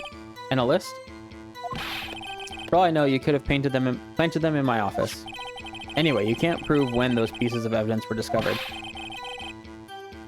If they were found after Dark was convicted, then they're worthless. There's no reason I participate in a forgery. Rearranging the crime scene wouldn't help me out in any way. Mr. Wright? Yes, Your Honor? When investigating the crime scene,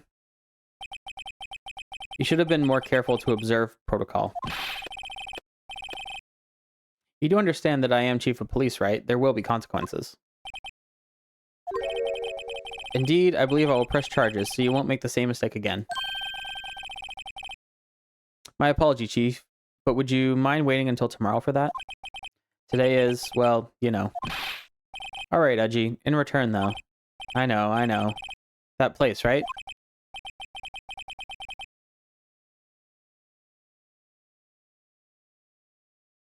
What are these guys, telepathic?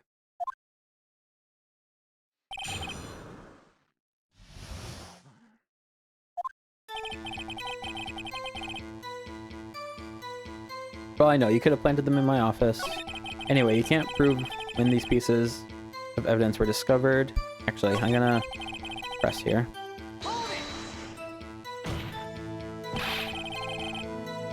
I'd appreciate it if you'd stop making these ridiculous allegations. Yes, you do have a point. You wouldn't have the guts to do something like that. What? I'll have you know, back in the day, I once broke into a cattle ranch and Mr. Wright, what are you saying? Anyway, you can't prove you didn't carry in the evidence, can you? If you have proof to the contrary, you're going to need it later. Later? What are you talking about? What else? I'm talking about when Righto's prints are found. Yes, if they're found inside my safe, they would prove his investigation was illegal.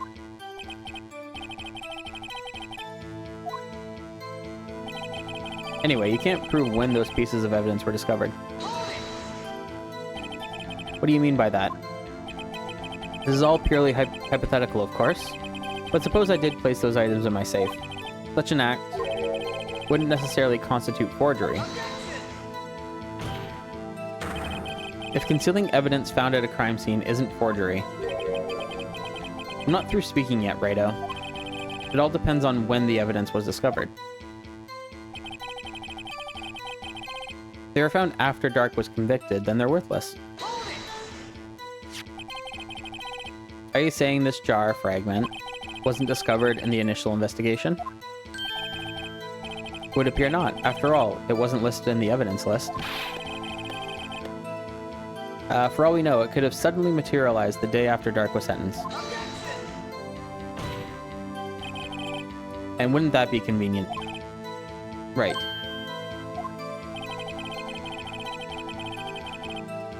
The chief is talking about a possibility. So long as you can't rule that out, your remarks, however clever they may be, will only succeed in wasting time.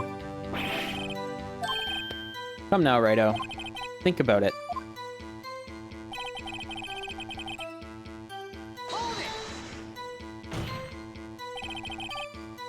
How can you look me in the eye and say that? Because I'm innocent. Remember? Who was it that murdered Neil? I'm not sure I care for the word murder here. But in the end, the person responsible for Mr. Marshall's unfortunate demise was Emma Skye. Well, now do you see? Rearranging the crime scene wouldn't help me out in any way. Really, Chief Gant? At the very least, there is one very large benefit you've reaped from all this. Oh, I wasn't aware. What is this benefit? That would, of course, be the position you have, Chief of Police. The resolution of the SL9 incident secured your promotion to Chief. That in itself is sufficient motive. Ho ho! Oh, that's a good one. Do you really think I'm that incompetent? What do you mean? Even without that case, I was already in line to become the next chief.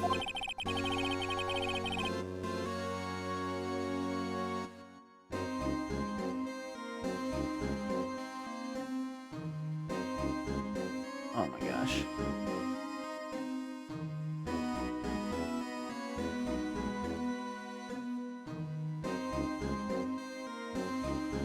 No. I think we did it at the same time.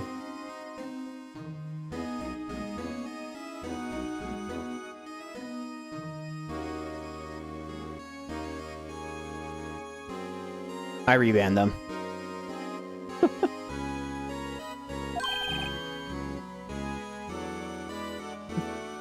Is that true, Edgeworth? Yes. He was going to be made chief anyway. Ah. Be careful when pointing that finger, or you might wind up being the one pointed at. So that means there's only one possible motivation for you to commit forgery. If you didn't do it for yourself, then you did it for someone else. Don't be silly, Worthy. You know me better than that. There are only 3 people I look out for. Me, myself, and I. There, it's out in the open now. Aji, would you mind if I change my testimony a little? By all means, please do. Ah, sorry. I wouldn't be anyone's accomplice if there was nothing in it for me. Nothing in it for you? Sorry, but the only person I truly care about is yours truly. That girl, Lana's little sister, was it? If you think I felt sorry for her, you'd better think again. You're right, you don't feel sorry for anyone. Be tough on crime and tough on people, that's how I was raised. You seem to be lax enough on yourself, though. That's a good one, Worthy. Could there have been something in it for him? Given his selfishness, would he have helped someone out?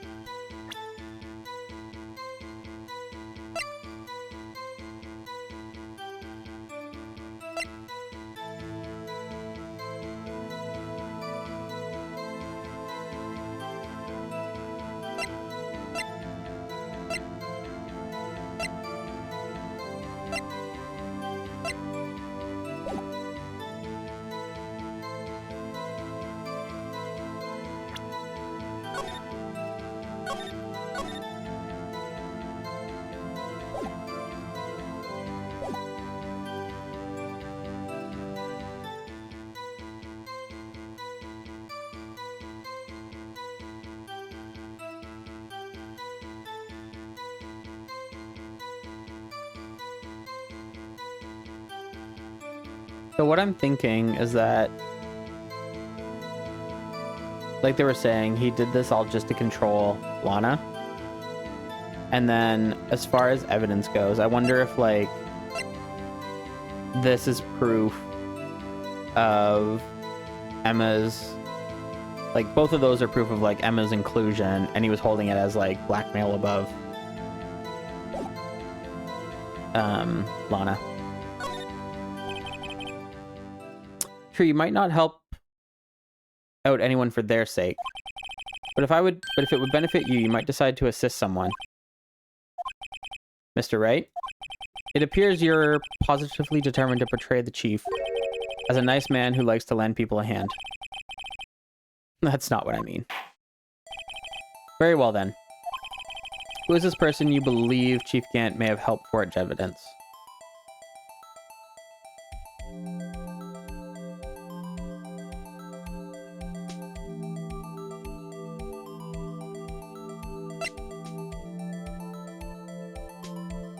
Victim and a good man, detective in criminals affairs.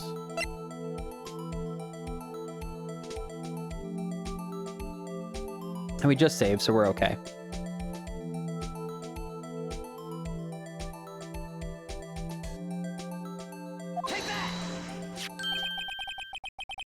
Chief Prosecutor Lana Skye, the defendant? I believe it's quite obvious in light of the circumstances. Emma Skye fell victim to an unfortunate series of events.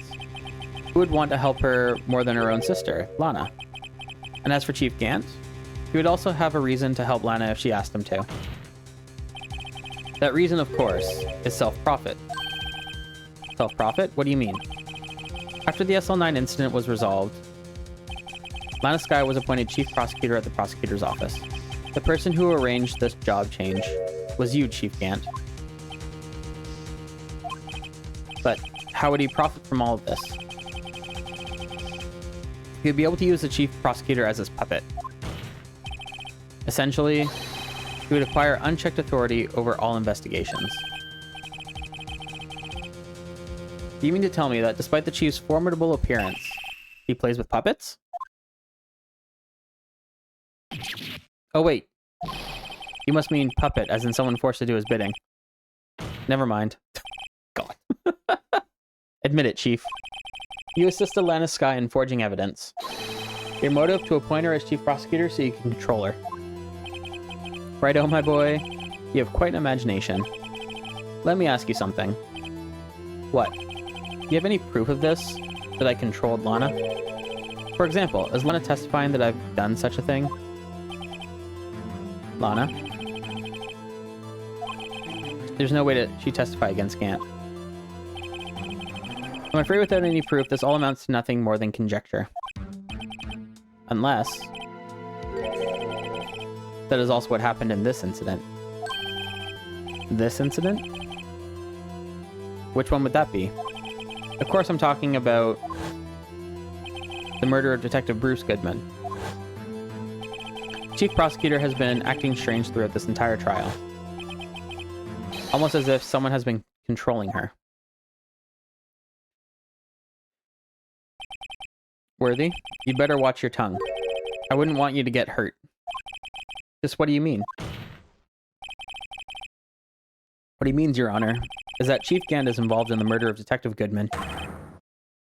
Not only that, but the Chief is now making Lana take the rap to cover up his involvement. What?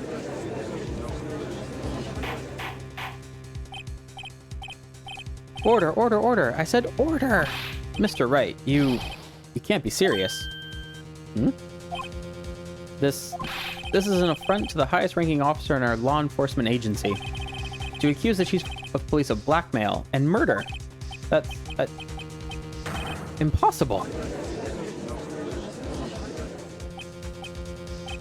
Your Honor, I was merely reiterating what Mr. Edgeworth said in easier to understand language.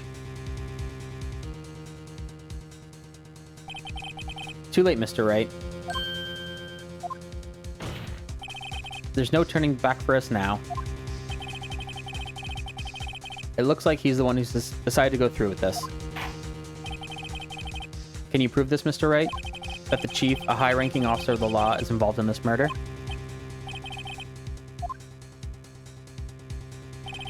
Regardless of his rank or title, Chief Gant is just a man.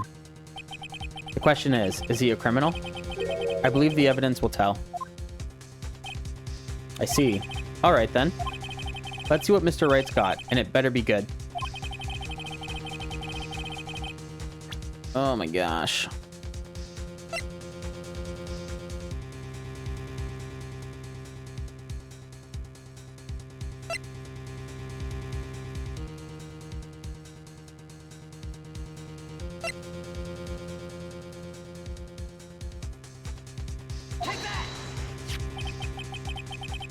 This is the ID card list. Yes, the one that shows who entered the evidence room on the day of the crime. There was one ID on the list we couldn't determine the owner of yesterday. 7777777. Sorry, but there's no way you can prove that's my card number. It's your number. What? How do you know that? The safe in Chief Gant's office requires a code to open. 7-digit code. 7 digits? You don't mean... I'm afraid so, Your Honor. The code was 7777777. The same as the remaining ID card number on that list. Chief Gant, you entered the evidence room on the day of the crime.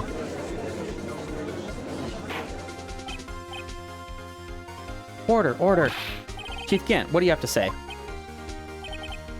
Nothing. The defense's search of my office was in violation of regulations. And I will demand Mr. Wright be punished to the maximum extent of the law. But right now, this court demands an explanation from you about the use of this ID card.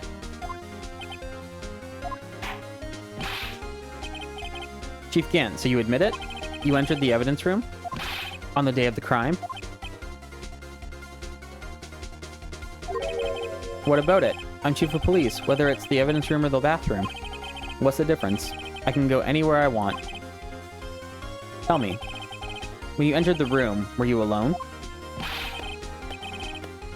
I always go to the bathroom alone, as I do with the evidence room. Detective Goodman wouldn't have happened to be with you that day, would he? Of course not. Why would he be? I hadn't seen him in days. You hadn't seen him in days, Chief Gant? I'm afraid you've just undone yourself. On that day, you had to have met with Detective Goodman. What do you mean? This trial's purpose is to determine Lana Sky's guilt. No, it isn't, Your Honor. This trial's purpose is to determine the truth. If Chief Gant met the victim on the day of the crime, then we need to determine one thing. What transpired during that meeting? In that case, Mr. Wright, I'm going to have to ask you for evidence. Oh, show us proof that the victim went to meet Chief Gant on the day of the crime.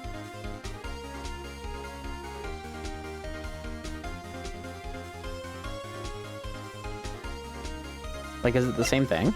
Oh, I guess not.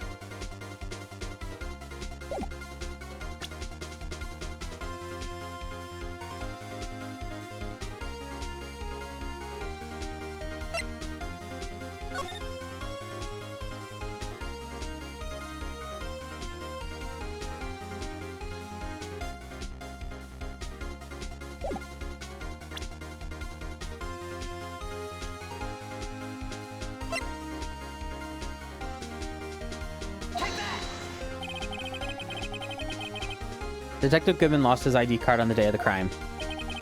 Or to be more accurate, Jake Marshall stole it. So Detective Goodman filed out a lost item report. He would have had to give that report to the chief of police. Yet you are in possession of the report, which means you can't be sure he filed it. He filed it. How do I know, you ask? Because he needed to enter the evidence room that day. He needed to? Yes, to transfer the evidence out. Oh. Detective Goodman took the form to you, Chief Gant. Then, you accompanied the detective to the evidence room. I accompanied him? There's no other way the murderer and Detective Goodman could have entered the room. Hold on, let me guess what you're going to say next. I, the chief of police, murdered poor Goodman. Exactly. But wait. The chief didn't necessarily need to accompany him to the evidence room. He could have just lent him his ID card. Yes. Now that you mention it, I believe I might have done something of the sort. Sorry, but that's not possible.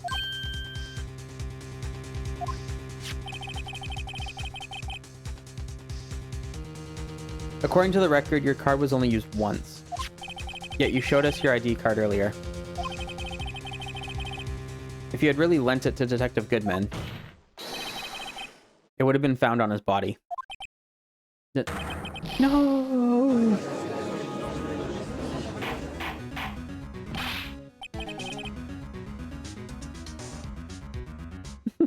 Chief Gant, you didn't. I definitely saved a clip of that so I can grab the screenshot of it.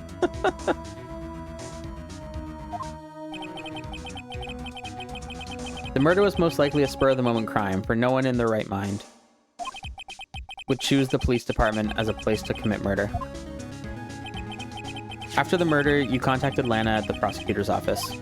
Why? To dispose of Detective Goodman's body, of course.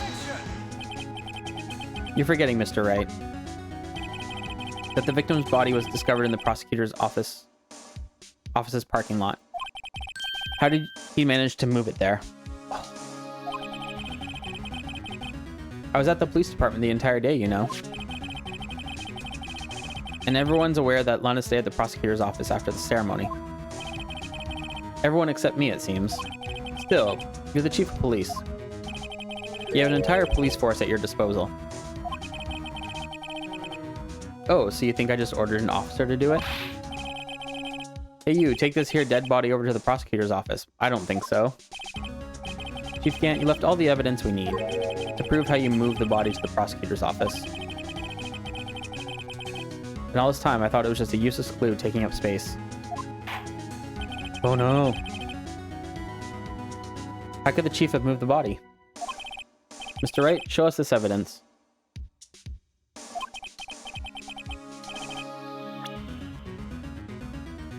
Oh gosh.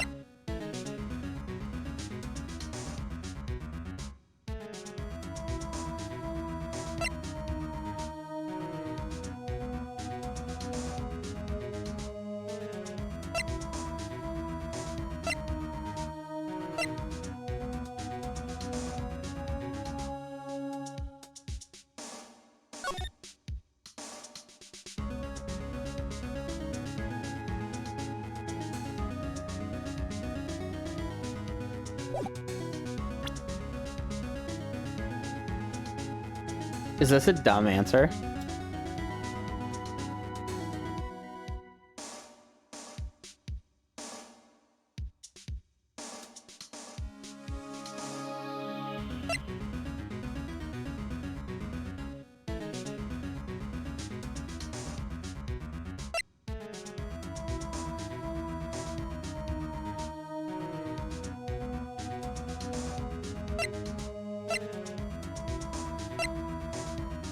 Dumb answer, yes or no? Blue Badger?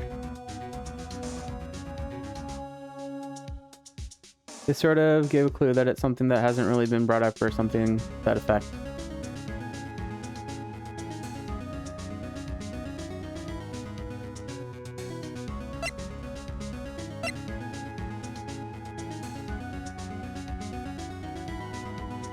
Like, my second thought was this.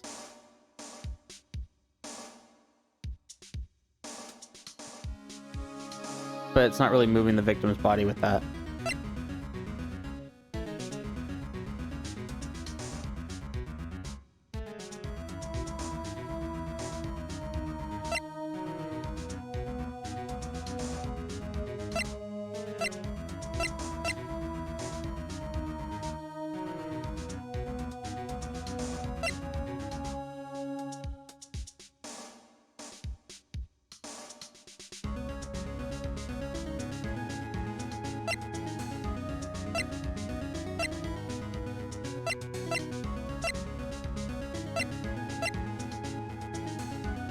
I can't save. I'm kind of stuck.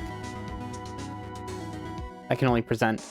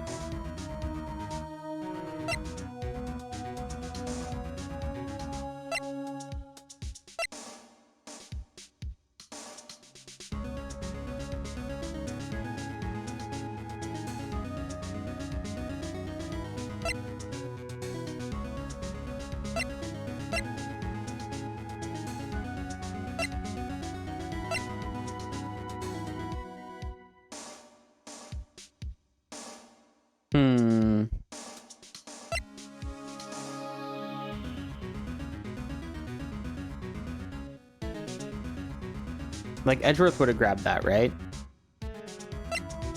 Oh, man.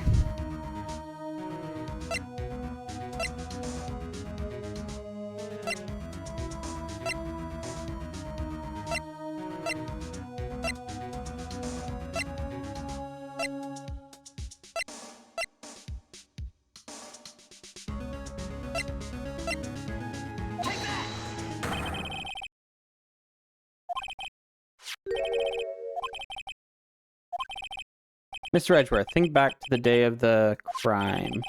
What is the screwdriver doing here? It's here because... I was asked to go. By Chief Gant, no less. He told me he wanted me to keep it here in the prosecutor's office. In any case, on the day of the stabbings, I brought this back here.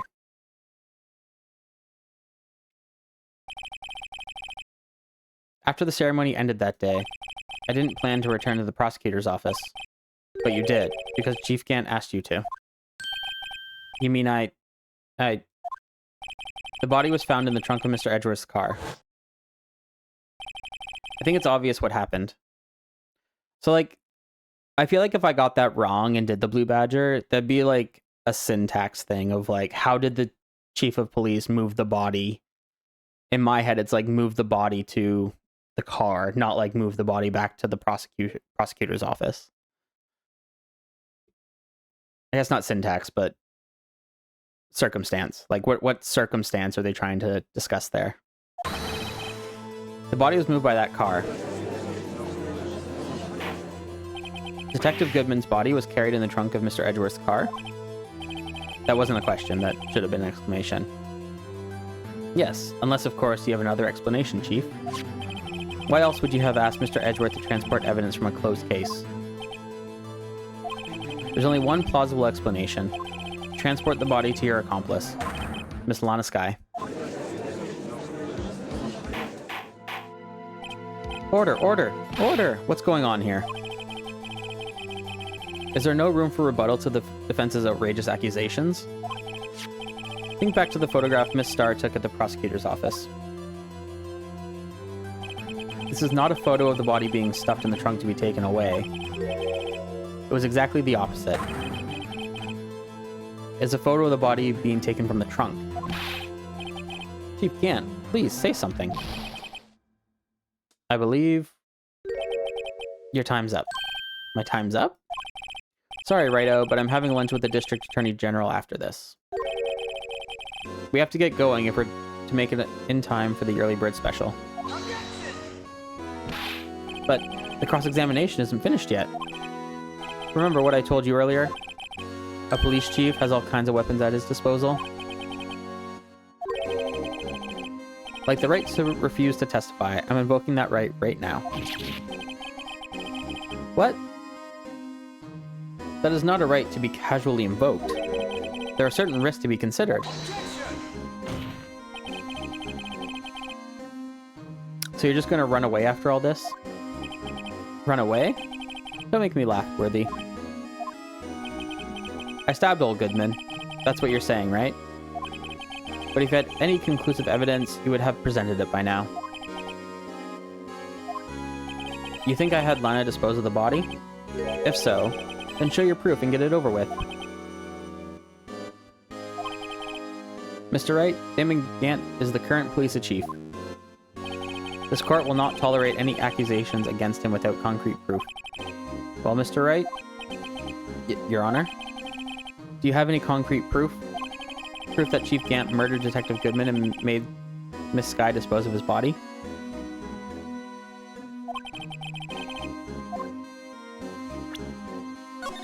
We're gonna save here.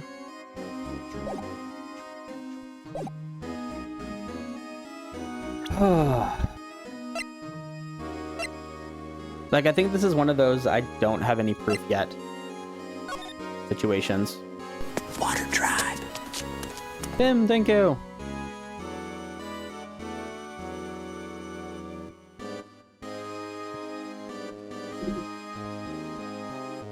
Ugh.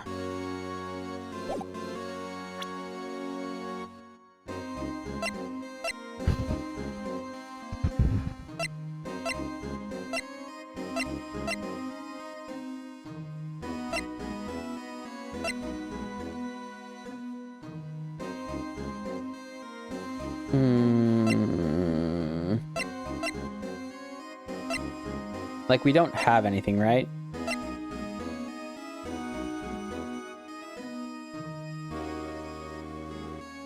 Like, this will have to come up eventually.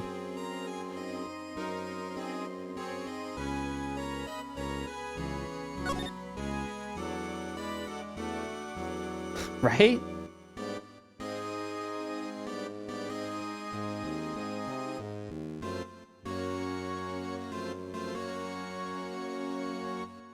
Literally just the tag.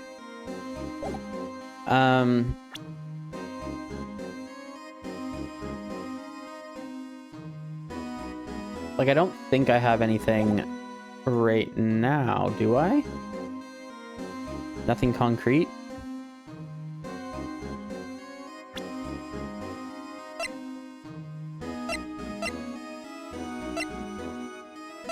I mean, I can also just, like, refill, or, like, re-up, because I saved. My back is hurting, too. I'm sitting weird, probably.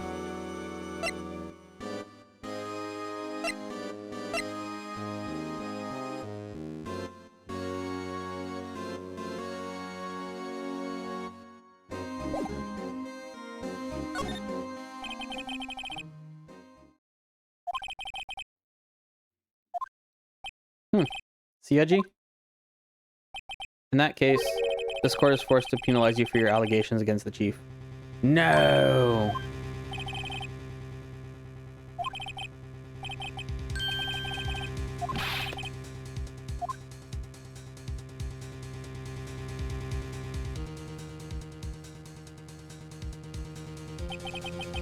I warned you earlier, Mr. Wright.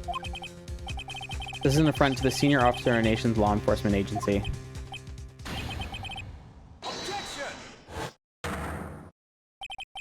Lady Luck, Maybe we should have a word with her. Mr. Edgeworth, what do you mean? There's one lady who knows the real truth behind this trial. We haven't yet had the honor of hearing her testimony. Another witness. In the absence of conclusive evidence, the only other method of proof is testimony. But Chief Gant has invoked his right to refuse to testify. There's still someone else, one more witness who can answer all these questions raised in this trial. Someone right in this very room.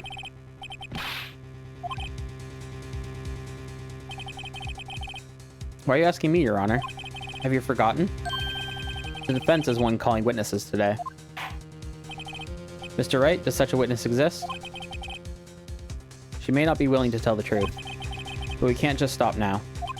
Yes, Your Honor. The defense calls forth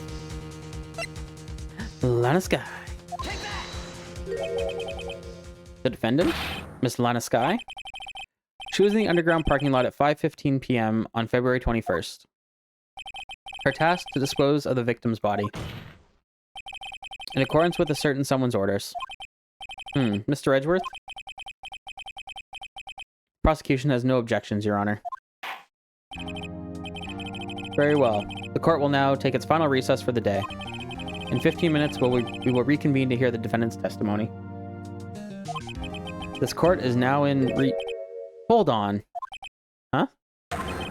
Chief Gant, I thought you were going to eat. Listen good, Lana. I don't think you need me to tell you this, but if you accept Mr. Wright's claims, there will be terrible consequences. You literally cannot do that. Intimidation. That's right. Your sister will be found guilty for Neil Marshall's murder. This isn't good. Of course, you'd never support such outrageous claims anyway, right? Just something to think about. Alright then. I've got a lunch date to meet. Right? Like, you literally can't do that. There aren't any further objections. That was an objection. Like, not an objection at all. Oh my gosh.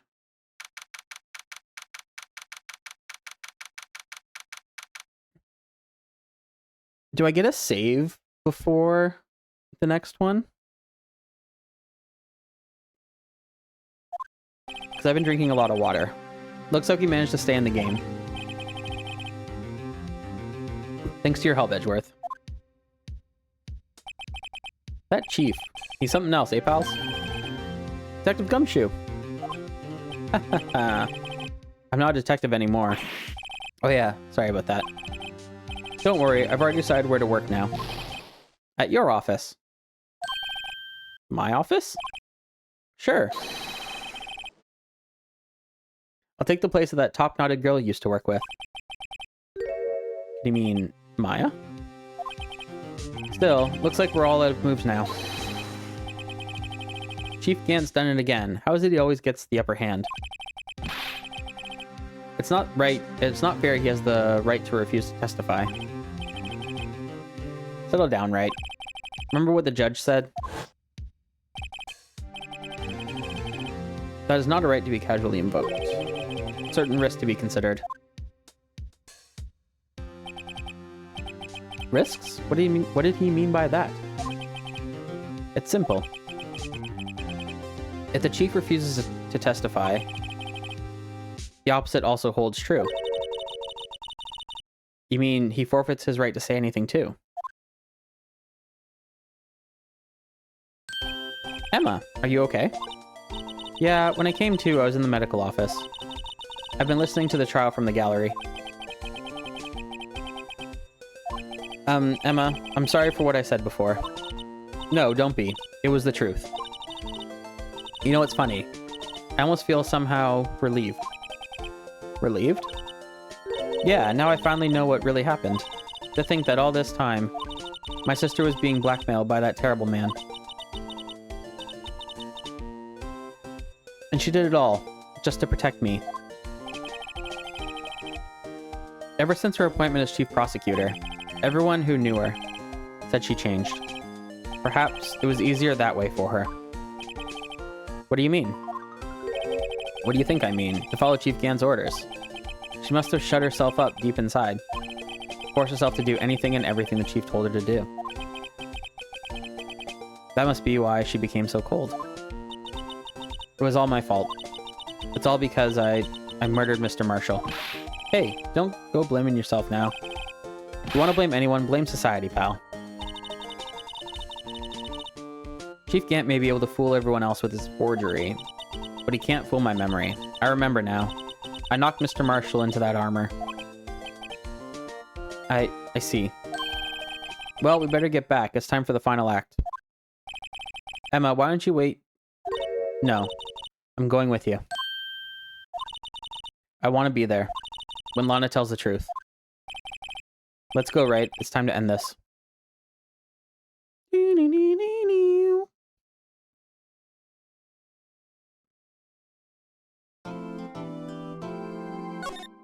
Okay. I have an ad coming up. I'm going to run the ad, and I'm going to run to the washroom. I'll be right back.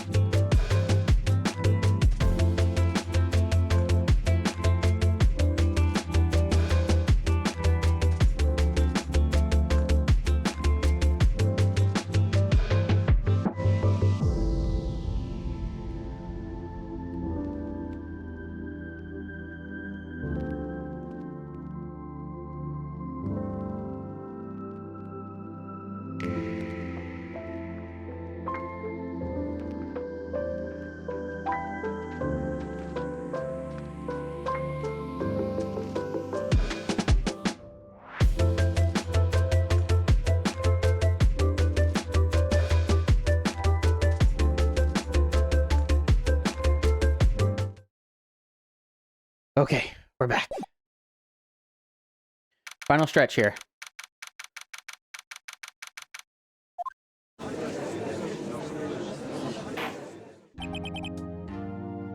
Now then. Will the defendant, Miss Lana Skye, please take the stand?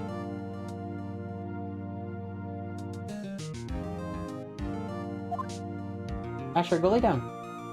Go on, bud. Go on, go lay down. Good boy. Here it comes. Asher, go lay down. Miss Lana Skye, you're the chief prosecutor. I'm sure you're aware of what is required of you. But Mr. Edgeworth, you already know everything. You know all that I've done these past 2 years. Please provide the court with your testimony, Miss Skye. And remember, you are under oath. We want to hear the truth. Of course, the truth. Lana, no matter what happens, I'll always be your sister. Now then, your testimony, if you will. First, tell us about your relationship with Chief Gant.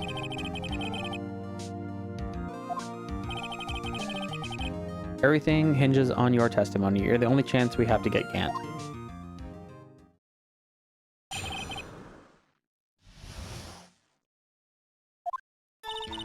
I worked alongside Gant for years. There's no truth to his blackmail theory. I fabricated the evidence 2 years ago all by myself. When I found Prosecutor Marshall's body, I rearranged the crime scene. My only motivation was to get Dart convicted. It had nothing to do with Emma. Cold. Are you sure about this testimony? Your Honor, I'm confessing to a capital offense. Of course, I'm sure.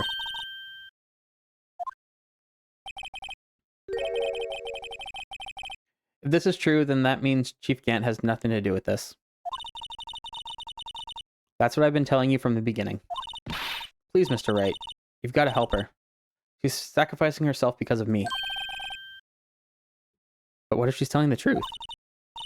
She's not. I know my own sister. Whenever she speaks stiffly like that, she's hiding something inside. Deep down, she's really screaming in agony.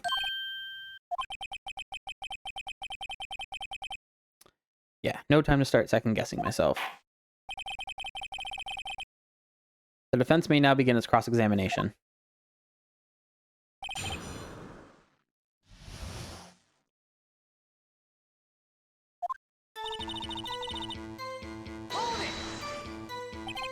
How many years exactly? Ever since I made senior detective. Let's see, I was 24 then, so that would be 5 years. Detective Gant and Skye were legendary partners. I personally saw them testify in numerous cases.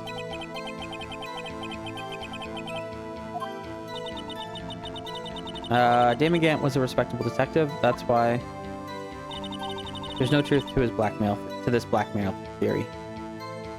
He kept saying his, and I was like, but think about it, Miss Skye. You didn't murder Detective Goodman. You told me as much yesterday in jail. You still don't get it, do you, Mr. Wright?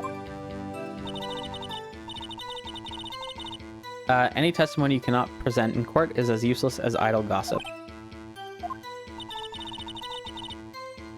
I stabbed Detective Goodman with a knife. And I fabricated the evidence 2 years ago all by myself. Did you do so to help your sister? Joe Dark was a serial killer. My sister almost became his last victim that day. I didn't want that incident to ruin her life. But what she did was justifiable self-defense. She wouldn't have been charged with anything. That's not the point. She was traumatized that day, all because of that creep. That's why I couldn't forgive him. Come on up. So that's why you fabricated the evidence 2 years ago? When I found Prosecutor Marshall's body, I rearranged the crime scene. You say you did this all by yourself? Yes. Would you mind telling us what you found when you arrived at the crime scene? It seems I was the first person to discover the scene. The broken prosecutor's award knife was stuck in the victim's body. What?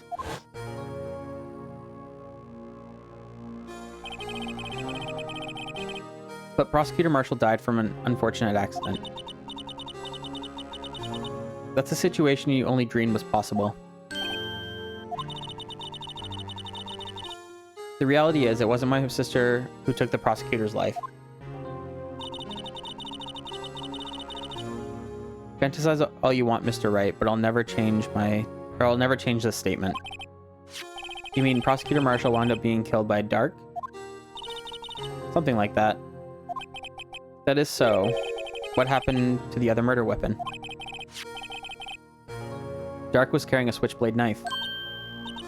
Oh, that was lying on the floor a little distance away. It was probably knocked away in the struggle. It's not how it went down. She was trying to cover up her lies with more lies. And just to protect me.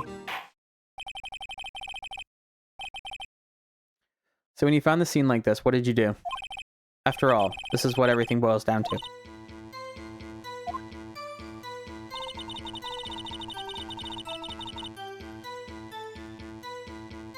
I broke off the tip of Dark's knife, planted it inside the wound, then moved the body.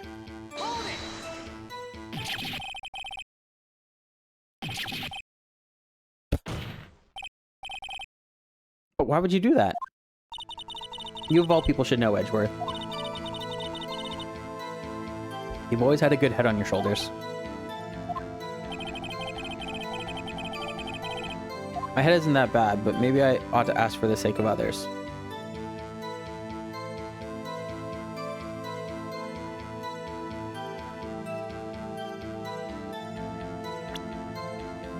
Crossroads. Meh.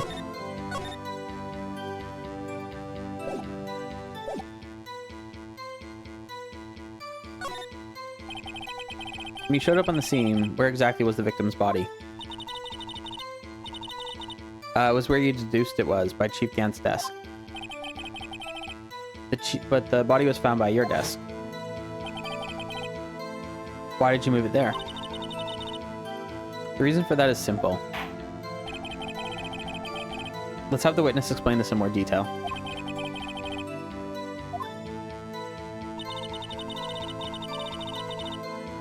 The pieces of the jar that shattered during the events threatened my plan.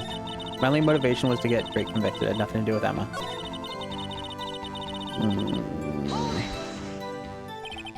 Pieces of the jar? You mean... Yes. That wretched jar you showed us earlier. In order to show that Dark committed the crime, I felt it would be more expedient to move the body. So, when you first found the body, the jar was already... Of course, it had been shattered to pieces. You looked at the crime scene, it would be clear right away what happened.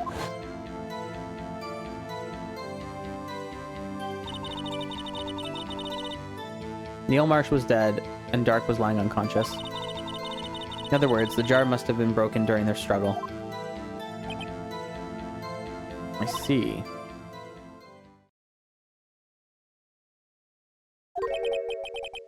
What's the matter, Emma? Apparently the jar shattered at the time the crime was committed. But I have a feeling there is more to it than that. There must be a contradiction here somewhere.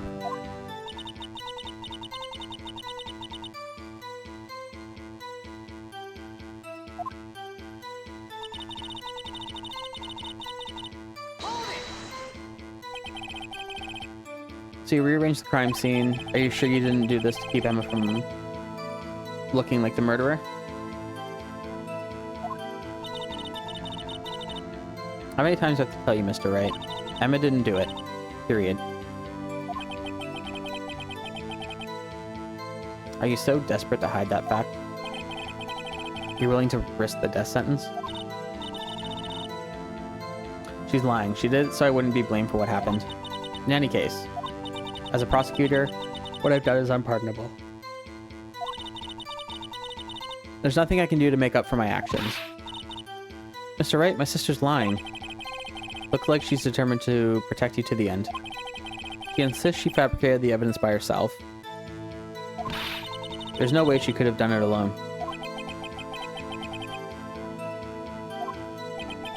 If she's lying, then she's bound to slip up and make a contradiction.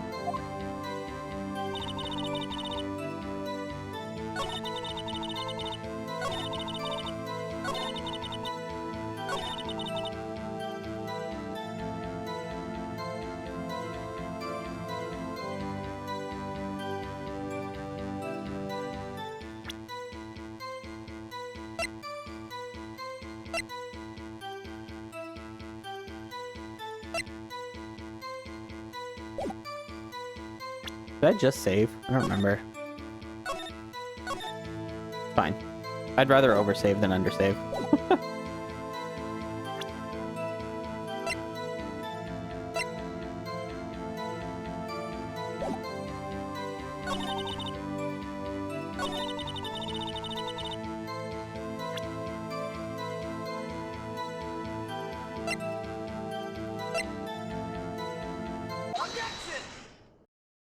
Miss Skye, I understand how you feel.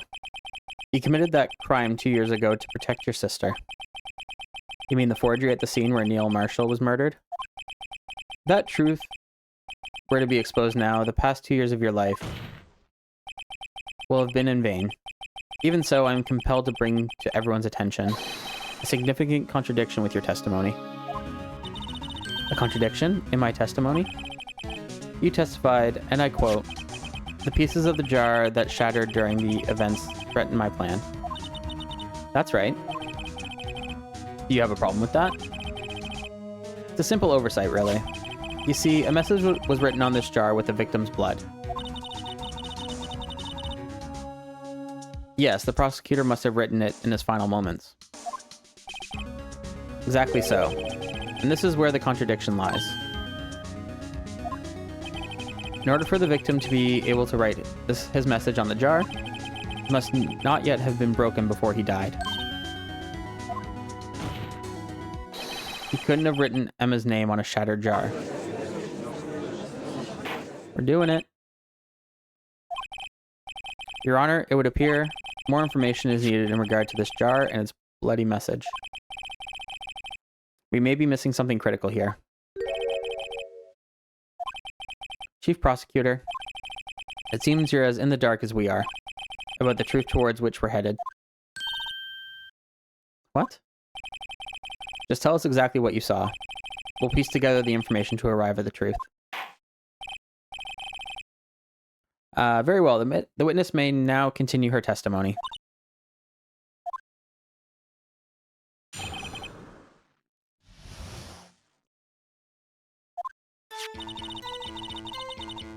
I immediately noticed the blood traces on the jar. But it was dark in the room and I didn't have time to check it out. To be safe, I wiped away the blood. The fragments were large, so I'm sure I got them all. All I could think about was wiping them clean before they were discovered. I mean, you were the one who wiped away the message in blood?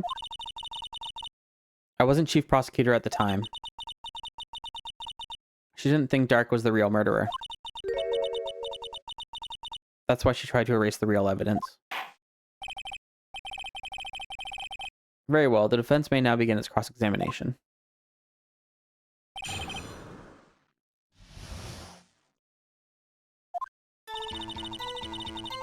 Also...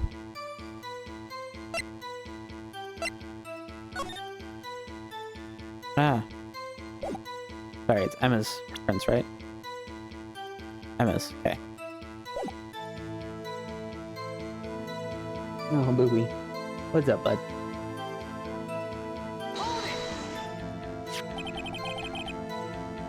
So the jar was already broken? It's a miracle that thing hadn't broken earlier. It certainly looks as feeble as the defense's case. But not as feeble as the judge's judgment. You were an ace detective who never missed a detail. Do you really expect us to believe you didn't investigate what was written on the jar pieces? Normally I would have.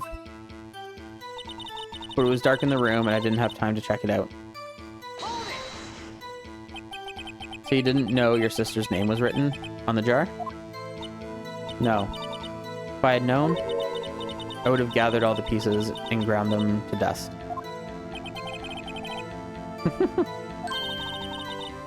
Anna, you do that for me? Just taking the wrong part out of that. It seems you two might make up yet. Anyway, I just barely had enough time to move the body as it was.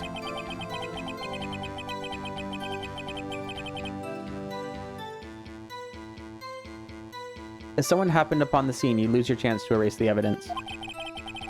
You must have been in a hurry. I was. I knew I had to destroy the evidence before anyone came. This is rather shocking.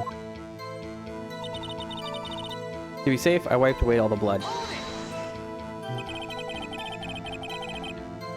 I'm afraid this action of yours reveals what really happened. What do you mean?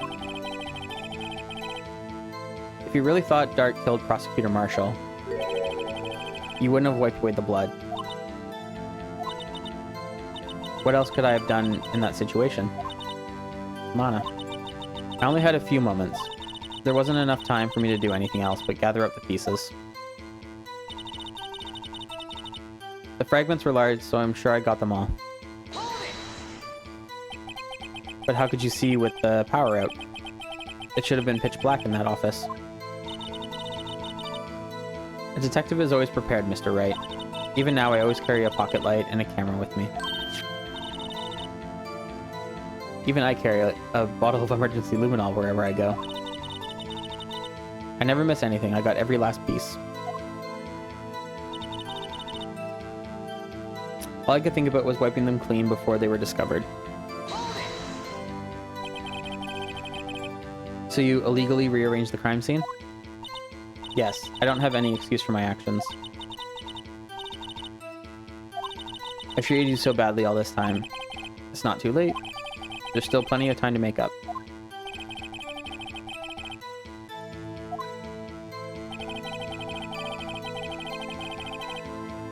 No doubt this day will leave a permanent stain on the history of the prosecutor's office.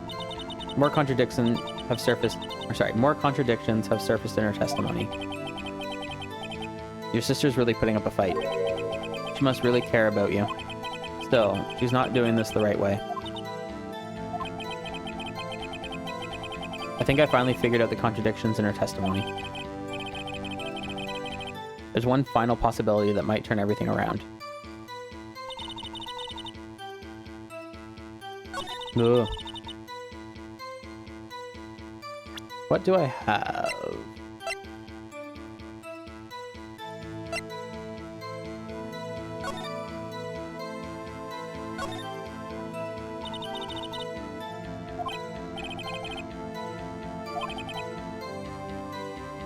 Whoever it was, they must have had a really oily hand. Mr. Wright, think about it scientifically. Huh? A more likely explanation is the person slipped and fell on a freshly waxed floor, getting wax all over their hand. Well, that would account for this amount of oil, I guess. Happens, you know. I always slip on floors at school after they're waxed.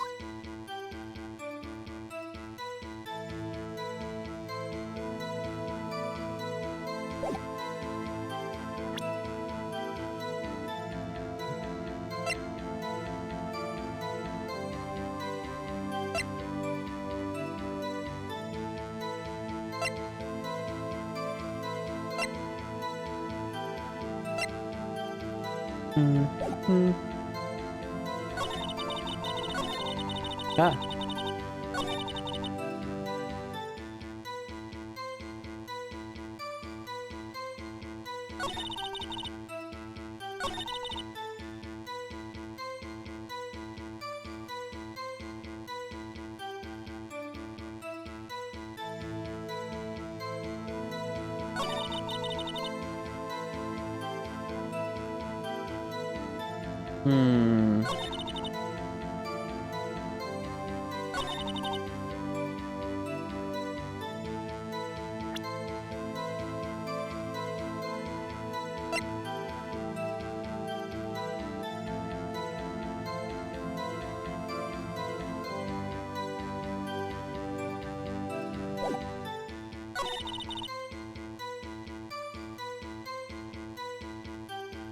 I wonder if, like, picking the other option would have been the easier way to get through this next part.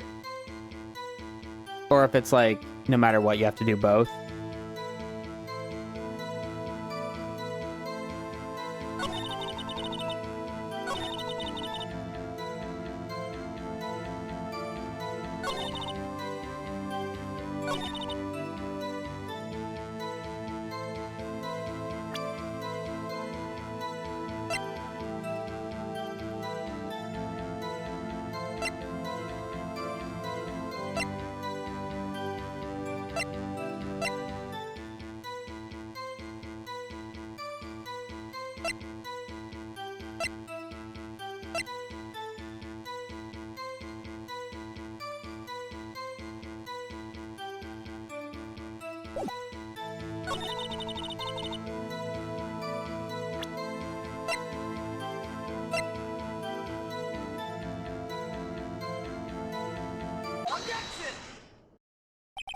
Miss Sky, I believe this jar conceals a truth even you were unaware of.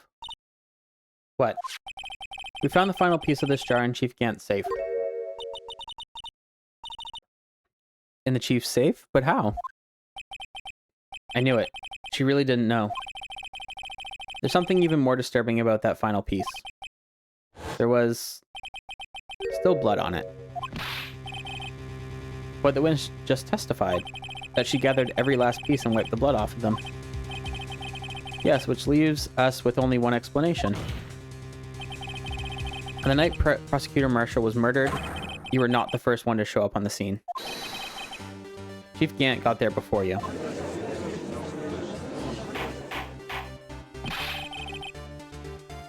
But couldn't the defendant have simply missed a piece? I'm afraid that's unlikely. The pieces are too big for anyone to miss, let alone an ace detective. That may well be, but everyone makes mistakes. Even I once wasted an entire day looking for my dentures. They were in my mouth all along. Have you forgotten, Your Honor? When this witness arrived at the scene, the jar was already broken. Oh, that. There's no way a name could have been written on a shattered jar. Another person discovered the scene prior to the witness. I hope you're not implying this person was Chief Gant. At the time, he was looking for Dark downstairs. Besides, even if he was there first, why would he break the jar? The question is, if he did arrive there first, why did he hide the fact? Why did he hide that fact for 2 years? Well, Your Honor, can you answer us that? No.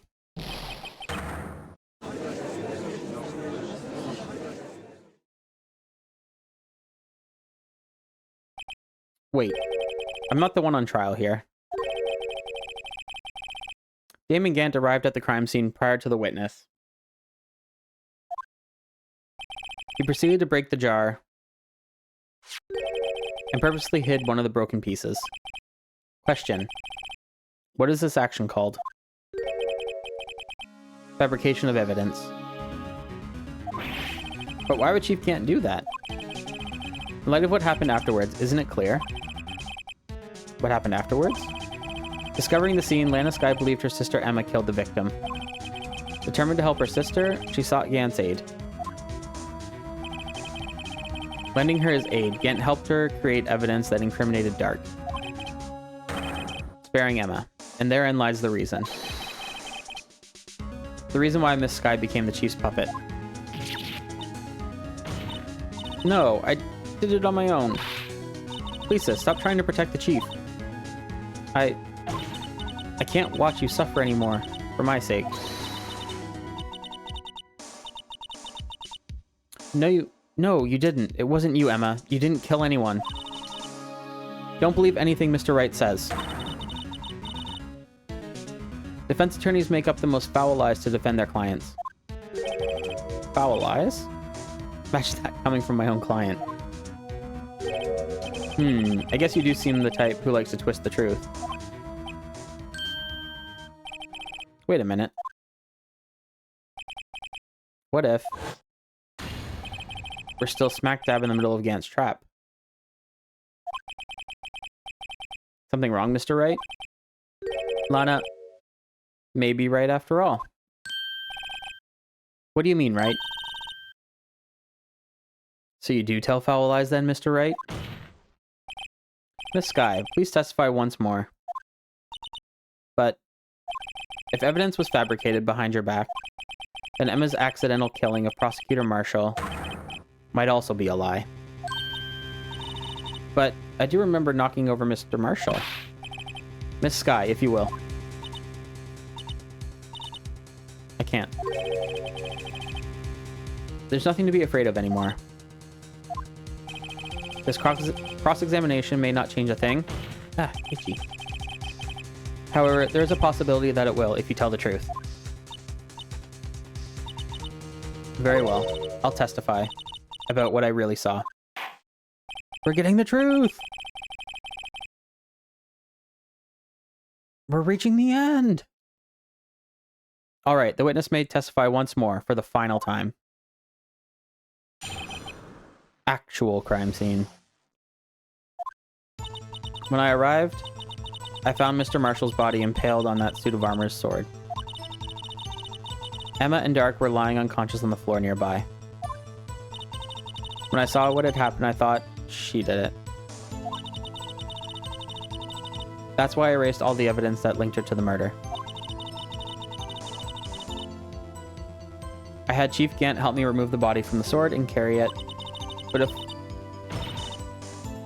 all really was a fabrication, Emma might be innocent. Unbelievable. The body was impaled on the armor sword? You were the only one who saw that. If only you had proof. Actually, I do have proof. I gave it to Mr. Wright just this morning. What? To me? It's a picture I took of the crime scene as I encountered it. I thought it might be needed. But I don't remember receiving a picture like that. Lana must have known. See, Mr. Wright? She really does have faith in you. Very well, Mr. Wright. Please present this picture.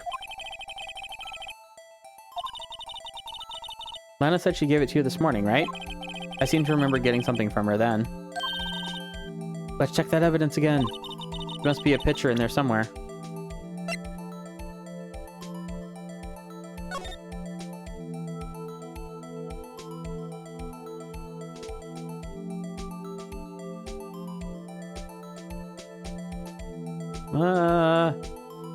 I really hate this. Like...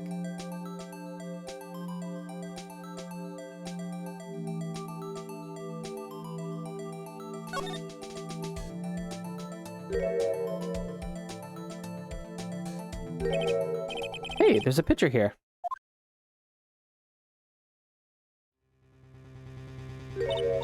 Oh. Oh my. This is the actual crime scene. No other detective saw the crime scene like this. Because I contacted Criminal Affairs only after I had rearranged everything.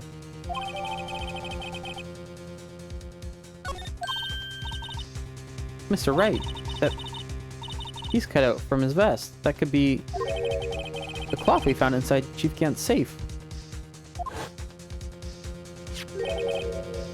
What's this? This is a handprint, isn't it? That cloth. It had fingerprints on it. Whosever fingerprints those are must be the real murderer. What? But those fingerprints. They're yours, Emma. Why are your lips turning all purple, Mr. Wright? Anyway, let's get on with the cross-examination. As long as you tell the truth, we should be able to flush out the real murderer. Very well, the defense may now begin its cross-examination. Oh. We're so close.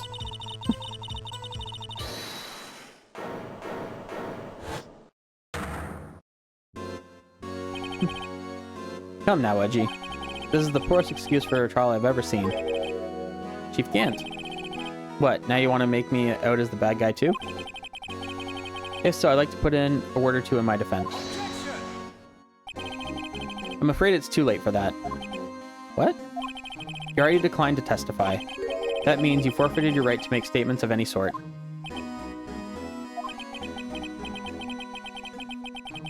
This must be that wrist we were talking about earlier.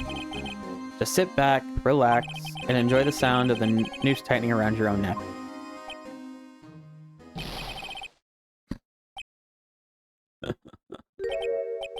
Ah, so what? You think I'm worried? Sorry to disappoint you. Sorry to disappoint you. But I don't need to make any statements. What do you mean? Evidence will do all the talking for me. Even if I can't testify, I can still present evidence. Yes, that's true. Wait, you mean... you still have some conclusive evidence? No, I don't, but someone does. Someone? So what's your excuse, Righto? Why have you been keeping quiet about it? You do have something to show us, right? Something that proves who knocked over Neil Marshall, causing his death? Conclusive evidence that leaves no room for doubt? Is this true, Mr. Wright?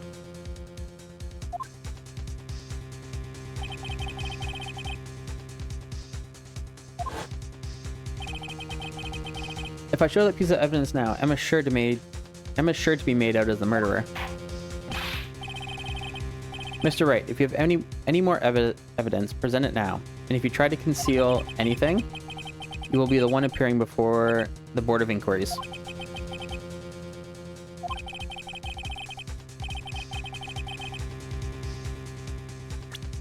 Save.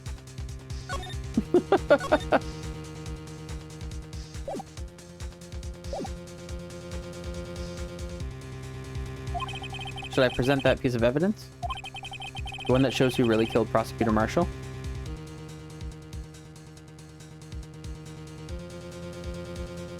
Ooh. Like, I think we need to show it. It doesn't matter. I think in the long run. Yeah, whatever. Emma did it. She thought she was protecting the prosecutor.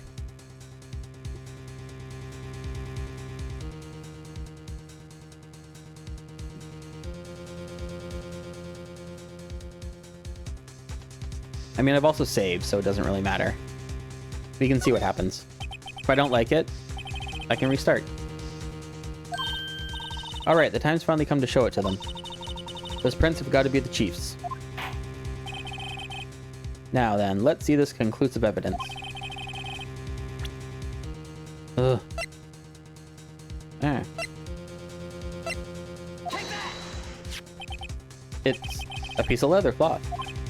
Yes, it most likely was cut from the victim's vest near his chest. What's this? There's a big handprint on it. Surely it must have been left on the cloth by whoever shoved the victim into the sword. What? Whose fingerprints are on this?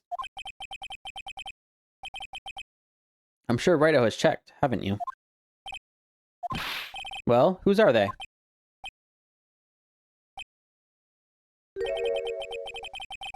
They're Miss Sky's. Miss Emma Sky's. What? They're mine? So I really did do it? See? I told you it was conclusive. But this was found in your safe. That's possible, or that means it's possible you forged it. I don't know what you're talking about. I don't remember any cloth in my safe. Do you really expect me to believe that?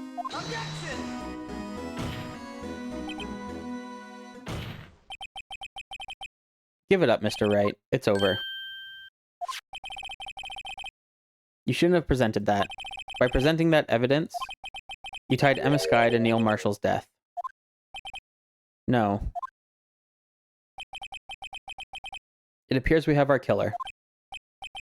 No. No.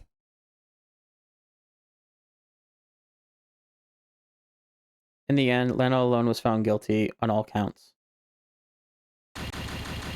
Ah, we messed up.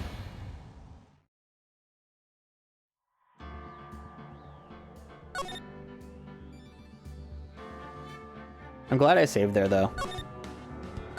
That's fine, whatever.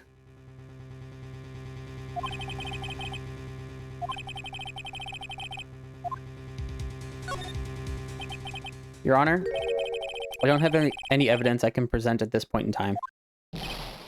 What? You lie. Chief Gant? You opened my safe. I know you took what was inside. The conclusive evidence. I don't know what you're talking about. Mr. Wright, why don't you show them? We found it together. Oh, I see. It's because you know the truth, don't you? You know whose fingerprints are on it. That's why you won't present it. What are you talking about, Chief Gant? Can't you figure it out? Take a good look at this picture. See the victim's vest? Notice anything odd about the chest area? It looks like part of it's been cut out for some reason. You mean you had this in your safe? What? That means you, the chief of police, have been concealing evidence? This is going to be the biggest scandal in the history of the police department.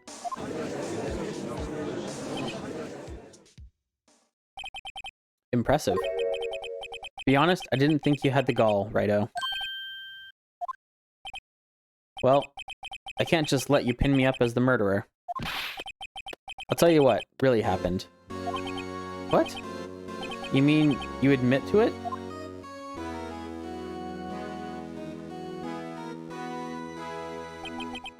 I was the first person to arrive at the crime scene that day. It then occurred to me that I could use the situation to control Lana. So you really were manipulating her. I knew Lana. If I made it look like the blame lay with her sister, that when she saw the scene, she would ask me for my aid. So you assisted Miss Sky. I told her to arrange all the evidence.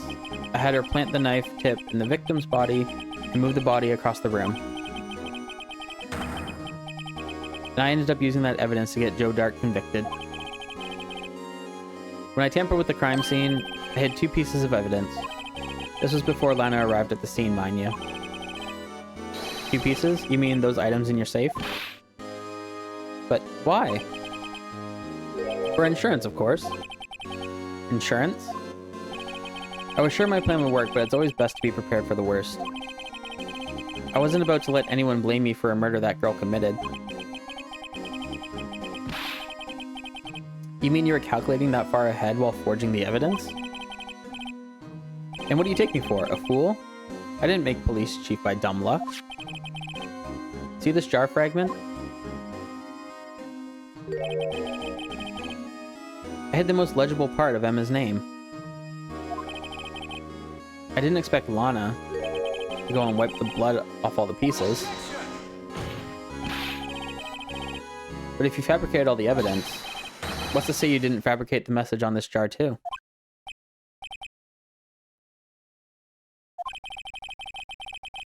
Some people just don't know when to quit, do they? That's why I kept one more item for insurance. You mean that piece of cloth? Come on, Rado. Cough it up already. I know you have it. What are you waiting for, Mr. Wright? So you admit to it then, Chief Gant? That you were hiding the cloth you cut off the victim's vest in your safe? Yes, I admit it. I didn't want to have to do that, being chief and all. But it's a lot better than being portrayed as a murderer. Well, Mr. Wright, what do you have to say for yourself?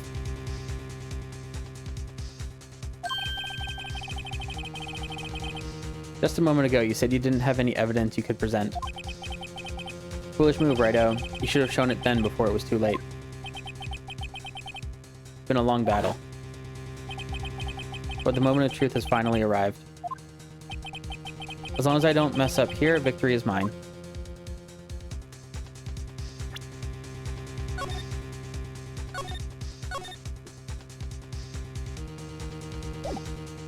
Just to make sure.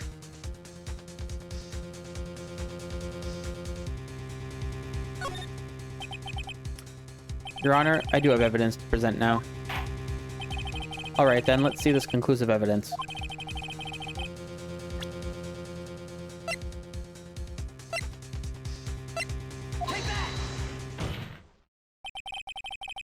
Let me verify this once more.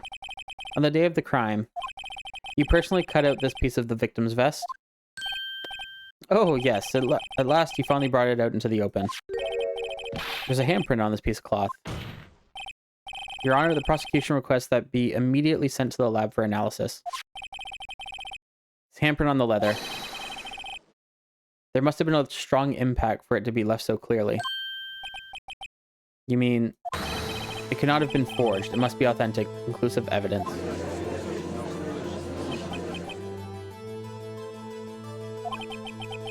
You're as slow on the uptake as ever, Worthy. What? Think about it. Righto had this all the time to Righto had all this time to present this evidence. I'm getting tired. Yet he was reluctant to do so. Why would that be? You mean you already know? You know whose fingerprints are on that? Mr. Wright, do you really know? Whoever the fingerprints belong to must be the real murderer. Whose fingerprints are they?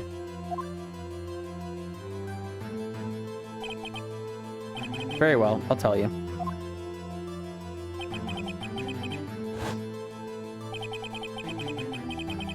It should be okay now. Everything's proceeding as predicted. The person whom these fingerprints belong to is... Emma? Emma Sky? What? They're mine? I'm sorry, Emma. But why? Why didn't you tell me?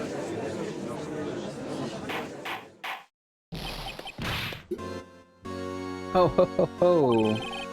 You're really something, Righto. You knew this girl did it all along, and you still tried to pin the murder on me. So it's true. Tragic, but true. This girl really did shove Prosecutor Marshall to his death. How could you? You monster. Miss Sky? Like... You knew whose fingerprints these were all along, yet you acted like she really didn't? Miss Sky, it's not over yet. What? I said this trial isn't over yet. Ah, but I'm afraid it is over, boy. Not only this trial, but your career, too. You purposely concealed this conclusive evidence. That, my friend, is a serious offense. Like, calling the kettle black there. Come on. I'm looking forward to pressing charges after the defendant is convicted. I'll have your badge, boy. What's the matter? Cat got your tongue? Aren't you going to tell us how it feels? How it feels to be the one who single-handedly turned a poor little girl into a murderer? Before I do that, there's just one little thing I have to clear up. Oh, and what's that? Who really killed Prosecutor Neil Marshall? What? Chief Gant, you're absolutely right. This piece of cloth proves who the real murderer is. Who killed Neil Marshall, you ask? It was Emma Sky, wasn't it? I'm afraid that's not possible. You see, this piece of cloth contains a critical contradiction. What? A contradiction? What is this fool babbling about? I'm talking about a contradiction. One that proves who the real killer is. Mr. Wright, this piece of cloth. What could it possibly contradict? Chief Gant, your tyrannical reign ends here. Behold the piece of evidence that contradicts this cloth. Oh no. Let me see this.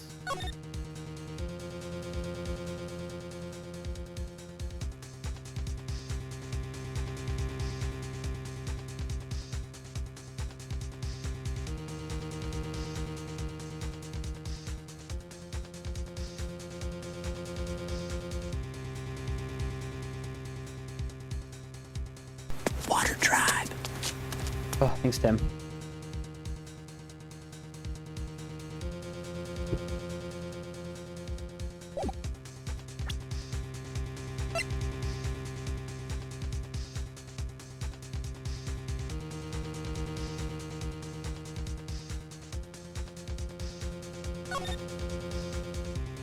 Yeah, I'm getting like really tired.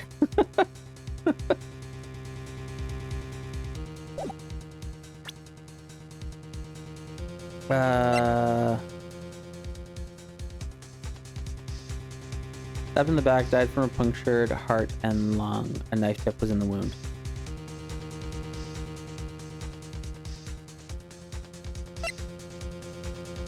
Is it the picture? Or is it the...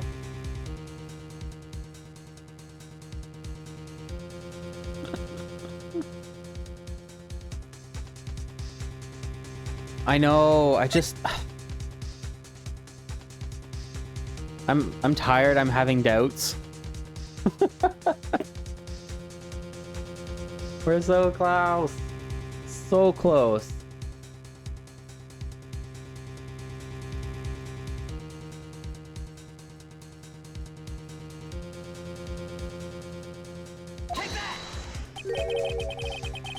What exactly is this supposed to be? This is the picture Miss Sky took. Take a good look at it. There should be blood all over that. See where the piece of his vest was cut out? Yes. His shirt is showing underneath.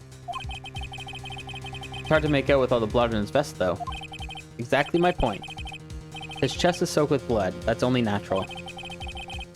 His lungs, no doubt, were punctured. Blood poured out of his mouth. Oh, for that piece of cloth. No blood. Wait. There's no blood on it. Since Emma Sky's fingerprints are on this cloth, there's no doubt that she shoved the prosecutor aside. However, Mr. Marshall was not impaled on the sword at that time. No, this is nonsense. Now then, Chief Gant, let me ask you something. Prosecutor Marshall was not impaled when he was shoved aside. He most likely hit his head on the ground and was knocked out. If so, then tell me, who could it have been? Who could have arrived at the scene before Miss Lana Sky, picked up the unconscious prosecutor, and impaled him on the armor sword? Then, to make it look like Emma was responsible for the prosecutor's death, said person proceeded to write her name on the jar with the victim's blood, a jar that they then broke on purpose to leave behind a clue, and make Lana believe her sister did it. Remember what you admitted only moments ago? That you personally cut out this bloodless piece of the victim's vest? Ironic, isn't it? Through the very act of creating insurance, you prove that you were the actual murderer. It's finally all over.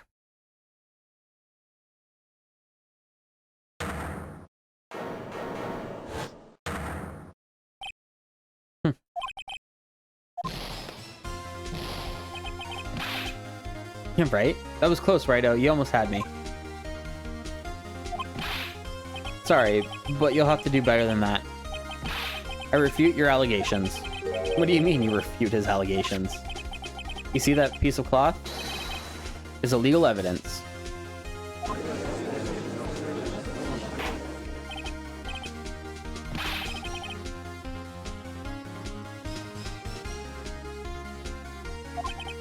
Illegal evidence cannot be used to convict a suspect. Remember, Uji? Earlier, old Righto here concealed that piece of cloth.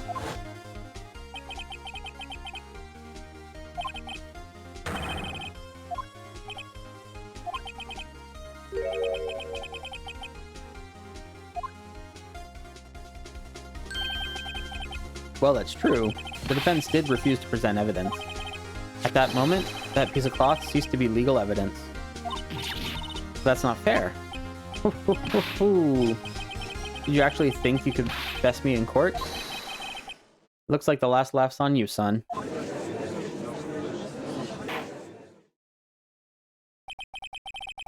I'm afraid Mr. Gant's claim is legally correct. Well, Mr. Edgeworth? True. Illegal evidence cannot be used to convict a person. Assuming, of course, that the evidence is indeed illegal. Hmm? Well, Mr. Wright? It seems, at last, the time for me to reveal my plan has finally arrived. Mr. Wright, do you admit to it?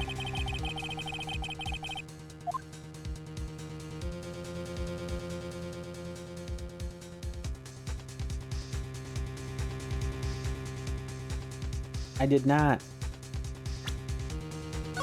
Oh, just abuse the save system again.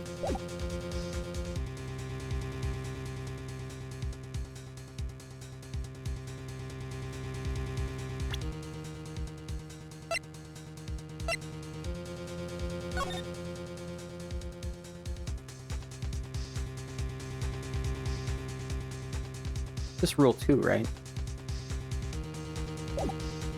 I don't know.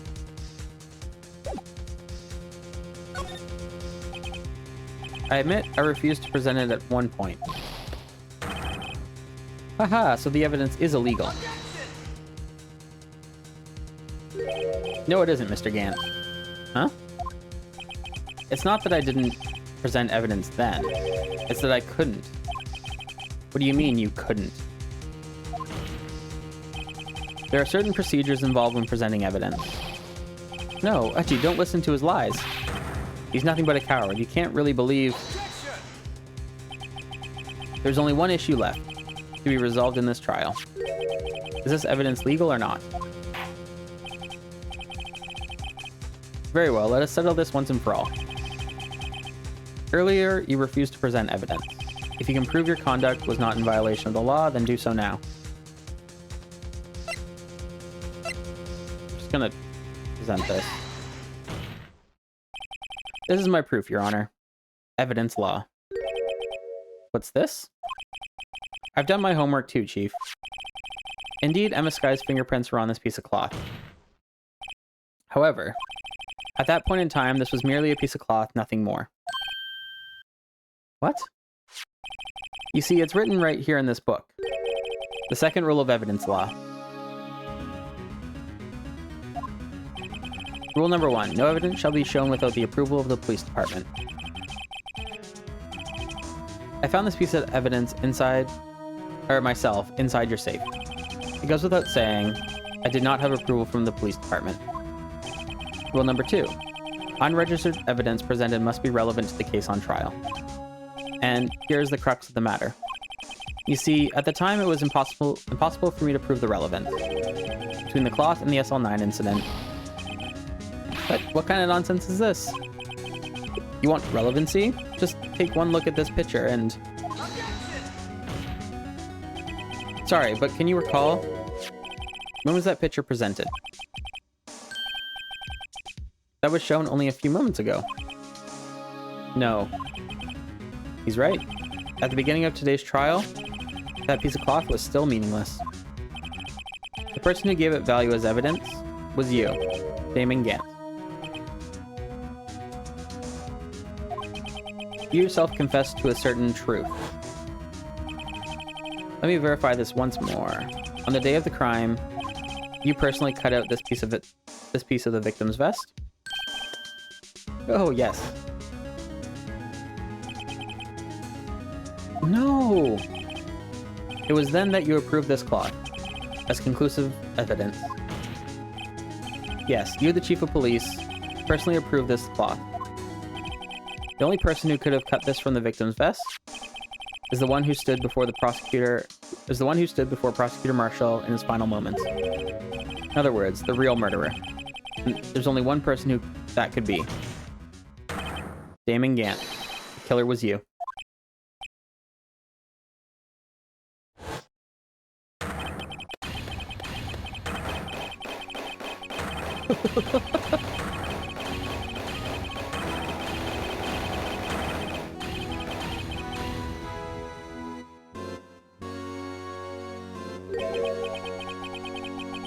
I knew I should have gotten rid of him.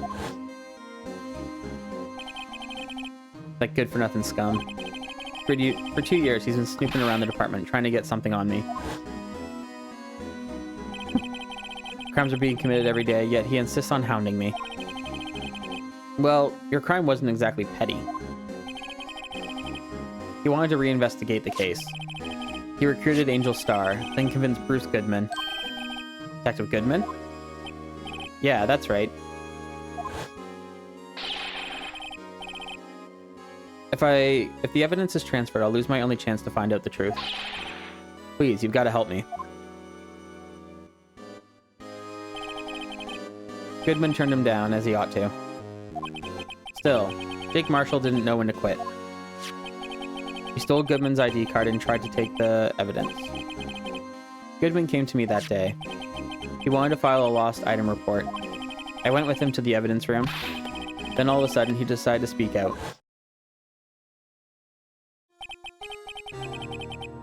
What are you talking about, Goodman? Can you please reopen the investigation, Chief? We can't transfer the evidence out. There are too many questions left unanswered.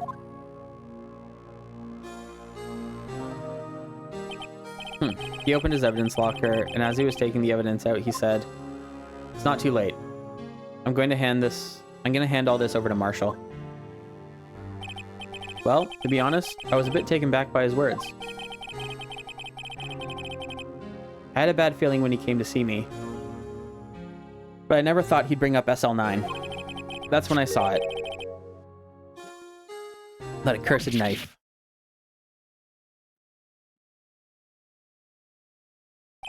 I couldn't just pull it out. Doing so would have only led to more blood, making it near impossible to hide your crime. Even so, the blood was just pouring out. I didn't know who might stumble in, so I hurried to wipe it up. I was worrying so much about the floor, I didn't realize my fatal mistake. The bloody handprint. On Detective Gumshoe's locker. It used to be known as the crime computer, but everyone has to start somewhere, I guess. I was too nervous. I had no business doing any of it. Can you put the body in my car? I'm sorry, I couldn't think of any other way to move the body. I broke your trunk, but what's the big deal? You make a lot more than us detectives ever will. What a weird justification for things. Leaving the prosecution's car aside. How? How could you get Miss Sky involved in all this? Well, she has much to lose as I did if the truth came out. So you took the evidence from Detective Goodman's locker? I felt bad for having to do it. I also didn't have the time to pick and choose what to take.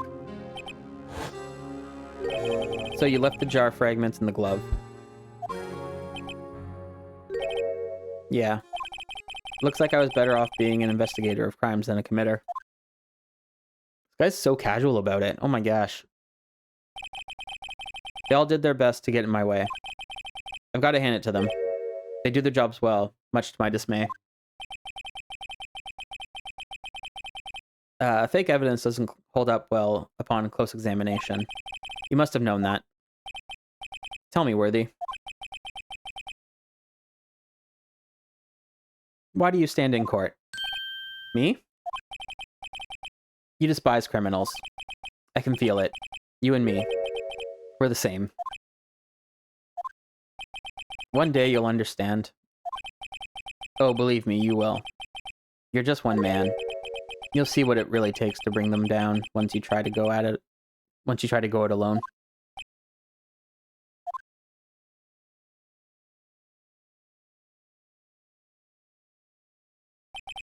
Well, looks like it's time to say goodbye. Oh, Udgy? What? Looks like we'll have to cancel that lunch date. Sorry, old friend. I'm sorry too, Damon Gant. I knew you as you used to be, long ago. You were once a fine investigator and an example to others on the force. I'm sorry to learn that you are no longer that person. Those days are gone now, Udgy. Thanks for all the memories, though. Don't worry, you'll be fine. Now you have Righto here. And Worthy. These two around, you can't go wrong. In fact, I can hear them already. The melodious sound of new beginnings.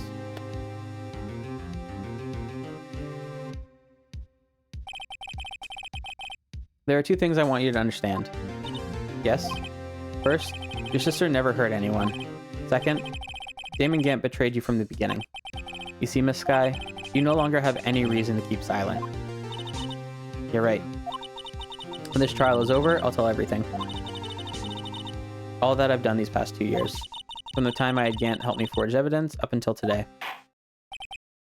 So, it seems all the questions raised in this trial have been answered. Sorry, Miss Sky. I couldn't get you out of all your trouble. My. What high standards you have for a rookie. I can see why Mia thought so highly of you. Who knows? A few years from now, you just might make it to the top.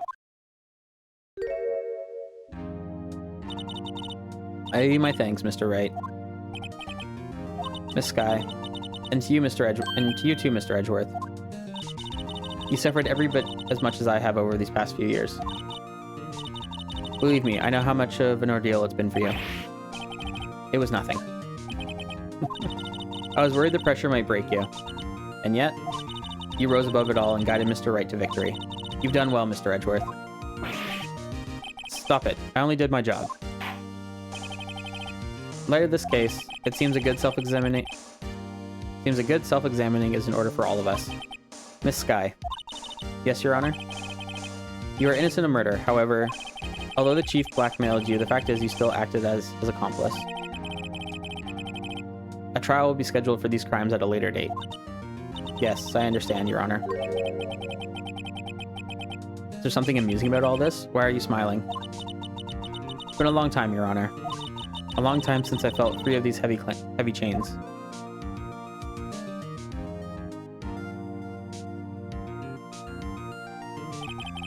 Well, this trial has gone on far too long already. Regarding the charge of murder, this court finds the defendant, Miss Lana Sky, not guilty.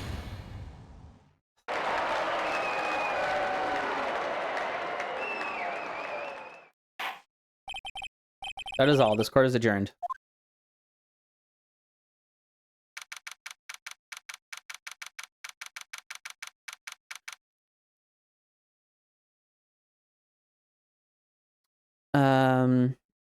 All right.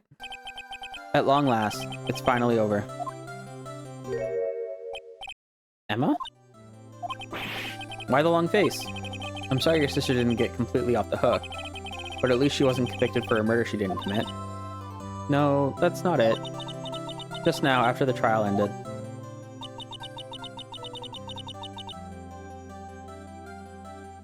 She didn't say Mia Fey, did she? She just said Mia?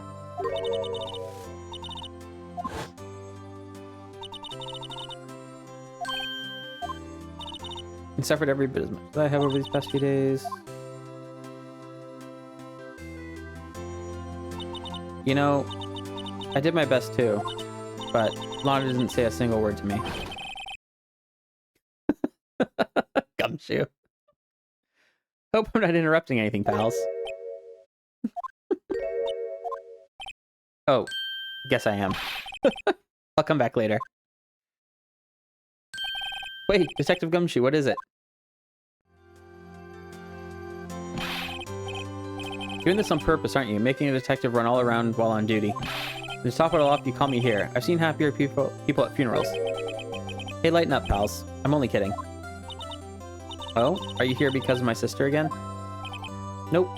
Not this time. I came today because of you, pal. Me? That's right. I thought you'd like to see someone.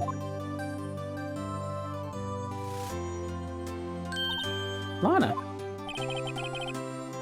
Should you be doing this? She's still under arrest, you know. Well, I won't tell if you won't. Emma, I owe you an apology. It's okay, sis. Don't worry about it. That day, 2 years ago, was the first time in my life I ever panicked. It was all I could do to keep myself from screaming. All I could think about was keeping you from getting wrapped up in that mess. Sis, I asked Gant to help me cover up the truth. I thought I was doing it for your sake, but now I realized I was wrong. I changed after that day. I had to. It was the only way I could make it through the past 2 years. I knew how much I was hurting you by distancing myself. But I couldn't bring myself to tell you what I did. I was scared. Scared that you'd look at me with those eyes of yours. I was scared of how you'd react if you knew. Sis, you're only doing it for me. No. I turned my back on you that day, in hiding what I believed to be the truth. I was deceiving you. Sis, I'm such a fool. It took me all this time to realize it. Emma, I'm so sorry. But sis, you don't have to apologize. I'm happy now. You're happy? Of course. You know, sis, I always knew that one day you'd come back. And now you have. Oh, Emma. Emma.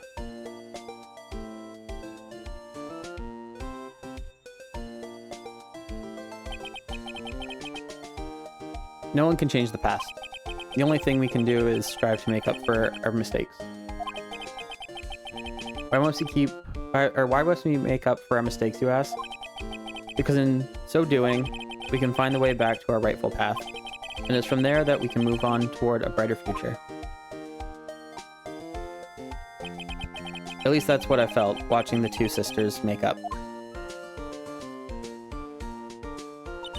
Mr. Wright, Mr. Gumshoe, me? Thank you both for all that you've done. I'm sure we'll meet again someday. Isn't that right, Edgeworth? Edgeworth? Stop hiding and come over here. You look so grumpy. I just came to say congratulations. Thank you. Thank you, Mr. Edgeworth. Right, well, I'll be going now.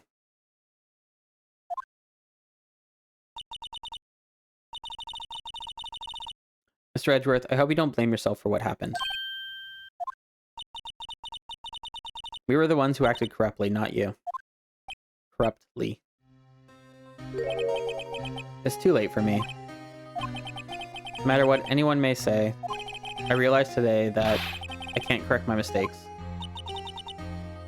Mr. Edgeworth. Not only that, but I don't even trust myself anymore.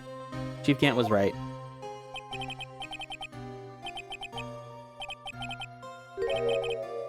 Oh no, they're the same.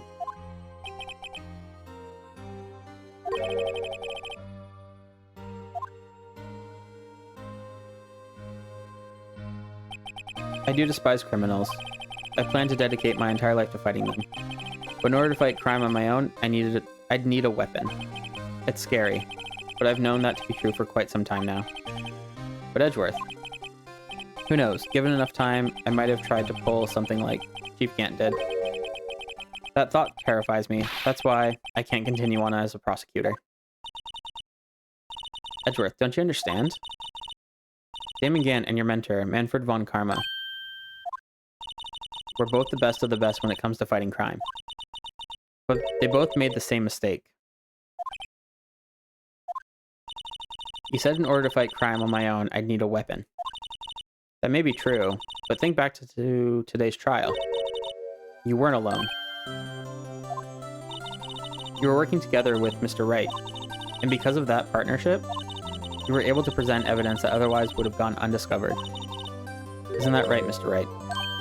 Huh? What? Oh, yeah. Come on, Mr. Wright. Show him what Lana is talking about. Ugh. Hate this. Thanks to denial, I'm immortal.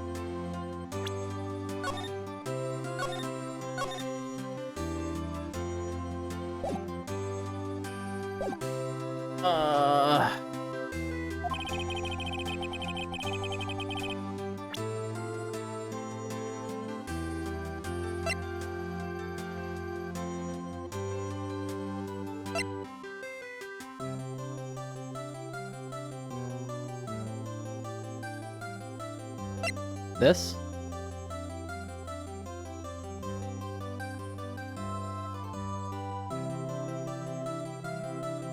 Or this? Honestly, if someone knows what the right thing is here. The badge? This? Or this? Evidence. Yeah, it's like... Like, I just want to finish. I don't really care too much about, about what this is. Is it this guy? Or is it this guy?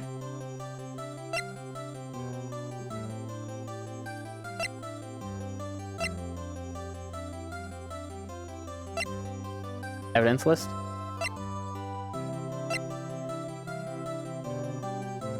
Are they, like, both valuable? Like, my instinct is evidence list. Faber, do you know something about the attorney's badge? Or are you just saying that?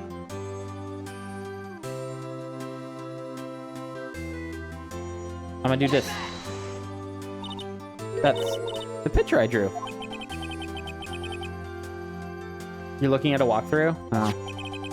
You had half of the evidence list and I had the other. Part we wouldn't have been able to completely restore Emma's picture. That didn't just happen by chance, Mr. Edgeworth. Time for me to go.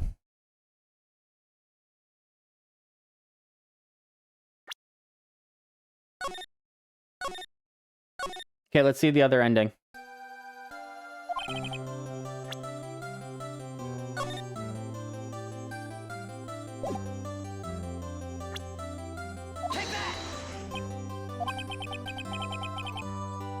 That might mean something to you. But I don't see how it had anything to do with our partnership. Huh?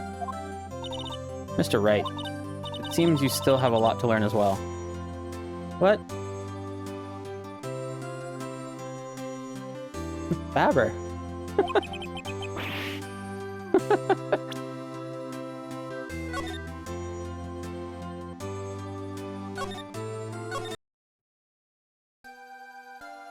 Okay, let's get the good ending again.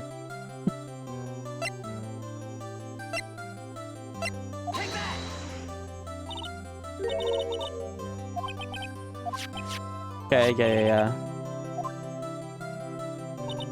That didn't just happen by chance, Mr. Edgeworth. It's time for me to go. Mr. Edgeworth? You excuse me. There are still some loose ends that need wrapping up. Take care, Chief Prosecutor.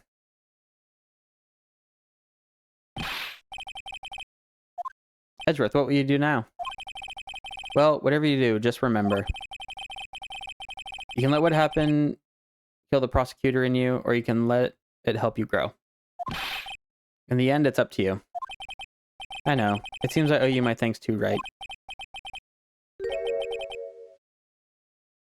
That's okay. But what I face now is my problem. Edgeworth, I'll be waiting for you in court. Farewell. No worries. I better be going too. Okay, but I'll be by to visit soon. Seems we both have a lot to learn and catching up to do. Here, this is a little something for you. That book is adorable. Scientific investigation. It's the first book I ever bought. Study it well. Thanks, sis. I will. Like, get to the end already. And so, another case came to a close. As for the sisters, I have faith. Yep. Faith that their lives have only just begun. And as for me, I think it's time I started on a new journey of my own.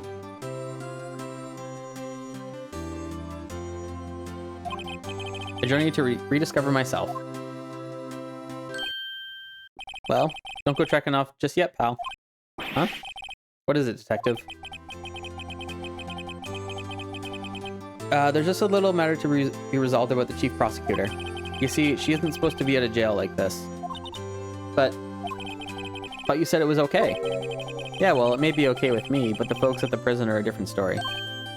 Huh? Basically, I had to bribe a guard in order to sneak her out for 30 minutes. Believe me, it wasn't cheap either. Way to go, detective. I didn't know you had a wild side. Yeah, well, you see, Mr. Wright here is the one who'll be footing the bill. Huh? Huh? What, you think I could afford it with my salary? You gotta be kidding me, pal. Thank you, Mr. Wright. You're the best. Why is it? I suddenly feel like I want to scream. Hey, I got an idea. Why don't we all go pay it off together? Yeah, it's a great idea. Come on, guys. Let's go.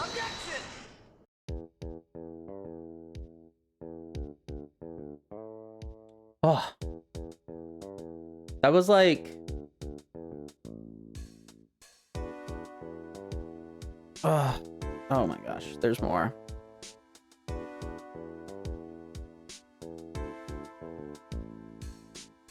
I did it.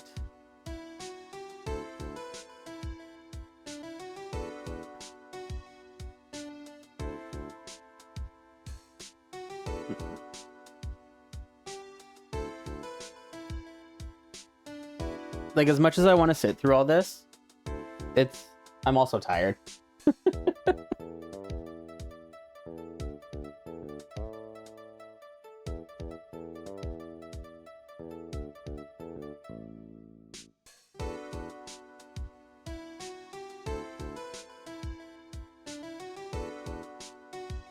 Oh my god.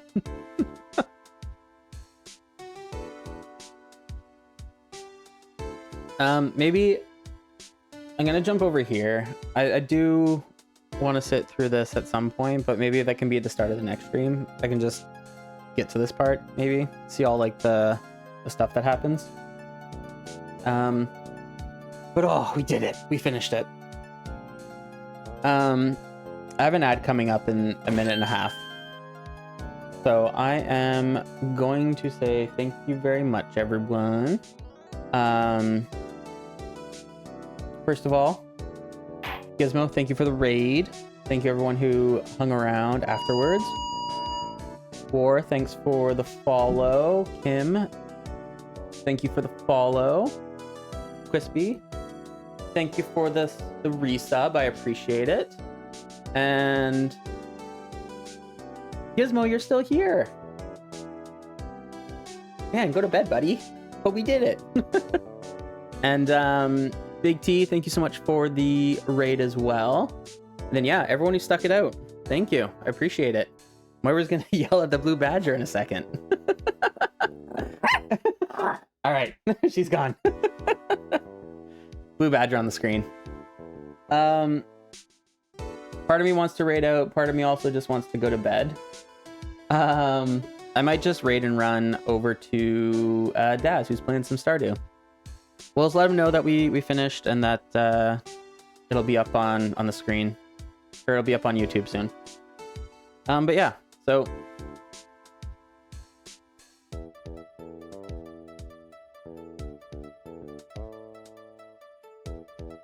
oh, I did that wrong.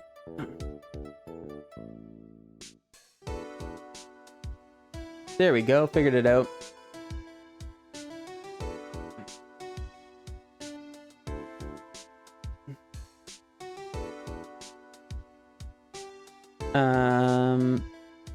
Sorry, it is raid or raid 2, depending on what you've got.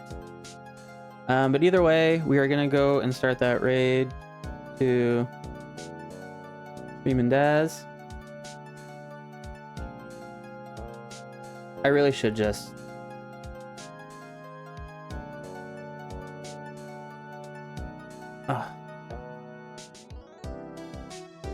I'm challenged right now. I'm having a tough time. We are going to raid out this way. Cool. Thanks everyone. Have a good night. Grab that raid message. But otherwise, have a good night. Bye.